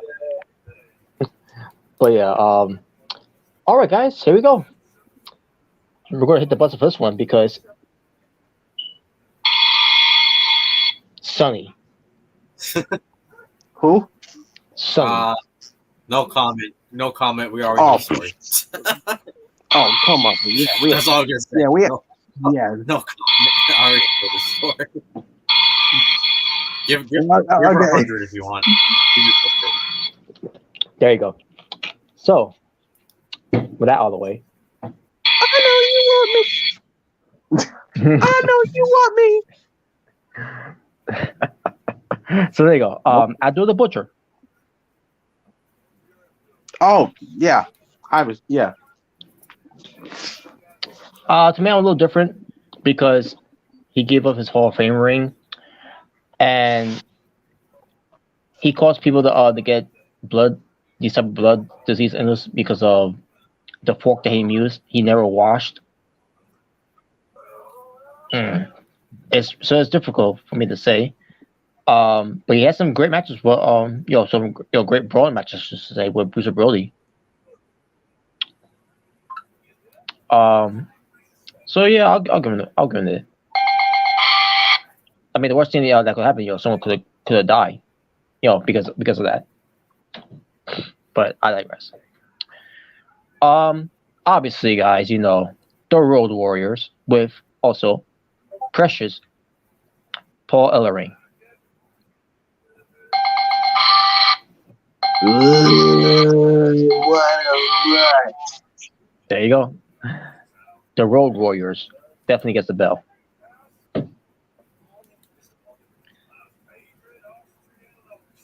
Yep. Yes. Let's see if you guys think about this one. For the celebrity wing, Drew Carey. I mean, I don't hate the guy, but he didn't really do much.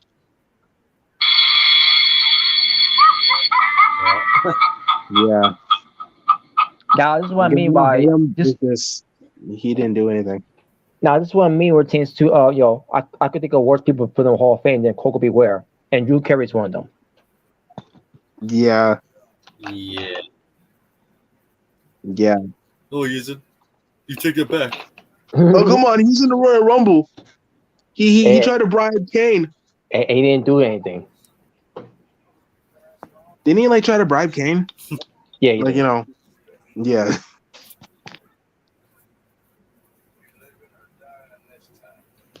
It was one. I guess it was one of his man's ideas to put him in the Rumble because I guess Vince McMahon was just he's getting his own talk show on pay per view. I can't remember. I can't remember the story. What was that? Who cares?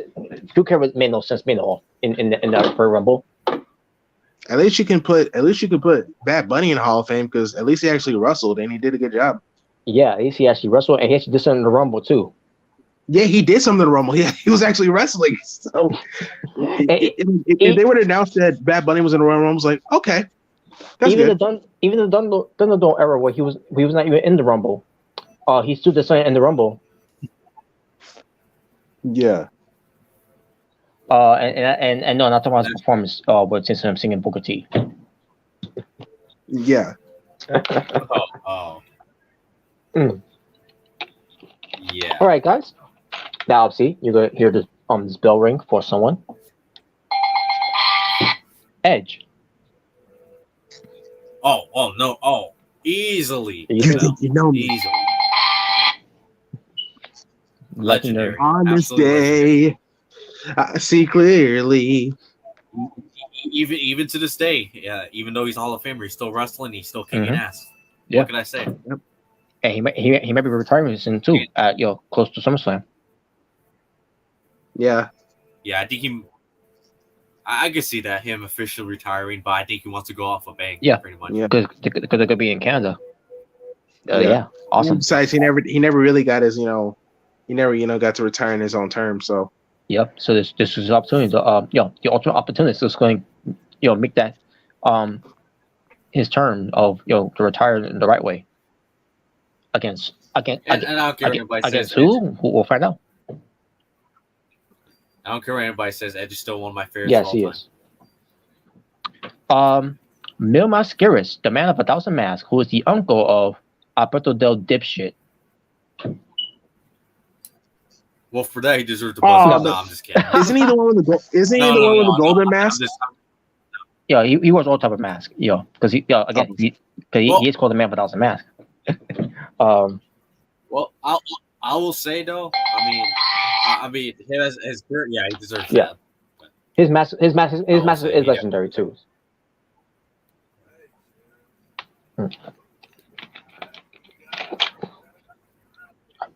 Now. But yeah, I can't follow on Roberto Del Rio because obviously That will never happen. But the show in the Hall of Fame will never happen. Oh, hell no! I remember a couple years ago he was trying to say, "Oh, I want to be in the Hall of Fame." It's like that's not happening. Never. You know, get over yourself, dude. You're not going in the Hall of Fame for many reasons. One. Yeah, but I'll tell you who is in the Hall of Fame, who deserved it: Ron Simmons. Damn. I was kidding. Damn. Where's JBL? Oh wait, we'll get to him later. Yokozuna. Bonsai. Rest in peace. Rest in peace, Yokozuna. Now we got the Four Horsemen: Ric Flair, Barry Horowitz, which by the way he's doing well now after his heart attack. Well, for me, easily as well, and I'm glad he's doing better. Yes, he is. Arn Anderson, the Enforcer. Easily. Now, yeah, definitely. And Tully Blanchard. Let's not forget the manager. No, he doesn't deserve because of his daughter. Wow. Yeah, because his hot daughter. And let's not forget the manager, J.J. Dillon. Yep. Legendary team. Legendary group ever. Yep. Celebrity Wing, Iron Mike Tyson. Oh, obviously, bro. Oh, yeah, easily. There you go. Freaking Stone Cold and DX, yes. And to me, he's still easily the legend. Yep. Yeah, one of the best celebrities to be in wrestling. Exactly. Okay. Especially during the Attitude Era, how hot it was. Yeah. Oh, yeah, definitely. Yeah, I agree. Bruno Sammartino, obviously. Oh, easy, bro. Easy. Like, are you kidding me? This guy was the longest reigning world champion in this company of WWE. Yeah. Before there was ever Hogan, he was the guy before there was ever Hogan. Yeah, before Hogan and obviously before Roman Reigns. Like, this guy was the longest world champion. I think he still is the longest. I don't think Roman Reigns has even came close to that record yet. No one is. And top of that, people are gonna say that, and like people Bruno Sammartino was not Universal Champion. He was the WWE champion. Yeah. It's two different belts. Yes. But hey, not still can't say they accomplished that. No, I don't believe that anyone's gonna ever touch that reign of Roman Reigns or being the longest reigning Universal Champion. So no. Maybe in a couple of years from now, but not anytime soon. Mick Foley. Are you kidding me? He's my childhood hero. Oh, of course. Freaking Mankind. Mick Foley's another one. Like, yeah. Mick Foley's easily another one. It's like, well, no shit. He deserves to be in all of them. Have a nice day. Bang, bang. You can't. And by the way, of course, there's going to be people who doesn't deserve it because he loves smart wrestling. Oh, boy. And you can't say he didn't put butts in the seats. Yeah, I mean, he put over a lot of guys. The Rock, Triple H, Randy Orton. But Triple H, I thought was a mistake. No. Their matches, man. Hell in a Cell, the freaking what was it, like, no holds barred, like a Street Fighter, whatever it was in Royal Rumble. Dude, that freaking match was, their match was freaking brutal. And like I said, Randy Orton at Backlash 2004. Yep. Oh man, and I think it was for an Intercontinental Championship. Like, yeah. Like, dude. Oh, are you talking about? Are you talking about him being retired by Triple H originally? Yeah. Well, yeah. Was it Hell in a Cell? It was a side Hell in a Cell. Yeah, it was Hell in a Cell. No Way Out. No Way Out. Yeah. Yeah, man. Here's another one. Bob Backlund. Oh, yes. Oh, easy. I was looking back at his run when he came back to WWF, like in the New Generation era. His run was really underrated. Yeah, it was. Yeah. His hero. Like, I remember this. I remember when he said, I have never eaten marijuana. It's like I think most people probably remember. Sometimes I feel like some people probably remember it as him losing to Diesel. Oh yeah. You know, And and like Massacre. what was it, like It was a 5 house show Massacre Garden. Yeah, about 5 seconds. That was ridiculous. yeah, I remember when he beat Bret Hart in I think Survivor Series. Yeah. And I remember he cut the promo like, I am God. Like, like his promos, he's really underrated because I don't think a lot of people talk about his promo skills. Like, he was really good. Like with the whole craze, like he was like trying to be like the role model, but he was crazy. You know. Yeah, it was really cool gimmick that he had. Really underrated. Very underrated. Yeah. Trish Stratus. Oh, Are you kidding? yes. Well, easily Stratus factor. Yes, for many reasons. I look at her more to be a Hall of Fame worthy than Fabulous Moolah. Yeah. No, dude. Not only was she Trish Stratus Memorial Battle Royal. Why not do that? Yeah. I mean, not only was she eye candy, she was a really good wrestler too. Yeah. Yep. Legendary. Booker T. Oh yeah, sucker. Did you dig it? I'm a 2-time Hall of Famer, sucker.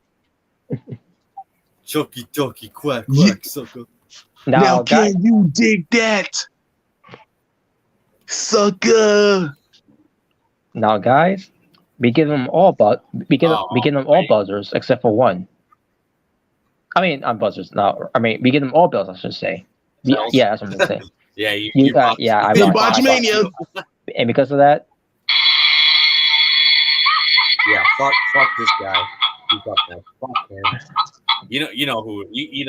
Yeah. So yeah. Again, we notice I give them all bells here of those Hall of Fame worthy, except one. Now we gotta get to, in the celebrity wing, Donald Trump. Oh boy. Yeah, fuck him. Now I would give him the bell for my reasons alone because WrestleMania 4 and 5, I believe it was the same Trump Tower, wherever.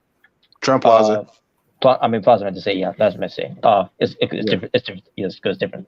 The Trump Plaza events that was hosted, that Donald Trump allowed them to for WrestleMania to appear there, and it was a success, for those. No. By the way, I remember seeing like some segments with Gorilla Monsoon and Bobby Heenan like in the hotels. You can look it up on YouTube. Really entertaining. Or on Peacock. Yeah. But pertains to also the Battle of the Billionaires thing, that Donald Trump was involved with. Yeah. Because we thought it was gonna be like before that, I thought it was gonna lead to a WrestleMania match between Vince McMahon and Donald Trump, but instead it ends up being Umaga representing Vince McMahon and Bobby Lashley representing for Donald Trump with Stone Cold guest referee. That match was really fun. That was a fun match. It was. Minus the fake punches that Donald Trump was throwing. Oh yeah, those punches were terrible. Yeah, that was garbage. But yeah, the match itself was really fun. Really, really fun. So that alone is why I would have given the bell, but I'm not going to. Yeah. Useless ass president. So my opinion on him changed a lot. Not because not just because of his president run. It was before his president run, and then and after his president run, send our that led some about some scandals he did. So yeah. By the way, I'm watching Home Alone 3 right now. Really underrated movie. Underrated, I agree. But yeah, fuck Donald. Yeah. If Vince was still around, he probably would like, let's have Joe Biden as the Hall of Famer. Hell no. Why? Fuck that. No. Because he's the president. So no, So what? I don't give a fuck. What Fuck has he him done too. in the business? exactly. But yeah. By the way, I wish Stone Cold would stun Donald Trump again. Give him the Yeah. stunner. It'd be funny. What if Stone Cold right for president, and then after he wins, he just gives Joe Biden and Donald Trump the stunner. Hmm. That'd be great. That would be great. I'd be like, yeah, stun their fucking asses. So but yeah, fuck Donald Trump. now, Anyways, guys, move on. I'm gonna give it. I'm gonna do a lot of buzzers. I mean, not a lot of buzzers. Bells. Uh, I made a lot of bells. So I was on the buzzer there. I'm gonna give a lot of bells for this one. I think now, Okay. now are we heading to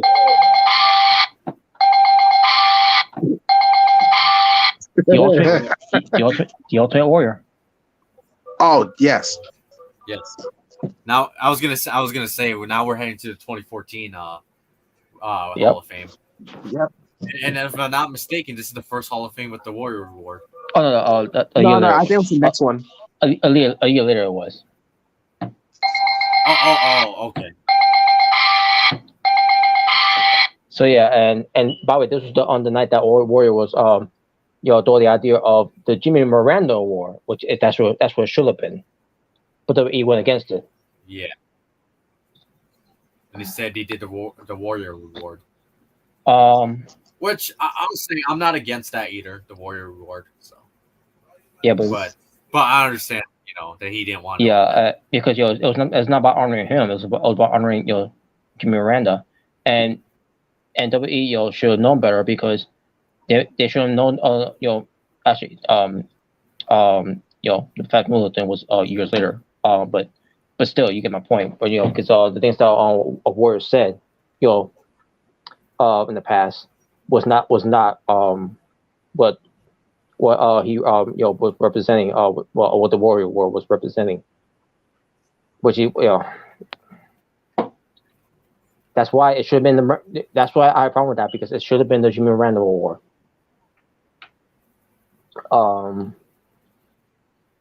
So yeah, the fact that he went against that is tone deaf for them. I agree. So next one, Jake Snake Roberts. Obviously. Trust me. Trust me. I'm a snake. Yes. Never trust us. I still remember that segment with Ultimate Warrior like getting bitten by the snake. I still remember that. Oh, does you mean Macho Man? No. I remember. I mean, that's not the one I'm talking about, because I remember Oh yeah. Yeah. I'm trying to remember what it was though. And that's when he was feuding with Undertaker. During that time. Oh yeah, that's right. Wow. But yeah, but the one that Jake Roberts did, was with King Cobra, I should say. Which is by Macho Man. And that, by the way, I was saying that was what Macho Man was like, brothers, did you check there's no venom in you? Basically, make sure that there's no poison from that Cobra. But anyways, Lita. Oh, easily. No, she doesn't deserve, because what she did to Matt Hardy. Yeah, she's a homewrecker. Yeah. Oh, she betrayed. She betrayed TNA. What? I mean, how ironic. She was one of Godfather's hoes. We couldn't see the coming. She betrayed the Godfather. But yeah, Paul Bearer. Oh, most definitely. Are you kidding me? Oh, yeah. Legendary. Yeah. Thank you for being the manager of the Undertaker. Yes. And Kane. And by the way, Mankind. and Vader. And Mankind too. Oh yeah, legendary people in the business. And by the way, speaking of Taker, we'll get to him later. All right. Nothing negative because it's overwhelmingly positive about Taker. All right. Obviously, I'm not going to give this guy a bell. Oh boy. Carlos Colon. Who? Oh yeah. Carlos Colon. The father What do you do? of Carlito and the uncle of well, actually the father of both Carlito and Eddie, and I think the uncle of Orlando, of the Colones. But Carlos Colon was was the deny anything of knowing or having anything to do with Jose Gonzalez of killing Bruce Brody. So Yeah. And he tried to cover it yeah, up too. because he was a promoter of that of the company where Bruce Brody died. Because I think he's Epico. No, he's Primo's and Carlito's father. Yeah. That's what I'm not mistaken, right? Which those two are great in their own right, in my opinion. Yeah. And again, people want to go back to Carlos. People want to go back to Coco Beware being the worst in the Hall of Fame. Again, I can think of worse names than Coco Beware, and Carlos Colon is one of them. Yeah. And people need to understand that during that time with Coco Beware, he was popular. With the whole thing with him being the Birdman and having his parrot Frankie. He was big, during those times. He was a main event. I get he was a main event guy and all, but he did more in that company than Carlos Colon did. Yeah. Yeah, I don't understand some of this stuff at times. Yeah. Now the bell for Razor Ramon. Rest in peace.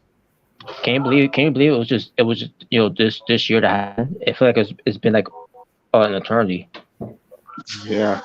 Earlier this year, he sadly passed away. Hey yo. And he will forever be a legend. Good times don't last, yeah. but bad guys do. Yes. And still to this day, rest in peace. You are a legend, definitely. The celebrity wing now, Mr. T. Obviously.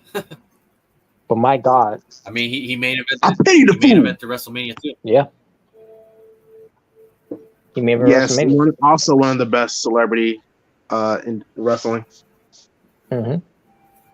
But my God, that I Love My Mama speech was so boring. Damn. with Mr. Yeah. T. Oh yeah. But yeah, Mr. T. I mean, obviously, he was one of the reasons why we have WrestleMania today. Yeah, and this dude's a freaking legend. Yeah, and not only in movies but also in the wrestling industry too. Yep. Yep. Hell, he was even a DLC for 2K22. Yeah. I have. Oh, you got him? Okay. Yeah. Well, I have every DLC in 2K22 because of the seasons pass I had. Mm-hmm. Okay, cool. So that means I can beat up Johnny Gargano using Hulk Hogan. What? Wow. So. And I can beat up Johnny Gargano using Ministry of Darkness Undertaker. Wow. All right, so here we go. Oh yeah. Randy. What? Ooh, yeah. The cream of the crop. Well, what could I say? Absolutely. Oh yeah. Intercontinental Heavyweight Champion of the world. Bonesaw is ready. I mean, you guys agree, right? What do I need to say? Yeah, there you go. Marchman Ray Savage. Is there anything? Way, Yep. Is there anything? way long overdue. Rest in peace. Rest in Rest in peace. peace. And I didn't agree with Hogan inducting the Hall of Fame. Yeah. I heard a lot of people didn't agree with that because he said he hated him. Yeah. Like Yeah. Randy Savage hated him at the very end. Because all the stuff that happened back in the 80s with Miss Elizabeth and stuff. Rikishi. Oh yes, I'm a bad man. Another absolute Giving bad man bad looks. Maybe we should hire Rikishi to run over Johnny Gargano in the segment. Wait, what'd you say? I said we should hire Rikishi to run over Johnny Oh Gargano. wow! No, John Cena would be better. There you go. John Cena. Wow. Evil. Evil. Alundra Blaze. In terms of wrestling, yes. Yeah. In terms of feminism, though, or her the stuff she said in the past, no. Yeah. Yeah. Some stuff she said. Yeah, she inspired Robert. She inspired me to pick up the trash. Done to take out the trash. And I'm gonna put Johnny Gargano. Larry Sabisco, the living legend. Yep.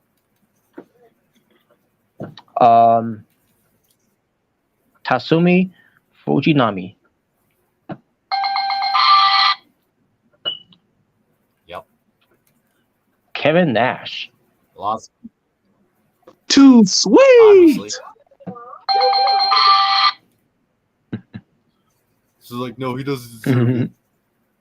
The Bushwhackers. Who the hell is that? And by the way, I still don't understand why John Laurinaitis inducted them. Because people power. But yeah, celebrity wing, Arnold Schwarzenegger. Put that cookie down now. I am the Terminator. So Hasta la vista, baby. Well, I don't know. Didn't he appear once in wrestling before he was inducted in Hall of Fame? And on SmackDown. Yeah, I think he tagged Triple H, right? Yeah. And he threw those horrible punches to Triple H. Which looks fake. Looked fake. Which is damn shame too. I believe he could probably easily whoop Triple H's ass. I remember he was DLC for 2K16 as the Terminator. Oh, yep. Oh, that was awesome. I can't lie, that was awesome. Him as the DLC, as the Terminator. So yeah, he's a legend. Not in the movie industry mostly, but still, he's a legend. Now this is when they did the Warrior War on that year, with the induction, with the war given to Connor the Crusher Mahalik. Rest in peace.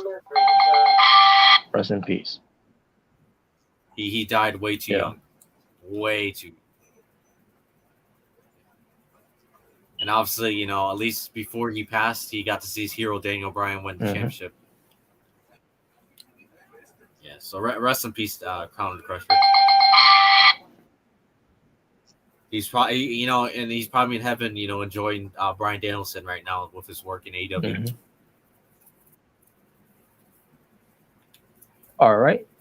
So yeah, rest in peace, Conor the Crusher. But dang. No, duh. I wish his run in WWE would be a lot better before he got inducted in the Hall of Fame.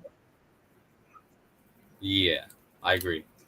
And I still say fuck you, Vince, for that stupid ass WrestleMania finish you gave to Yeah. Sting. All because you're bitter over WCW, a company that doesn't even exist Exactly. anymore. Nah, pal. My son-in-law deserved it. Yeah, fuck you, Vince, for that stupid ass. The finish. Godfather. Pippin ain't Well, no pippin' ain't shit. easy, man. Obviously. He's a legend. What could I say? I mean, He's that's a legend. the Godfather. It's come Mustafa and Nation Domination, Papa Shango. Yeah, he had great gimmicks. We are the nation of domination. You know what? They should have induct the whole nation of domination in the Hall of Fame. Honestly, Yeah. Definitely.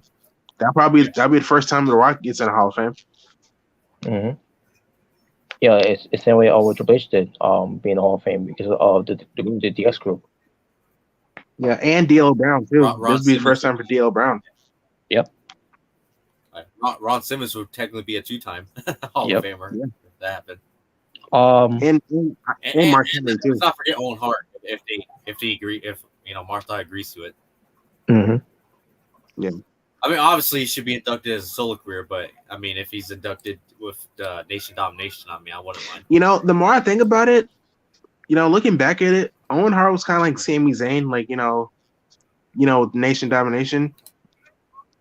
The ordinary, member. The honorary member. Yeah.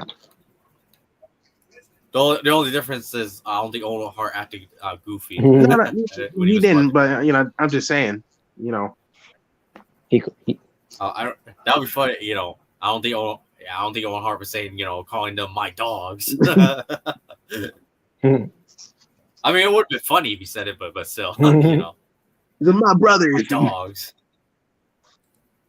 Yeah, my dog. Well, back then it was during the Attitude Era. He probably would have said my. Oh no!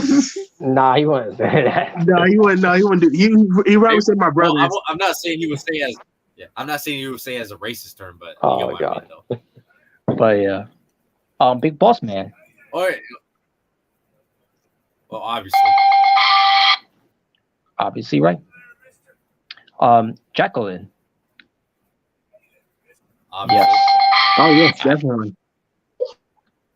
The original Bianca Belair and the original Jade. Mm-hmm. You could say. I mean, it's true though. You can say in a ways, it was Jade before Jade even existed. Mine's her being short, so. Yeah. But. And her having black hair instead of white. Stan Hansen. Obviously.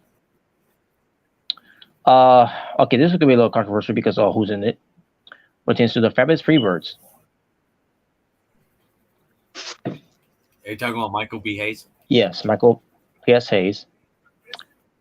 And also you got Oh, he got his ponytail cut off. Who cares?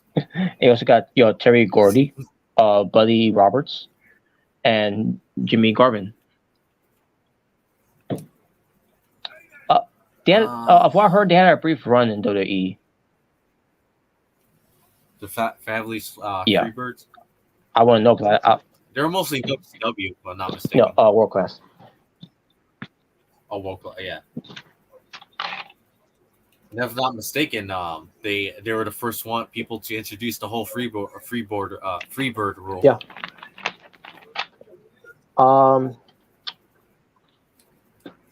But with Michael Hayes being a racist, you gotta love that WWE chose the New Day to induct them in the Hall of Fame. Part of me gets a feeling that's probably a troll right there. WWE did as a troll move. We're so funny. So, Freebirds, they had a great feud on the Von Erichs, but I doubt it was that was the reason why they have in the Hall of Fame, boys, whatever. But I'm pretty sure that's what it was too. If I can remember, but I'll still give the bill, not for Michael Hayes though, but yeah. Well, why not? He's a producer and a racist, and he's gone away a lot of things too. By the way, think I mean, you're probably right. He's probably gotten a lot more free passes than Hogan has ever had Yeah. at this point. Because at least Hogan was fired and actually, was pretty much shamed for it, while this guy wasn't. The celebrity wing, Snoop Dogg. Snoop Dogg. Yep. Snoop. Sipping in gin and juice. Well, I'll say this. All right, hold on. Let me say something real quick. As a rap legend, oh hell yeah. Oh yeah. But as a in the wrestling industry, not so much. I mean, I know he's made appearances in WWE, but yeah. But yeah, I will say I love Snoop Dogg as a rapper. I absolutely love Snoop Dogg, Yeah. but he's a legend. But Yeah. but him in the wrestling industry, on the other hand, yeah, I don't think so. Not so much. Drop it like it's hard. Drop it like it's hard. Yeah. Yeah. And yeah, I love Snoop Dogg, no, but no. And especially with that whole, dog splash he did on the AEW. Everyone remembers that.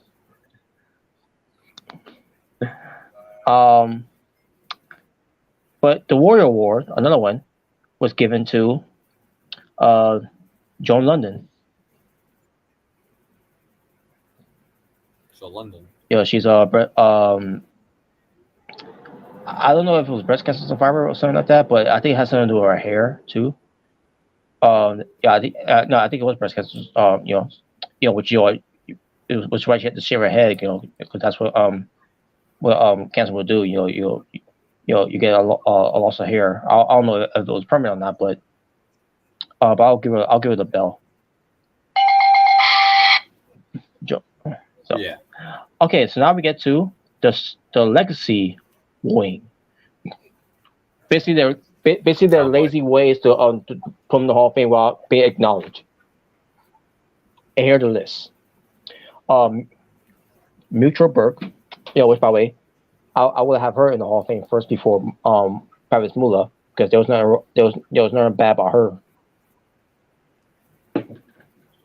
Yeah. But Mutual Burke, Frank Gotch, George Hackenschmidt, Ed Strangler Lewis, Pat O'Connor, Lutez, and Xavier Art Thomas. Yes. All right, Kurt Angle. Definitely. Yep. It's true. There you go. It's I'm true. just a sexy Kurt. It's damn true. I'll make your ankle hurt. Ankle hurt. The parody songs, that song by Kurt Angle and Sensational Shirley. I want to go metal with a broken freaking neck. Absolutely love Kurt Angle. He's a legend. Theodore Long. Oh hell yeah! If you disagree, you going 1-on-1, player, with the Undertaker. Holla! Yes. I'll save Tay Long for the after watch for NXT for something. Oh, okay. Oh boy. But he is Hall of Fame worthy though. Oh yeah, one of the best general managers ever. Mm-hmm. He is my favorite general manager of all time. Yeah, man. You're gonna be in a tag team match. With the Undertaker. With the Undertaker. So he sure loves his tag team matches with the Undertaker. Yep. Diamond Dallas Page. Oh hell yeah. Self high five. Beth. John Cena sucks, dude. What? What is that gonna do anything? Oh my god. Beth Phoenix, the Glamazon. Hell yeah. Hey, John Cena could lace up his fucking boots. Why are we talking about John Cena now? What? But yes, definitely deserved it. But the ravishing Rick Rude. Oh yes. Hell yeah. What I like to have right now is for all you fat, out of shape Pennsylvania pissants. To know that John Cena could lace up my fucking boots. You ruined the vibe. Sweat hogs. To keep the noise down. Going. And take a. So I'm gonna show the ladies what a real man looks like. Hit my music. Yeah. He's legendary. We had another man. one that Bobby Brand Heenan managed. That's right. He's legendary. Rest in peace. Yeah, rest in peace, Rick Rude. Ricky Morton and Robert Gibson, the Rock and Roll Express. Oh yes, definitely. Even though they had a brief run in WWE, but still. Their feud with Jim Cornette will be legendary. Mm-hmm. There's legendary. Them versus the Midnight Express. But yes, they do. They deserve the Hall of Fame. 100%. Guaranteed. Another Warrior Award given to Eric Legrand. Yes. Yeah, I can't go. I can get a buzzer to a Warrior Award. So, despite WWE, being tone deaf about what it should have been representative of. I still can't go give anyone the buzzer for that. Still.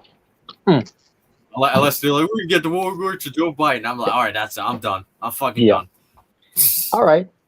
If they ever do that, I'm like, yep, that's it. You just ruined the Warrior Award. Good job. The legacy, wing, again, the lazy way to put these guys in the Hall of Fame. Well, yeah. Which I will say I will say one thing. John Cena ain't a part of that.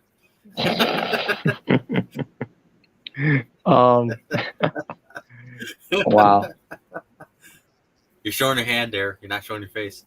Oh, there you go. There's your face. But yes, there you go. There you go. You got it right. You botched. You botched the first time. But anyways, Martin Farmer Burns, June Biters. Excuse me.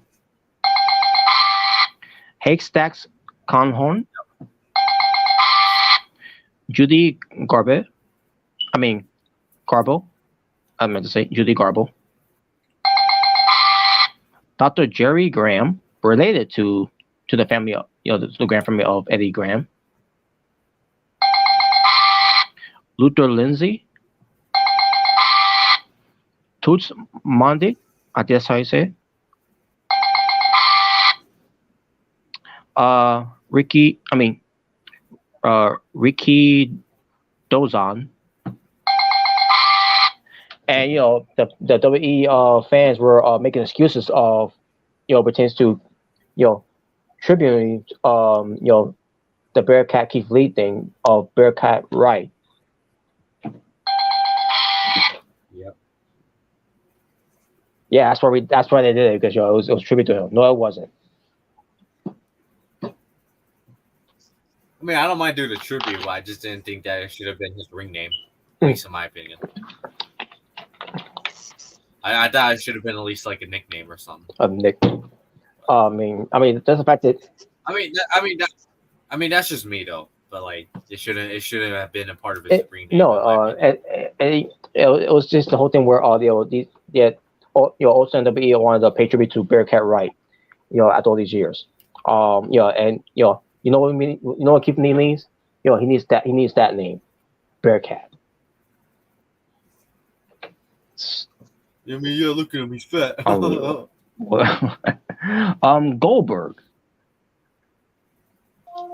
Yep. Obviously. And also, Bret Hart would give him the buzzer. Bret Hart would definitely give him the buzzer.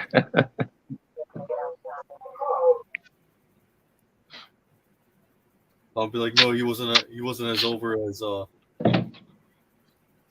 come on, guys, he wasn't as over as Jeff Jarrett. Really? Well, let me first get over this first. Well, we'll get to the other that other guy soon. Ivory. Yeah. And now we get to, because speaking of Jeff Jarrett, here he is, Jeff Jarrett. Yeah. Fuck him. Oh wow. Oh wow, dude. Dang. Come on, Robert. He has my world. Come on, give him a free pass. Wow. Yeah, you burying this guy. Wow. Why is it still going? Wow. By the way, Jeff Jarrett. TNA's dead. Get over it. So yeah, that's my reaction. There's my thing about Jeff Jarrett being Hall of Fame. Yeah. Damn. So yeah. But fuck Jeff Jarrett. I will give him also the belt because he did mention Owen Hart in his speech. Oh yeah. I forgot he did. What can you give him the bell for being the founder of GFW? No. Oh, about TNA, smart. Come on, he was a great WCW World Champion. Come on. He was over. He was more over than Goldberg. Wow. But anyways, Yeah, Matt said though he's more over than Goldberg. Please.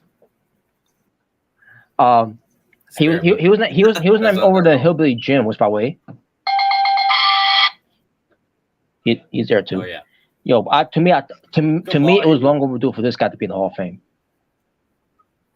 Well, come on, Robert. Can you give him a free pass since he has my rule? This theme song. He's great. You take that bad smart. Jeff Jarrett's I can think of other good themes that he had, like the Chosen One from WCW, which is it's from. It was inspired by Chris Rock's Cowboy.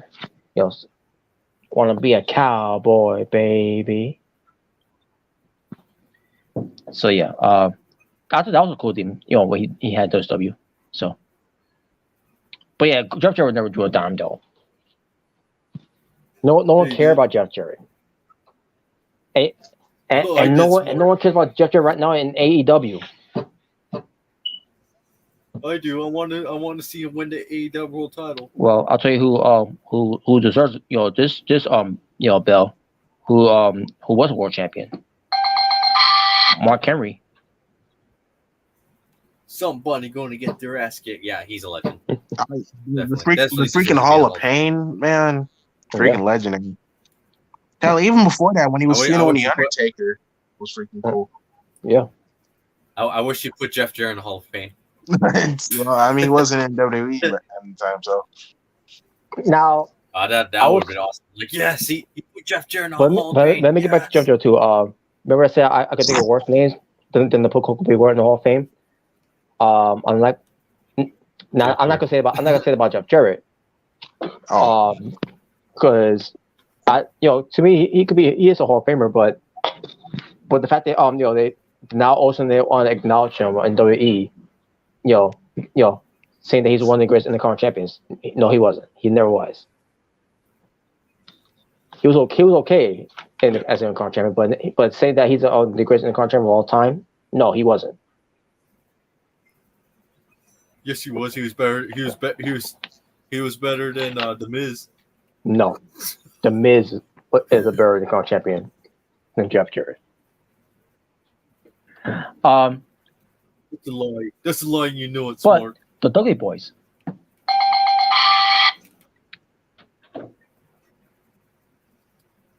Oh yeah. No, we want Bully Ray. Mm-hmm.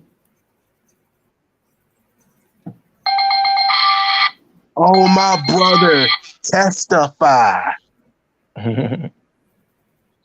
Reach for the sky, boy. Oh wait, wrong tag team. boy. But anyways, Yep. but the Warrior War goes to Jairus J.J. Robertson. Yeah. Obviously, obviously, He obviously, deserves yeah. it. Yeah. There's the belt. Um, I can't remember. I don't even know what happens to that guy. I wonder how he's doing. I think it's all right. But I digress. But yeah, I hope he's in good spirit. Um, Yeah. He was pretty entertaining when he was doing that whole interview with the yes, rest. yes. Oh man. Um, Yeah, I'll admit, that was pretty funny. now the celebrity wing, Kid Rock. Oh yes. He performed Wow. WrestleMania. I I remember. can't Yeah, I remember he I can't performed for remember. WrestleMania. He performed. I think he performed Raw one time. Or was it I remember SmackDown? he did Undertaker's. You're gonna pay, right? And yeah, he did, no, he did American Badass. Yeah. He also had some songs for I think for one for Backlash, one for and playing songs for WrestleMania, and one for Royal Rumble, That's Survivor Series. Survivor Series. So for that, Yeah, the greatest show on earth. Yeah. and for that, he does. I think he should get it. More than Snoop Dogg, I'll say that.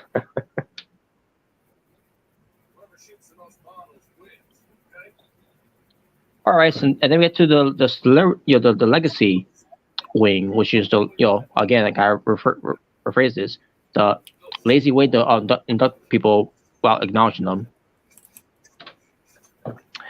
Stan Stasiak, which this one upset Sean Stasiak at the time, and this man's response to him was business is business, like. So obviously that didn't go well with Wow. with the son, But Lord Alfred Hayes, commentator back to interviews sometimes pertains to during the old days of WF. So there's that. About it, Stan Stasiak, Lord Alfred Hayes, Dara Singh, Cora Cobes, El Santo, Jim Lundos, Rufus R. Jones, Sputkin, Monroe. Let me say again. Sputkin Monroe, Boris Molenko, excuse me, and Hiro Masuda. The Honky Tonk Man.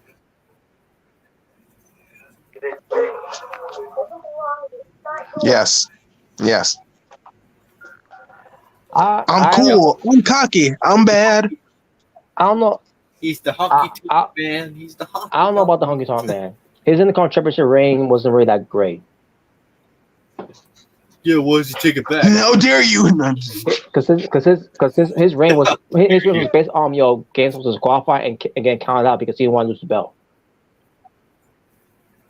Well, once you do that shit. Well, I mean, he's a heel, so what do you expect?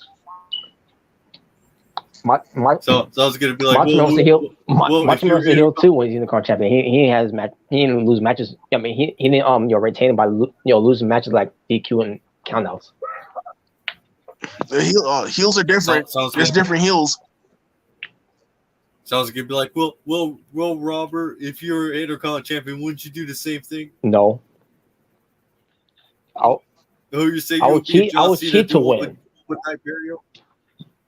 Pull Nate Guerrero. I cheat. I steal. So, would you pull John Cena and do the open burial? By the way, Macho Man has done that too as an Intercontinental champion, as a heel. He won matches by cheating. He didn't. Wait, what was so wrong about him saying? I'm talking about you. Is it Oh, I thought you were talking about Robert with the whole Macho Man. I was like, wait, what was wrong with him saying Macho Man Nah. cheated too? No. He said the open burial challenge. There wasn't no burial. What? Yeah, it was. No, it Ralph Cena wasn't. Yes, it was. Don't live in denial, Killer. It's not denying he didn't bury anyone. Just because he won, he didn't bury anyone. He buried Stardust. He buried the Ambrose. No, he did. You know, we're not going there. We're not going there. Anyway, we're not going there. But as far as Honky Tonk Man,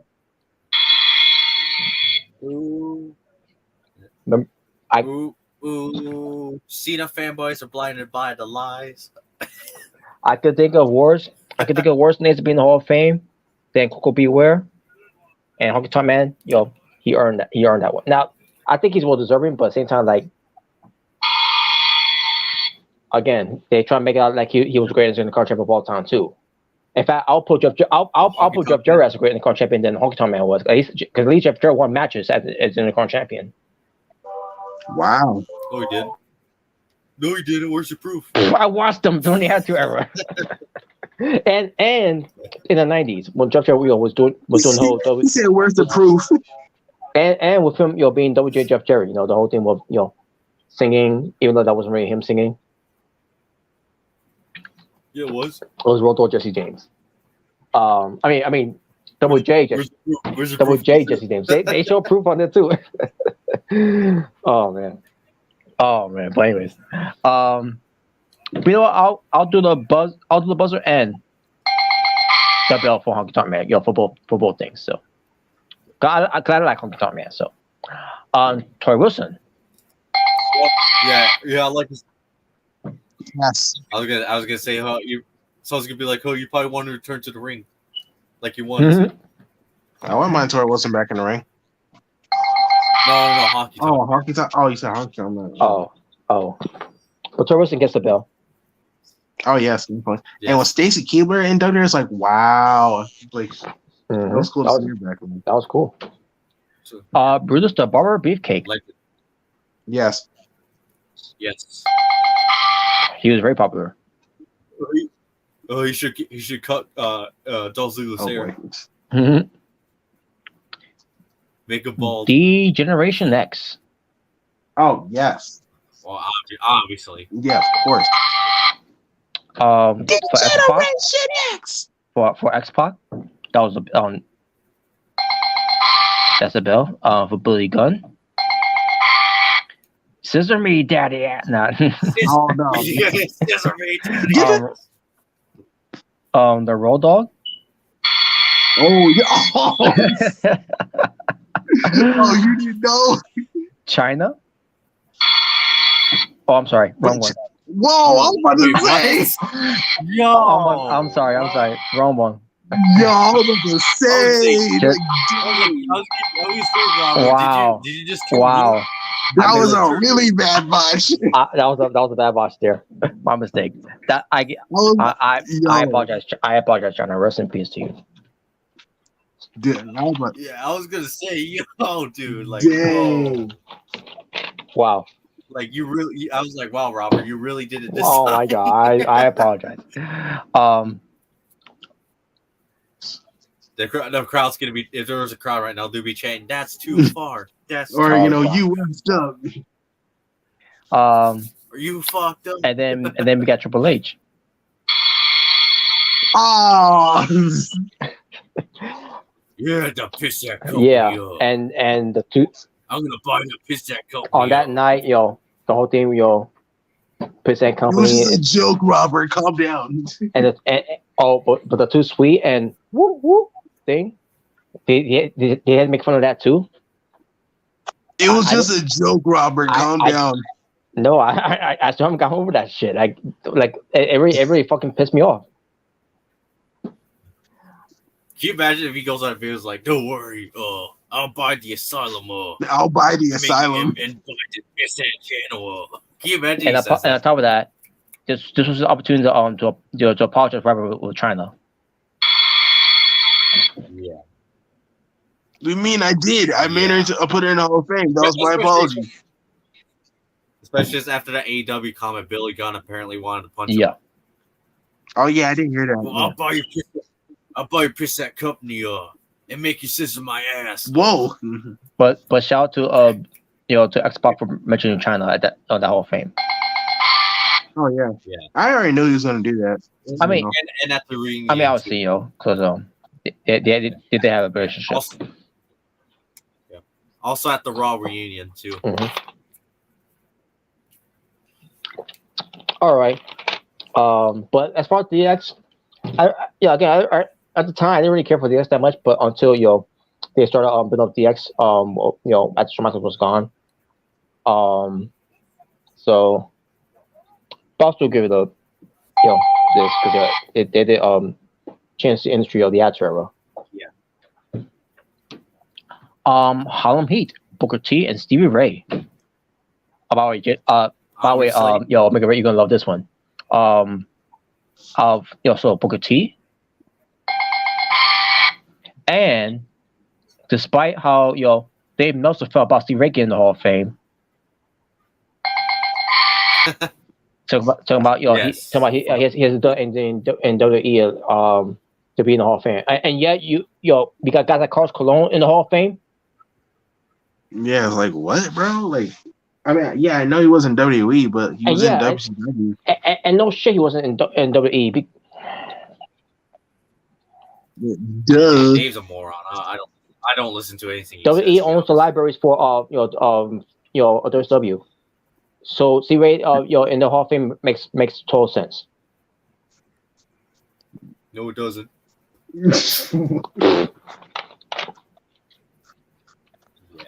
Yeah, it's like what, bro? Yeah, Dave, you. And Dave. when I heard about that, I was like, fuck you, Dave Meltzer, like for saying that. Like he's not work. He shouldn't be in the Hall of Fame because why? Because he didn't work in WWE. Again, and yet Drew Carey's in the Hall of Fame. Well, I'll say this about Dave Meltzer. I mean, people will not listen to you if it wasn't for your piss ass podcasting, your piss ass wrestler observer. Yeah, they do. They do listen. I'm a god. Oh my god. Sure, and maybe in your mind, but not to me. Mm-hmm. You're smart anyway. All right. Really, Dave? I thought you were the king of smarts. Yeah. But the Hart Foundation with Bret Hart and Jim Neidhart. Oh yeah. Well, Bret and for Neidhart, which by the way, Neidhart should have been in the Hall of Fame. It's the wait until he died, Vince. Yeah. Yeah. And I also will say include. I wish they included Brian Pillman, British Bulldog, and obviously only. Yeah. Only they could, in my opinion. Only if they could have, but but then again. But I still think in a way there is no excuse for Brian Pillman and British Bulldog for not being. Mm-hmm. Or at least have it, their own induction. Yeah. And by the way, fuck that fan who attacked Bret Hart. Fuck that fan. Oh yeah, bro. Yeah. That was so messed up. That pissed me off so bad that if I was there, I would personally want to beat the shit out of that guy. Thank God for the revival for what he did. Good thing Cash Wheeler did. Punch him in the face because he was saying some shit. As they were taking him away. And by the way, thank God that Dave Boy Smith Jr. didn't get to your ass because he would have kicked your ass. Who you said? Dude, that was so hurt. I was like, dude, I would not want to be that guy. Look at all the wrestlers wanting to jump his ass. Dave Boy Smith Jr. Especially him, wrestling in Japan, with the strong style that he did over there, and and I'm pretty sure he's learned some fine backgrounds, and on top of that, he's huge too. So yeah, he would have kicked his ass so badly, but Big Show hold it back. Yeah, dude. Even Ronda Rousey's husband, who's a legit fighter, legit UFC fighter, dude. Even he wanted to kick his ass after that. Lucky, he got in there, and Sharon Man got in there, because they knew right there. Oh wait a minute, this ain't supposed to be, this ain't supposed to happen. Oh man, it was crazy. Yeah, I kind of wish Ronda Rousey husband kicked his ass. And I just want to point out, fuck Bruce Pritchard. Oh no, not Bruce Pritchard. I mean, obviously, yeah, fuck him either way because I fucking hate him. But um, but I meant to say fuck Bruce Blitzbauer because um, he singled out Brian Danielson for not doing anything. Who was I guess I guess he was somewhere close there. And I said to myself, oh, so and this was during a time where Bruce was almost turned on Brian Danielson, because he was getting sick and tired of him. Even though he's been putting him over for the longest time. For someone who's not a fan of him, but he always praised him of his work and everything. And also now he's turn you know an eye, of Brian Danielson and call him a troll or dirt or whatever type of shit that you come up with to insult him, and then how that whole fan speech, he singled out Brian Danielson not doing anything to help Bret Hart, what happened there. Like really, you go from Brian Danielson, those other people didn't get up either. AJ Styles didn't get up, and he's one of your favorites, and you tell me you're gonna only single out Brian Danielson? Go fuck yourself. Yeah. And if I'm not mistaken, the New Day didn't jump him. Yeah, they ain't jump in either. Until Well, a matter of fact, I think they were just trying to keep away some of the people who were legit wanting to probably murder him. Probably, yeah. Dude, even Drake Maverick was in there trying to. Oh yeah, definitely, yeah. He may be a small guy. Jay Maverick went to the mic and said, ignore that, man. Let's get back to business. He may be a small guy, but he would whoop that guy. He probably would. To be honest with you, he was trained at an wrestling boot camp, in the UK. Yeah. That's how he got the spot in TNA in the first place. Yeah. Yeah, man. There was a lot of people.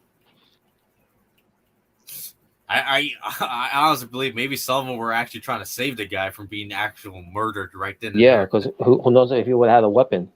And the fail part of the securities, for even allowing this guy to get the pass by them. Yeah. But yeah, that's what I think. I think the New Day, when I saw that, I was like, yeah, it looked like the New Day were trying to hold back a couple people who probably actually wanted to probably break his neck if they got their hands on him. I think didn't Braun Strowman escort him out? Braun Strowman even was there too. Drew McIntyre. I noticed that too. I was like, yeah, it kind of looks like Braun Strowman was even there trying to make sure people didn't murder him. Yeah. He was deserved it. Taking a man who someone who's up there in age, out of his prime. He been through a lot, concussions, strokes. Losing family members, losing friends, with the Hart Foundation. Yeah, and also losing friends too. Yeah, but yeah, I'm glad Bret Hart, he was fine after that and continued on like normal. Mm-hmm. But yeah, he deserves both Hart Foundation members deserve to be Hall of Fame. Yeah, but yeah, either way, fuck that guy. And yeah, like Drake Maverick said, was to get back to business and order that man. And when I think about when I think back at that, when they got when we got some of the Drake Maverick who wants to be there for the company, they still managed to fire this guy not once but twice. Yeah. That's the same part for me, like this guy is dedicated to you guys. But Vince just because the lockdown of everything that's going on, and then when it comes to budget cuts and everything, still wanted to fire him. I don't understand why from Vince, but I mean, I guess we'll never know. They did bring back though, because he is working back behind the scenes after that. When Vince McMahon was still there, And he's, still to stay he is. He's running for Raw. But yeah. But the Susan, I mean not Susan. The Warrior Award. No one that goes to Sue. Atchison. I just hard to say her last name. But either way. And now for the legacy wing, Bruiser Brody.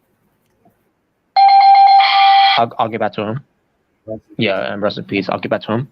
Wahoo McDaniel. Come on, press it. Luna Shaw. I'll get back to her too. JD Jones. JD Jones. Special Delivery Jones. I was about to say, oh my God, yeah, goons, I'm in the Hall of Fame. Wait, I meant to say SD Jones. Excuse me, not JD. I'm going to say, yeah, goons, I'm in the Hall of Fame, goons. SD Jones, Special Delivery Jones. I was gonna say it better not be the guy from New York. Professor Toru Tanaka. Primo Karina. Oh, I thought you were gonna say Primo, like the clones. No. Joe. I like why is he the no. Joseph Conhan. You say Joseph Connors? Joseph Conhan. I think. Oh, I was gonna say I didn't know Joseph Connors was in the no. Hall of Fame. Hisashi Shima. Buddy Rose. And Jim Barrett. Or Jim Bernard. I mean, no, actually, is Jim Jim Barnett. I meant to say. Now, the lazy ways to put him in the Hall of Fame. Bruiser Brody should not have been put in the legacy wing. He should have got his own Hall of Fame induction because he still got his widow wife still around and his son. They could and they could easily have Stan Hansen, be there to present the awards to the family because Stan Hansen used to be attacking with Bruiser Brody back in Japan, and part of interest too. Or how they could have had Tony Atlas there with him. Or Tony Atlas, yeah. The last guy that was with him before he died, or the man who stayed by his side until he died. Luna Shaw should got her own induction in the Hall of Fame, but I guess because her family wasn't around anymore, unfortunately. Her son. I was about to mention that too because but you have the son there. You know what's funny about her son? I didn't know he was actually in Hell's Kitchen before. Yeah, I didn't know either. Unless it was one of the. Until I saw, I was like, "Wait, is that?" I was like, "Wait, hold on." When I first saw him in the episode, I was like, "That guy looks familiar." Then I watched back to Hell's Kitchen. I was like, that's him." I was like, "Wow, I didn't even notice that when I first." And I don't know if I saw that season. What number season that was when he was in? I think that was 7. Hell's Kitchen. I got to look back at that then to see. I think his name was Van. I think that was his name. Yeah, he was the redneck dude. But the fact that Luna Shaw, ends up being Hall of Fame because of the celebrity wing, instead of having her own Hall of Fame, I thought was bullshit. Especially you could have Mick Foley, present the award because Mick Foley was close friends of Luna Shaw, along with Owen Hart and Mark Henry. And Terry Funk was in that clique too as well. The Rock. Basically they had their own type of clique there too. And obviously, they could have her son there, to get the reward. Mm-hmm. It's like they could have done that. Yeah. I mean, now since WWE's in new management, I mean, it's still possible. I mean, it's it's never too late. We'll see. But yeah. All right. But yeah, I do think it's possible now. Oh yeah. But yeah, once again, like you said, we'll see though. John Bradshaw Layfield. Despite what I think of him as a person, him being an asshole, a bully, and whatever, I think he deserves to be in the Hall of Fame due to wrestling. Yeah. Yep, especially as APA, especially as JBL. Yep. The British Bulldog, Baby Boy Smith. Yep. Obviously. He should have been in a long time ago, especially when that petition that came out years ago, where you have a lot of wrestlers, legends in the business, sign that petition, and WWE choose to ignore it after all those years. Because they wanted him to be in the Hall Yeah. of Fame. Which I did too. I mean, Yeah. like it's the British Bulldog. I mean, what could go wrong? I never understood why they took this long to put him in the Hall of Fame. Yeah, he's an absolute. This man's a fucking idiot. Yeah. Yeah, the British Bulldog. But anyways, Jushin Thunder Liger. Absolutely. He's a freaking legend. Are you kidding me? Not in WWE, not in just WCW, but in the whole entire wrestling industry. Yeah. The NWO. Oh, obviously. Obviously, yes. Obviously, yes. Now, we got Sean Waltman, who was 6th at the time. Yes. Obviously. He's a 2-time Hall of Famer. Another 2-time Hall of Famer was Scott Hall. Yep. Yeah. Another thing too, you want to think about, he's the first ever back-to-back Hall of Famer. Yeah, honestly, I think all of them are now 2-time Hall of Famers. Hulk Hogan. Yeah, every guy who was adopted that night were all became two-time Yep. Hall of Famers. Yeah, Hogan, Nash, Hall, and X-Pac. Kevin Nash. Another 2-time Hall of Famer as well. And they got Hulk Hogan. Yeah. Why did they put Vince in the Hall of Fame? Well, because this man wants to be in there when he dies. That could be true. Yeah. The Bella Twins. No. Trash. I agree. Now let's move on. The Celebrity Wing. William Shatner. Oh yeah, I remember that segment he did with Jerry King Lawler. Mm-hmm. Yeah, I remember that. Don't worry. Sorry. Don't worry. Don't worry, everybody. 2023 Logan Paul's gonna be inducted. I'm sorry. That's not worthy. That's not good enough for me to just say he's Hall of Fame worthy. Yeah. Yeah, he is. I like him though. I like him, but you take that. Take that, Sword. Yes. Oh, now I'm gonna have the Star Trek fan geeks go after me now. Yeah. Yeah. You think he deserved the Hall of Fame? Huh? Don't disrespect Captain Kirk. How much money you guys want to bet? That's gonna be the comments. So you think you deserve the Hall of Fame? Oh, you don't. Oh. Well, I never worked for the business for. It's like, well, I never said I wanted to be in the WWE Hall of Fame. But anyways, the Warrior Award goes to on that year was Titus O'Neil. And I think he deserves it. Oh yeah, he deserves it. Is it? Oh yeah. Hell yeah. Make it move. Make a $1 million move. Make it move. Make $1 million move. Now, but yeah, I think he deserves it. Yes, he does. Obviously, he has done a great job with charities. He's a good guy. He's a really great guy. And he's a head he's a head chef of catering. Yep. And don't worry, he's gonna have a new head chef of catering. He's gonna be Johnny Gargano. Wow. All he needs to wear is one of those hairnets. This rebel catering. This rebel chef. There you go. The rebel chef. All right. So the legacy wing. We have Crippler. No, not Chris Benoit. Oh. Crippler. Ray Stevens. Brickhouse Brown. Yep. Dr. Death Steve Williams. Oh wow, I didn't know he was there. hmm Baron Michelle.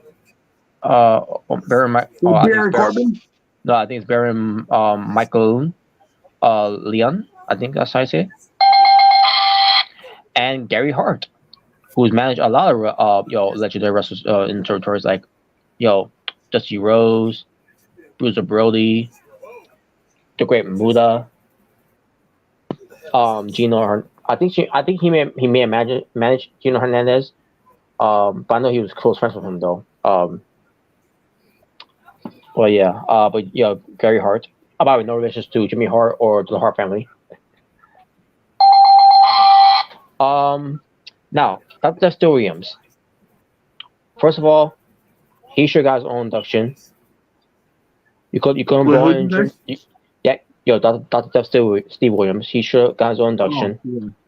Yeah. You could you Oh, couldn't yeah. brought him Jim Ross. And I know he was in. I know he's working in AW, but you still couldn't brought in Jim Ross. Just for that ceremony, and then whoever that family is left for Steve Williams. To get the award on his behalf. Mm. Yep. And as far as Gary Hart, he also should got his Hall of Fame inductions too. Yes. Except being in the legacy wing. All right, Kane.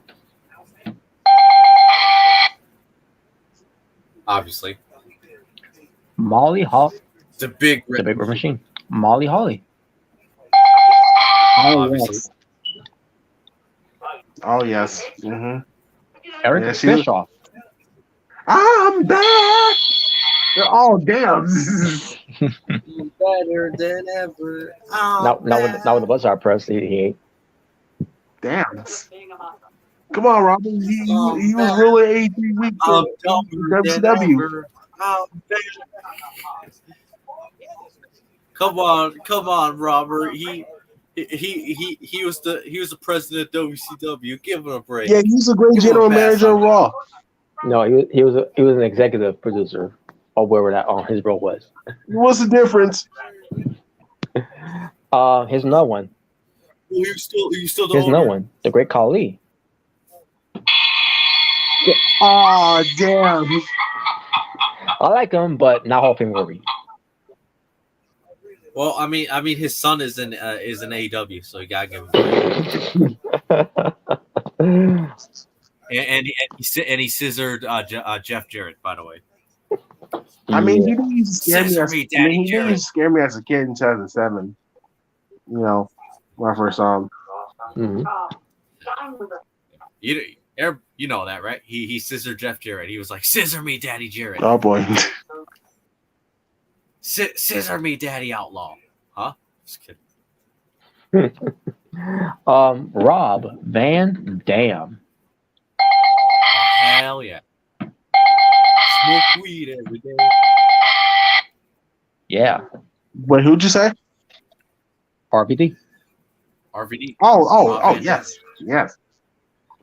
Smoke weed every day. Cool. Rob Van Dam. I was happy when I heard him in the Hall of Fame. Hey, one of a kind. Yes. Yeah. Hey. No. This song is better. Rob Van Dam. Da-na-na-na-na. The whole effing show. That was good too. Celebrity Wing. Ozzy Osbourne.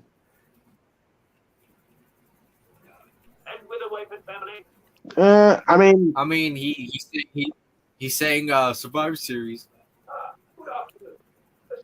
or he did the intro. He was I should say. one of those guest hosts for Raw with his wife. yeah, I remember that. Yeah, the Raw guest era or guest host era. I don't know. It's just WWE's way of it's just what I'm talking about, and this me to talk about what's the Celebrity Wing. This is making it up as they go along with this. Where the hell is Cyndi Lauper? Oh yeah, yeah. She's not in the Hall of Fame yet? Nope. And I don't understand why. Oh, where's Alicia Fox? Yeah, we don't get what we want, Smart. She ain't a Hall of Famer. Yeah, she is. She's part of Team Bell. Well, is that's to me. another reason why she's not in the Hall of Fame. Yeah. Well, she is to me, Smart. You take Yeah, it back. take it back. You take everything back. You said about me. Oh, I guess he really did take it back. You got kicked out for a minute if you didn't know. I'm sorry about Ozzy Osbourne here, but Take that back. He is a legend, though. he's a legend in the music business, though. Yeah, he's great in there, but no. Yeah, but you said he wanted Tony Khan in the Hall of Fame. Because he's in the business. And it's going to happen in 9 days from tonight. Nah, it's going to take more than that 9 days from tonight to be in the Hall of Fame. Well, I heard you wanted Excalibur as a Hall of Famer in picture. Oh, God. His whole face needs to be in picture. Wow. Because we gotta get the people what we want. Yeah. Can you imagine that's his Hall of Wow. Fame? I can only imagine. But the Warrior Award will go to Rich Herring. I don't know. I really don't know much of that person, but I'll still give him the bell. Yep. Now for the legacy wing. By the way, Radar Trigger said, "Where's Summer Rae? She's a legend." I don't know. You ask me. Where's Summer Rae? Yeah. Wow. You remember, according to WWE, she's a legend apparently. But Stupid logic, by the way. yeah. But anyway. But the legacy wing. Dick the Bruiser. Pistol. Pens. Watley. Okay. Buzz Sawyer.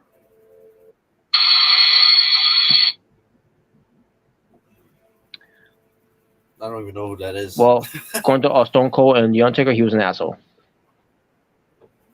Oh. Are we all? L. Johnson. Elhim Johnson, I think that's how I say his name. Armin Johnson? No, I think it's Eldon Johnson, I think it was. Ben Johnson deserves to be in the Hall of Fame. Yeah, why is Armin Johnson not in the Hall of Fame? I don't know. You got you got Not no diversity. Like a diversity. And Paul, let's see. Paul Heyman? No, not yet. Eventually he will. I think he should be. I think he should be in Hall of Fame by now. Eventually he will be. But Paul Bushes, Paul Bosches, I think. Who's that job? Well, I don't know, but also give him that. We should have a jobber, a wing for the Hall of Fame. We should put Johnny Gargano in that. What? Wow. Wow. I said we should have a jobber wing in the Hall of Fame. We should put I Johnny heard what Gargano you said. I don't need to hear it again. But yeah, we should have overrated a wing. We should put John Cena. Oh my gosh! No, he deserves to be in the Hall of Fame. Come on. wow. But here we go. The last year of the induction, which was this year. Yep. The Undertaker. Oh, obviously. Yes. My favorite wrestler. The legend of The Undertaker. The legend, the man, the myth, the legend, the attitude era. I mean, we don't even need the man. Yeah, we don't even need to say much. Like his resume speaks for itself. Yeah. Do I need to say anything? Nope. He's the legend, man. He's the myth. John Cena could never lay my such God, fucking boots stop. after he got WrestleMania. I still remember. Wow, did you give that a wow? Screw you guys, man. Oh my god. It's true, John Cena could never lace up his Shut up. boots. Never will. Never can. Never will. But Shut yeah. up. John Cena couldn't even put on his singlet. Whatever, bro. Anyway. Well, John Cena couldn't even ride his To motorcycle. be honest with you, I wouldn't want to see them wearing that singlet in the first place. John Cena couldn't even. Undertaker said he's not even worth burying alive. Anyway. But yeah, he's a man. He's a myth. He's a legend. And speaking of who's also a legend, Vader. Oh, it's time. It's time. It's Vader time. John Cena couldn't lace up his Shut up. Why did you give that a ding? Oh my god. And John Cena couldn't put on his Okay. Well, if he would have called himself John Vader or something. And it said, it's time, it's burial. Shut time. up. Because my time is now. It's time. It's time. My time is now. My god. But my thing about Vader was should have been put in the Hall of Fame a long time ago because they knew of it. They knew that he was on it's gonna be gone. Because he wasn't gonna make it, and Mick Foley even a Hall of Famer in his own right was even try to put the word out there, put this guy in the Hall of Fame before it's too late, and they ignore it.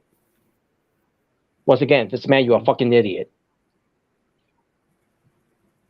I don't fucking get his obsessions, of putting guys in the Hall of Fame, but they only go in there unless they're dead. Yeah, I don't get that either. Yeah, it happened with Macho Man. King Kong Bundy, Yeah, King Kong Bundy should have been alive, to be in the Hall of Fame. Yeah, it's the King Kong Bundy, the Macho Man, Bam Bam Bigelow. Yeah, Vader's now, Vader, Jim Gambino, Neidhart. Man, it's like I feel like I'm missing some other people too. Yeah.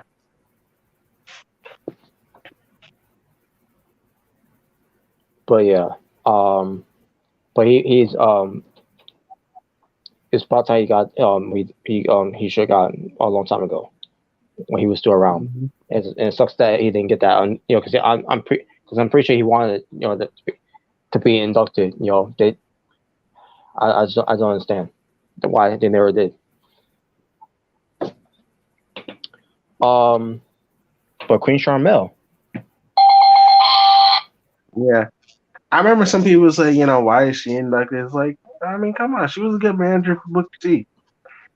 I'll tell you, and she's been in WWE too, by the way. Yeah, she was one of the Nitro girls. Yeah, she did more to contribute in wrestling than the freaking Bellas did.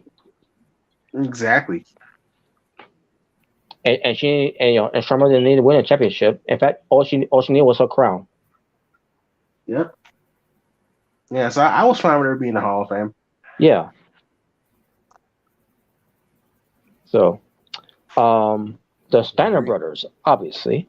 Oh, yes. It was freaking Braun Breaker inducted them. That was freaking awesome. And New Day could lace up the fucking boot. Oh, yeah, definitely. There you go. Yeah, I felt like it's funny because I felt like a proud dad, like seeing Braun Breaker induct him. Mm-hmm. How can you feel like a proud dad? He was older than you. Smart. I know. I'm just saying. I was just happy to see that. Yeah. I bet you want to be Jalen Steiner. What? Jalen? Yes. All right. Oh my god. Yeah. But and then finally the Warrior War, after it happened in 2020. Shaq Gaspar. Yep. Brooklyn. It was so cool to see JTG because I I mean, I figured he'd be there since You know, they should. I think they should induct Crime Time in general to the Hall of Fame. Mhm. That'd be great. That'd be great. Yeah. Brooklyn. And Johnny Gargano only good at NXT Hall of Fame. Wow. Well, not his title reign, but everything else. Wow. You always gotta mention that. I don't need to be reminded. So I was like, no, Grayson Waller should be inducted to the Hall of Fame. Fuck that. Yeah, what he did to Gargano, that was Hall of Fame worthy. Wow. Yeah, when he kicked his ass. But whatever. It buried his ass out. Wow. But yeah. I think Tommaso Ciampa should be going to Hall of Fame. I can see that. Just and he should say I was the only guy who carried Oh, down. sure. Like, there's no Wow. But yeah, man. and he could never leave some Author of Pain's fucking boots. So. Oh my god. Go ahead. But I'll tell you one thing, they no one couldn't lace up Shaq Gaspard's Timberland boots. Nope. Brooklyn. But man, this it sucks that what happened to him in 2020. But Yeah. he did he did a heroic thing. He saved his son. Yeah. You'll be remembered as a hero.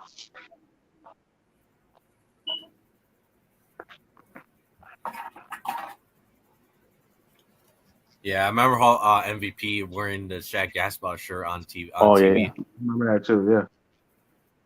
Yeah, I think it's because they were friends, real right? Obviously, yeah. Yep. So yeah, rest in peace, Dad Gaspard. Yes, and you definitely deserve. In fact, the Warrior War. Some people said the Warrior War should have been should be renamed the Shaq Gaspard War. That I can actually agree with. Yeah, I don't mind that. Yeah. But it would be nice to see both members of Crime Time be inducted to the Hall of Fame. As I never understood why they never had them win the tag titles. That's one of the mystery things I don't understand. They should have won. Yeah. They should have won, in my opinion. It's like with Big Cass and Enzo from NXT and then the main roster, like. And that's really head scratching. Like, how can you never put the belts on them? Yeah. Because bada boom, real guys in the room. How you do?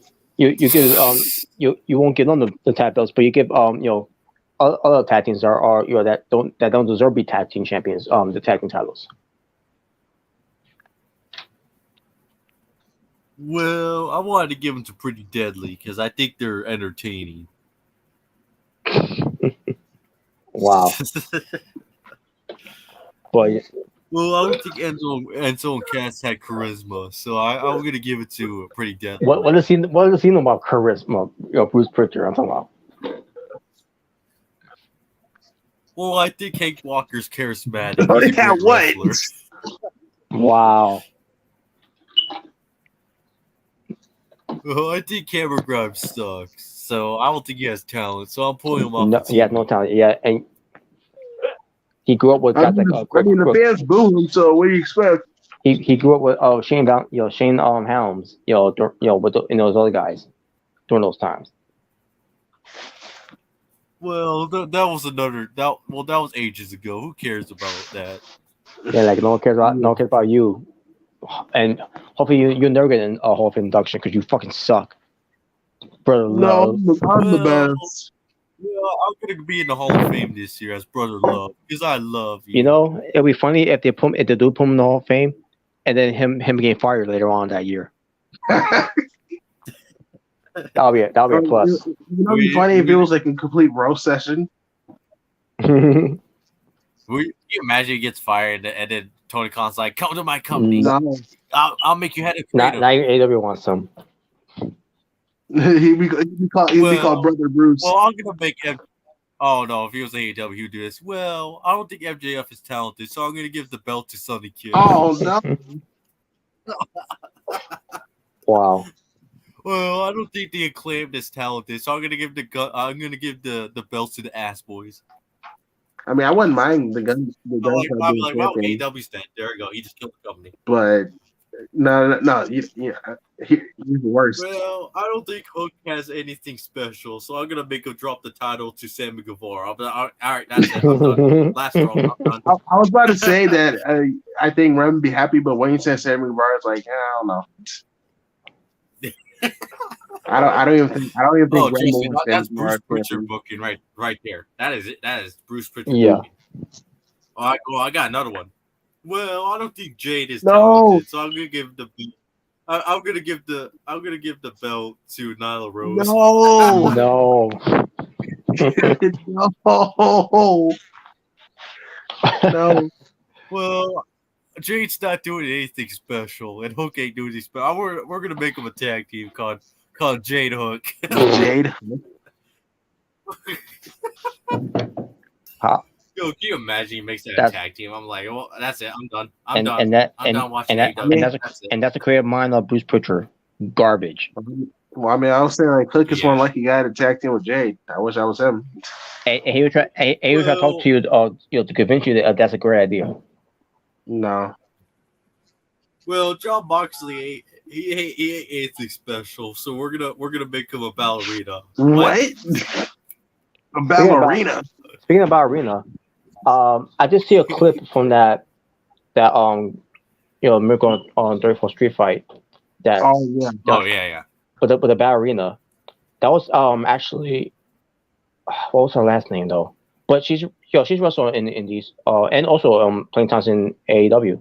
Most of it on Dark, but yeah. Oh wow, I didn't even know. I've heard she's a wrestler. I've heard she's a wrestler. Yeah, she is. But and she's good.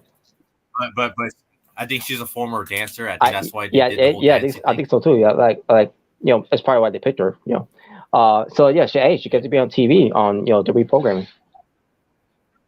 I'm pretty sure she was very happy to share that with her friends and all that.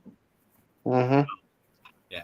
But we should just do a whole video where we're just mocking Bruce Pritchard booking to make brutally bad. But the problem is, she was doing a segment with New Day as Nutcrackers. Get it? You saw that today.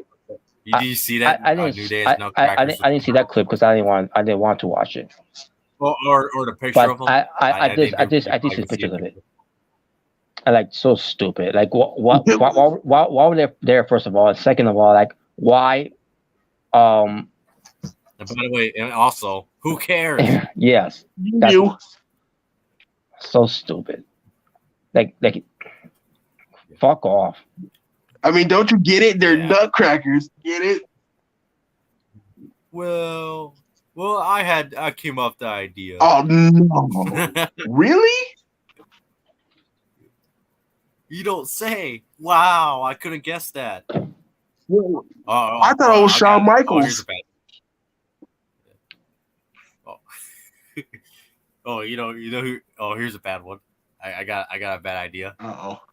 Well, I see Orange Cassidy's the heart and soul of the show, so I'm gonna make him world champion. Oh boy. Now, I mean, not world champion. I mean, I think he's good where he's at as an all-Atlantic champion. Well, speaking of that title, I'm gonna make him unify it with the world title. Oh boy. He's gonna be He's gonna be the longest reigning champion in history. Yeah, sure. He's gonna be champion for 10 years. All right, that's it. I'm done. 10 years. Oh man. But yeah. It'll be Robert's dream. Sure is. But now, as far as the future goes, related to Class Hall of Famers, there's only one name that's been is an additional candidate. Santino. And it's no. Even if it's Santino, it was to get a bell. I can see him in the Hall of Fame. Yeah. And if they want to bring back, the Legacy Hall of Fame too, you might as well include Dark the Clown there. Because Doink the Clown was very popular during that time. Oh yeah. Despite Triple H mentioning Doink the Clown, during that the Daniel Bryan push in 2013, like how's that comparable? It is. Well, I mean, they both wear makeup, so. Huh? Well, they're both short, so Even though Bryan Danielson is more short. The IWC Hall and Matt of Bull Fame. wasn't even that short. What are you talking about? Come on. Yeah. The IWC Hall of Fame. What the hell? You know who I like seeing in the Hall of Fame? You already know. But anyways, but Batista. Yeah. I walk a lot.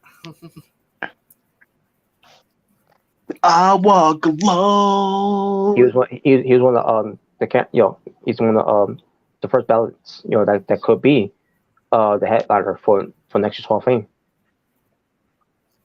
I hope he is. Also too, because the thing is, he was supposed to be in the Hall of Fame back in 2020. I believe that was the year that was going to do it. Oh no, actually, what was it? Oh yeah, actually, yeah, what? Because well, unfortunately, the pandemic came around, and Batista declined he declined the offer.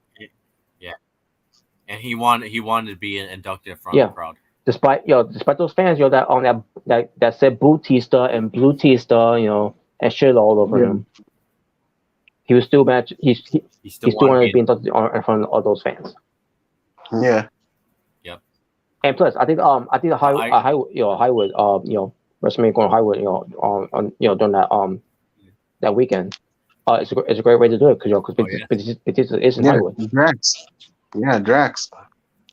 Well, if we can't get Batista, we'll just hire Mason Ryan to be the fake Batista for the Hall of Fame. Well, you got shave his head then. You know what? Let's have Mason Ryan induct him to Hall of Fame. I swear to God, that guy looks exactly like Batista. Yes. Yeah, too much of Batista. Yeah. He's like Batista's brother. He looked like he could be his brother. Yeah. Yeah. I walked alone. Wait, hold on. That's not. So I was gonna be like, that's not Batista. That's Batista off Wish. Yeah, that's not Batista. That's Bluetista. No, Batista's son, Warlow, should induct him. No. I think he said he wanted like Finley to induct them, I believe.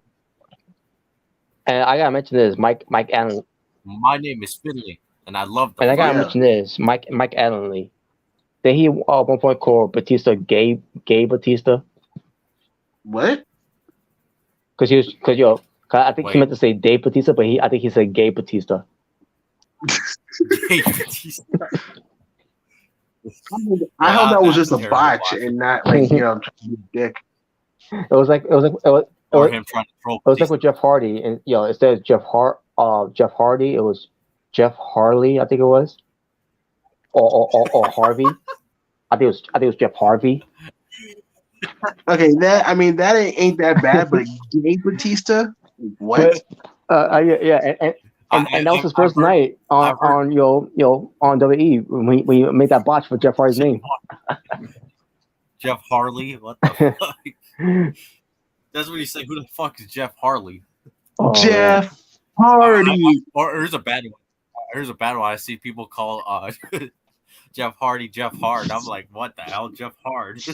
Introducing Jeff Harvey. Or here's another one. Someone called Kane the Kane. I'm like, the Kane. What the hell is that? The Kane? Oh man. Oh man. Well, or here's a bad one. When I think it was Mrricanjay21 at SummerSlam 2016. Mrricanjay. He literally called Dean Ambrose Seth Rollins in a match. I'm like, what the hell? Wow. I was like, that is bad. There is no way you could confuse those two at all. They don't look nothing alike. Like, what the hell? But there you go. I guess basically it. We went too long as we thought.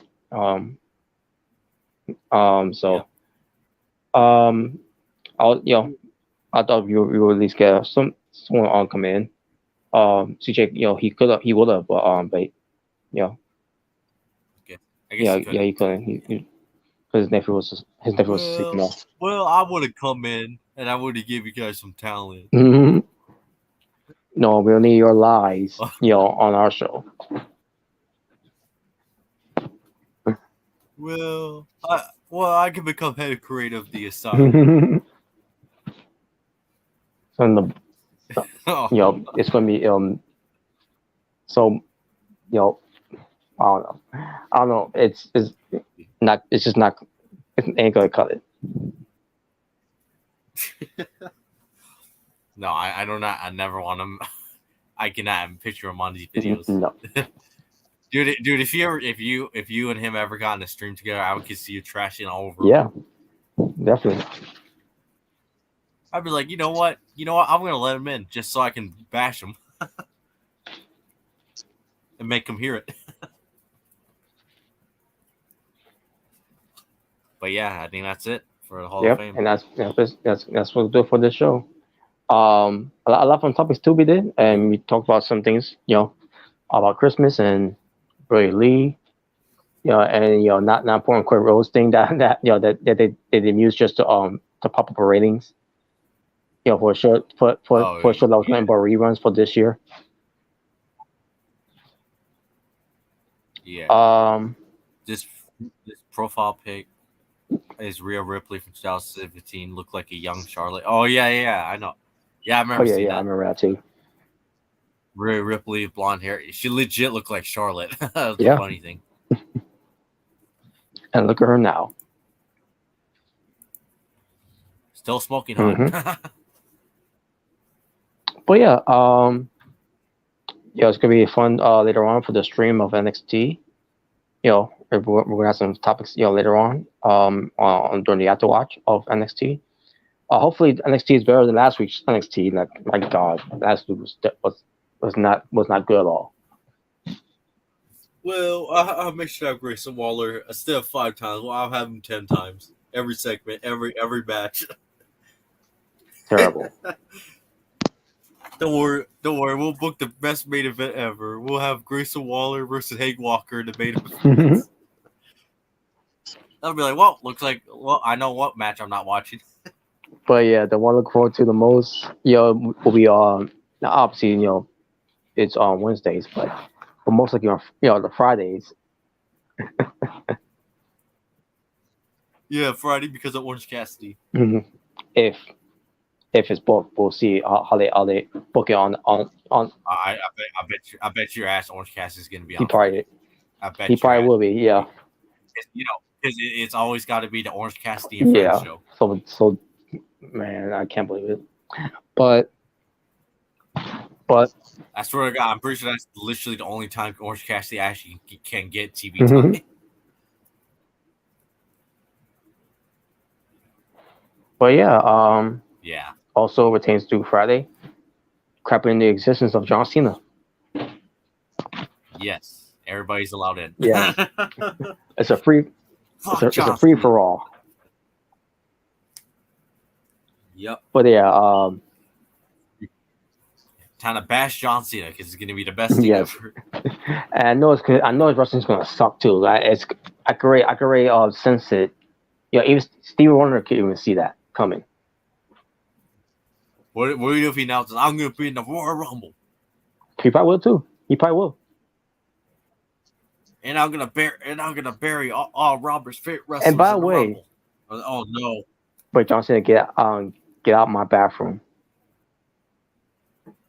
Well, by the way, back to the whole Rumble thing. Kofi Kingston was the only person that announced he was going to be in the Rumble, and yet we have yet to hear anyone else mention that they was going to be in the Rumble. And and I can't remember how long ago that was. When Kofi Kingston saying he's going to be in the Rumble, like that was like a week after Survivor Series. Like why was the point of doing that segment? If we wouldn't have anyone else saying that I'm going to be in the Rumble, I enter myself into the Rumble and all that.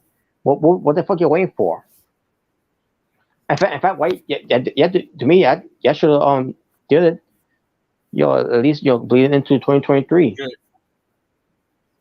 You should at least have someone say like you should at least have Solo Sikoa saying, "Oh, I'm gonna be in the Rumble" or something like that. See, that would have been at least something.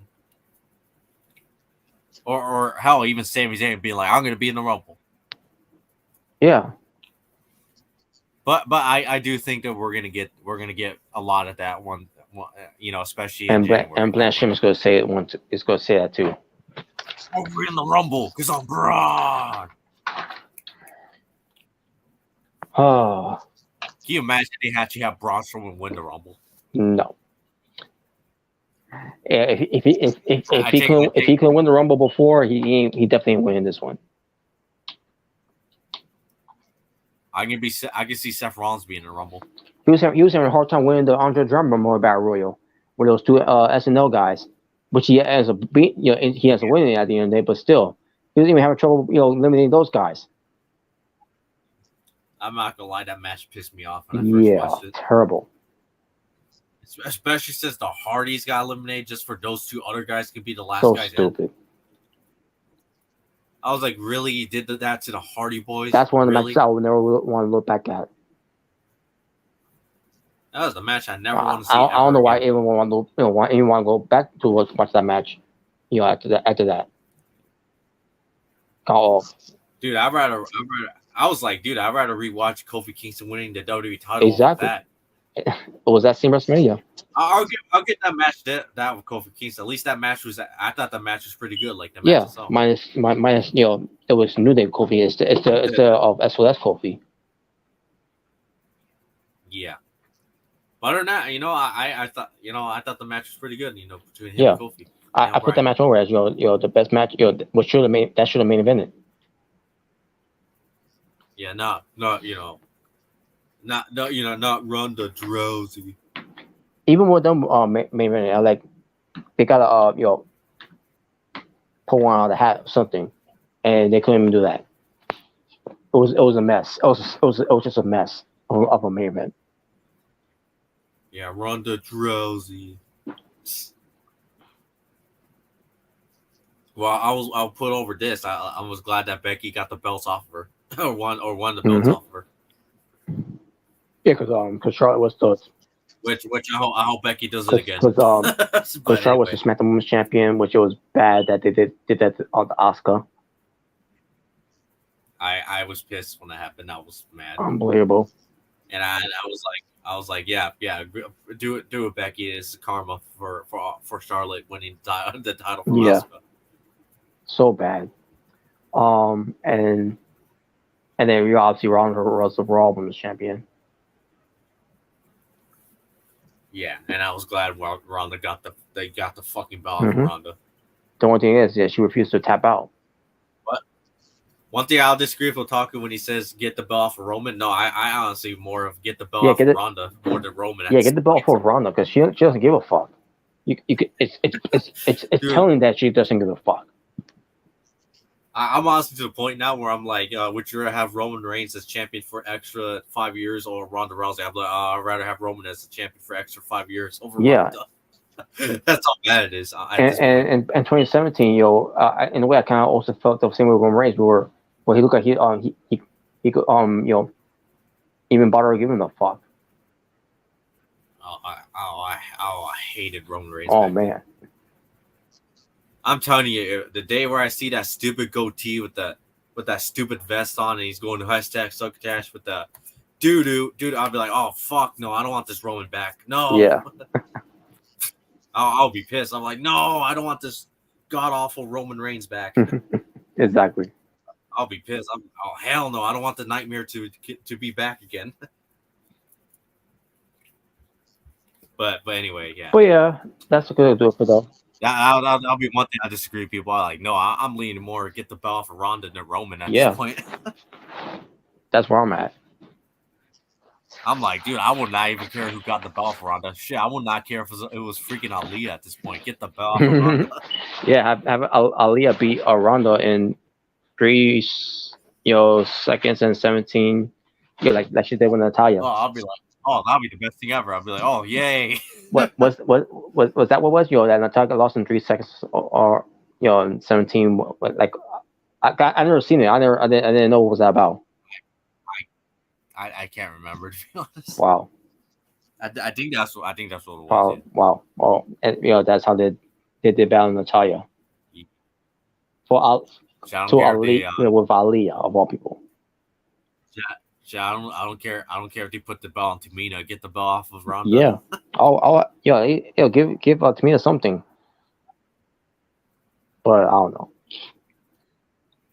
Yeah, I'm just like, dude. Shit. At this point, I won't even care to give the women's belt to Scripps. Get the belt off the What?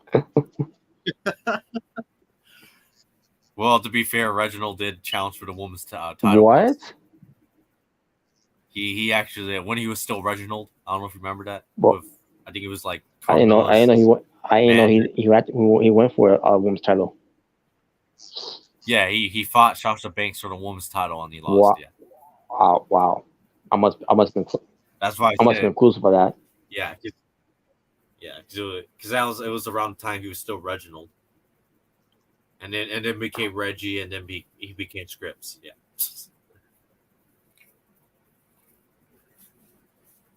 yeah. Which by the way, just scrap Scripps at this point. Just scrap the whole thing. Exactly. If he appears tomorrow, I'm actually gonna say it. Scrap Scripps at this point. It's And not and the story worth it. and the story didn't lead to when the whole thing we stole the jacket from what was his name Jiro, whatever his name is, that John, another creative genius from Bruce Pritchard that's going to go well with these crowds. But then again, they probably like that shit too. Yeah, and I bet you asked that guy. If he brought him out to the main roster, he's going to be jobbing out to Cedric Alexander every week on the main event. He's that type of guy, or on the roster, or he'll be jobbing out to Mustafa Ali every week on main event. He's wrestling with a jacket on, and he's using that jacket, the of his offense, and like how is that even legal? I have no idea. Dude, can you imagine instead of having Braun breaking a Rumble, they have that guy in a Rumble? Unbelievable. I hope not. I'd be like, well, that you just wasted one Rumble spot. Wow. It would be exactly like Noe Jose being in the Rumble that one year where he came in just to get eliminated. I doubt that, and that pissed me off too. I know how much you hate Noe Jose. Yeah. But yeah, so that's good. That's gonna do it, folks. Everything that we did here was pretty fun. I wish hopefully we'll get a bigger panel this time. Around. But we'll see. Yeah. Hopefully in 2023 we have everybody back. Mm-hmm. But yeah. And we went on 6 hours. Wow, we went on for 6 hours. Damn. Well, that's gotta be a record. Yeah, that's gotta be a record. But yeah, we're gonna end it here though. But for those who still stuck with us, thank you all for